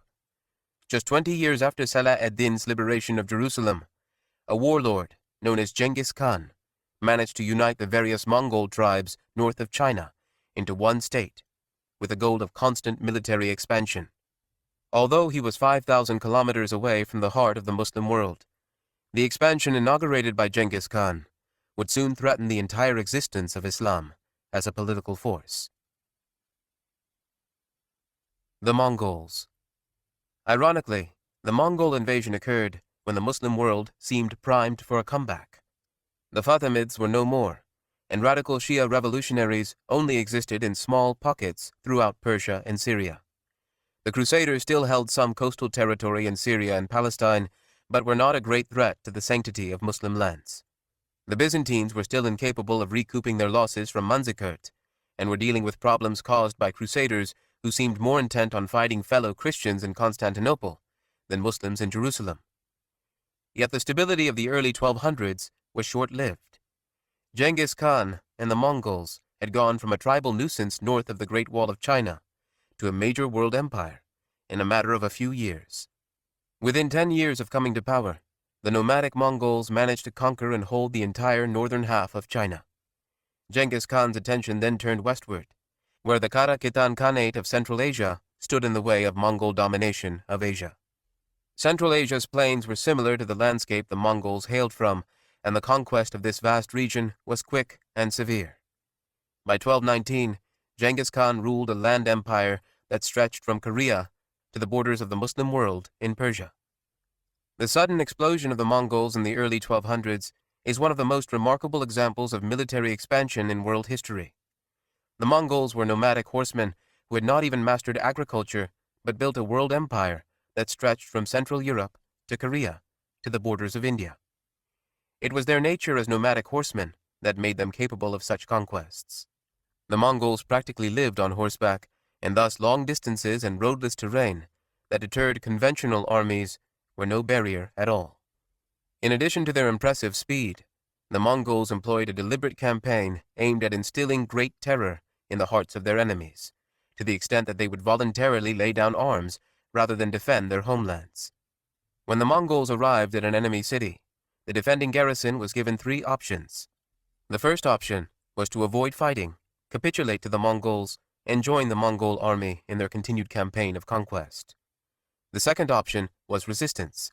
If the city resisted the Mongols and lost, as most cities did, its entire garrison would be put to the sword, and the city looted. The third option involved mass resistance to the Mongols by both the city's armed garrison and civilians. If that occurred, the Mongols promised to kill every single soul inside the city, a fate that numerous towns and cities across Asia faced. With such tactics, it is no surprise that the Mongols were able to snowball through Asia, creating the world's largest empire. Stories of Mongol atrocities preceded the hordes of warriors pouring out of Central Asia. From Iraq to China, those in the way of Mongol expansion commonly chose subservience to Mongol overlords rather than face the wrath of the Khan. The Muslim state that touched the borders of the Mongol Empire was the Khwarezmian Empire. This empire picked up many of the pieces left by the demise of the Seljuk Empire, uniting most of Persia under the rule of Shah Muhammad, reign 1200 to 1220, a man with Turkic ancestry but raised in Persian court culture. During his reign, the Abbasid caliphs, who had been essentially powerless since the mid-10th century, began to exert more direct authority. The Caliph el-Nasir was the first Abbasid to lead an army out of Baghdad in centuries, as he consolidated most of Iraq and parts of Persia under his rule. Shah Muhammad was not ready to accept a caliphate with real sovereignty, just as he was expanding his own power throughout the Muslim world.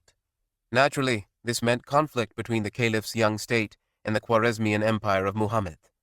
Perhaps it was because of this conflict, or perhaps it was Muhammad's over-reliance on overworked slave soldiers, but the Khwarezmians were not prepared when Genghis Khan and his fearsome warriors arrived on the Muslim frontier in 1219. The Khwarezmians, however, decided to pick a fight with the Mongols. When merchants from the Mongol Empire entered the Khwarezmian domain, they were put to death as spies. Needless to say, Genghis Khan was less than pleased with this development, especially since he seems to have desired peaceful relations with the Muslim state. He swore vengeance, and the next year, Mongol armies arrived in Muslim lands for the first time, beginning a period of destruction for Muslim civilization in Persia, Iraq, and Syria. The Mongols combined their superior fighting ability with siege engines brought in from China to quickly conquer the major cities of eastern Persia. Bukhara, a city forever associated with the great hadith compilation of al-Bukhari, was completely destroyed. Ancient Balkh came to a similar fate, and its library of thousands of manuscripts was dumped into the Oxus River. The Mongol drive had no use for books, or the academic achievements of Muslim civilization. They were nomadic warriors, and their only business was conquest and pillage. As they pushed into modern-day Iran and Afghanistan, some of the major urban centers were reduced to nothingness. Muslim historians of the era claim the Mongols massacred 1.7 million people in Nishapur and over 2 million people in Herat. These numbers may or may not be accurate, but what is clear is that the Mongols rained death and destruction wherever they went. Islamic civilization that had taken 600 years to build was being erased in a matter of weeks. The Khwarezmian Empire was essentially destroyed by 1222 after a short but destructive conflict. Genghis Khan chose not to continue into the heart of the Muslim world. He retired back to Mongolia, where he died in 1225. After the death of Genghis Khan, the Muslim world experienced a welcome reprieve from Mongol attacks. The new Khan, Genghis' son, Ogadai, chose to focus on crossing the Ural Mountains and conquering Europe. The Mongols did this with incredible efficiency, as always, and in 1237 led their armies across modern-day Russia and into Hungary and Germany. Christian monarchs across Europe were terrified at the prospect of these heathen Mongols decimating their land, as they did to the Khwarezmian domain. Yet just as the Mongol incursion into Muslim lands ended abruptly, the Mongols abandoned their campaigns in Europe in 1241, when Ogadai died. At this point, Christian Europe was still very much enchanted with the idea of crusading into the Holy Land and reconquering Jerusalem. The Ayyubids, however, still had the requisite power and ability to resist attempts on the Holy City. If Christian Europe wanted to re-establish itself in Palestine, it needed help. Luckily for them, an alliance with the Mongols became more of a possibility as Nestorian Christianity slowly crept into the upper echelons of the Mongol Empire, especially since many of Genghis's descendants had married Christian women. After repeated embassies sent by European monarchs requesting a Mongol invasion into Muslim lands, the Mongols finally mobilized an army with the aim of completely obliterating Islamic political power in 1255. Truly the Day of Judgment has been held in Baghdad. The family of the Prophet and the household of learning have been taken captive. And whom, think you, after their loss, will cities contain? Ismail ibn Abil Yusr, a contemporary poet. The leader of this Mongol army was Hulagu, a man whose stance against Islam was clearly influenced by his Christian and Buddhist advisors. The army was probably the largest the Mongols ever fielded, over 100,000 strong. Troops from Christian Armenia and the remaining Crusader states also joined in. The Muslim world was ill-prepared for such an onslaught. The Khwarezmian Empire was dispersed and greatly weakened by the initial Mongol invasion 30 years before. The Abbasid Caliphate barely controlled Iraq and was in constant struggle with the Hashashin sect for power. Meanwhile, the Ayyubid dynasty of Salah ad-Din's descendants was overthrown in 1250 by its own slave soldiers known as Mamluks, who established the Mamluk Sultanate in Egypt. Once again, a disunited and weak Muslim world faced an invasion from a foreign land and, once again, disaster would ensue. The Mongols swept into Persia, where they made an overwhelming assault on the Hashashin. Their stronghold of Alamut, which had for so long eluded conquest by Sunnis, was destroyed by Hulagu in 1256. Before Sunnis could cheer the final downfall of the Hashashin, however, Hulagu set his sights on Baghdad, which had been the capital of the Caliphate since 750. The Caliph al-Mustasim refused to surrender and accept Mongol authority. Never before in Islamic history had the Caliphate itself fallen, or had the capital been taken. Even in the face of Fatimid and Crusader invasion, circumstances had always worked out in a way that the spiritual leader of the Muslim world was spared. Perhaps this history had caused al-Mustasim and others in Baghdad to hope that something similar would happen when the Mongols came in 1258. This time, however, no miraculous victory came. No great alliance of Muslim states was forged to defend the Caliphate, and no amount of individual bravery in the face of Mongol aggression could save the city. After a siege of just a week, Hulagu's army captured the capital of the Caliphate on the 10th of February, 1258. The conquest of Baghdad was one of the most devastating events in Islamic history. The usual Mongol massacre soon followed the city's fall. Its entire Muslim population, with estimates ranging from 200,000 to 1 million, was killed. Only the city's Christian community was spared. The ancient House of Wisdom that was established by El-Mamun to push scientific learning to new frontiers was razed to the ground. Its books were dumped into the Tigris River, the ink from hundreds of years of scholarship turning the river black. Thousands of works on math, science, geography, history, theology, and jurisprudence was lost forever. Such was this loss that today we only have a fraction of the works of the great scientists of the Golden Age, such as Ibn al-Haytham, al-Biruni, and Ibn Sina. What other discoveries they may have had that we are unaware of bled into the Tigris, never to be read again. As hundreds of years of knowledge was being destroyed, the Caliph himself was taken by Hulagu, wrapped in one of his luxurious carpets, and trampled to death by Mongol horsemen. The Abbasid Caliphate would have ceased to exist had another member of the Abbasid family not been installed in Cairo as Caliph soon after the massacre. The Abbasid Caliphate in Egypt lasted until 1517 under Mamluk authority, but the caliphs were nothing more than figureheads who never again held real power. The destruction of Baghdad was more than the conquest of a city. It was the end of a political, scientific, and religious center that the Muslim world at that time never could have conceived of. The Mongols, of course, had no intention of stopping at Baghdad. Hulagu continued his advance into Syria. Aleppo and Damascus were taken, much to the delight of Christians in the region, especially the Crusaders. A Christian mass was held in the Umayyad Mosque of Damascus, once the largest and grandest mosque in the world. It would seem that nothing was going to stop the Mongols from moving south into Egypt, destroying Islamic civilization there, and effectively erasing Islam from the world just as fast as it rose 600 years before. But that was not to be. The young Mamluk Sultanate halted the Mongol advance in 1260 in northern Palestine. Sultan Baybars led the Mamluks in a pitched battle where he used the Mongols' own cavalry tactics against them, leading to the first Mongol defeat since they arrived in Muslim lands. The victory meant Egypt, and perhaps Islam itself, was saved from Mongol atrocities. Follow-up invasions were also futile, especially since a Mongol Khan in Russia, Berka, had converted to Islam and allied with the Mamluks against Hulagu. This Mongol civil war between the Muslim Berka and the pagan Hulagu meant a temporary reprieve for the Muslim world. Furthermore, in the late 1200s, the entire Mongol Empire was divided into separate states and expansion was halted. Islamic civilization survived the Mongol assault, but only a shadow of the former glory of the Islamic world remained.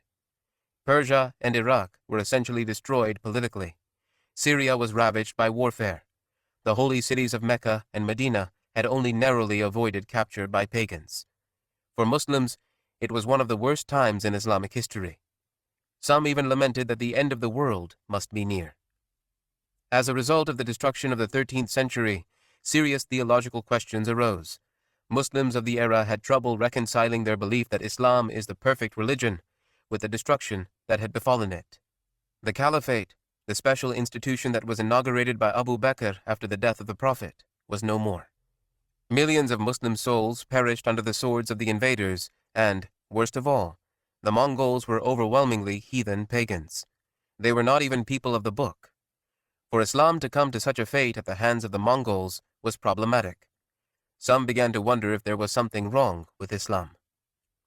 Muslim theologians rose to combat this idea, led by Ibn Taymiyyah, 1263 to 1328. He argued that there was never anything wrong with Islam. The problem, according to him, was that Muslims digressed from the correct practice of it, and that the Mongol disaster was a result of Muslims losing their way. Much like al-Ghazali 200 years before him, he sought to purge Islam from what he saw as innovations that ran contrary to the example of Muhammad. Although he was a Sufi, he denounced the excessive mystical philosophy of some Sufi branches, believing that they ultimately led to polytheism. At the same time, he rejected the legitimacy of Muslim leaders who did not uphold Islamic law and conduct themselves in an Islamic fashion. This brought him into inevitable conflict with both Mongol and Mamluk rulers, leading to numerous imprisonments and eventual death in the citadel of Damascus. His ideas helped spawn hope for many in the Muslim world that if they simply adhered to a pure and unaltered version of Islam, they could once again rise up to become world dominators. Islamic civilization would in fact experience a rebirth, but not in the traditional heartland of Islam between the Nile and Oxus rivers. Instead, this rebirth began in the northwest frontier of the Muslim world, where the nomadic warrior society of the Turks clashed with the established and urban Byzantine Empire.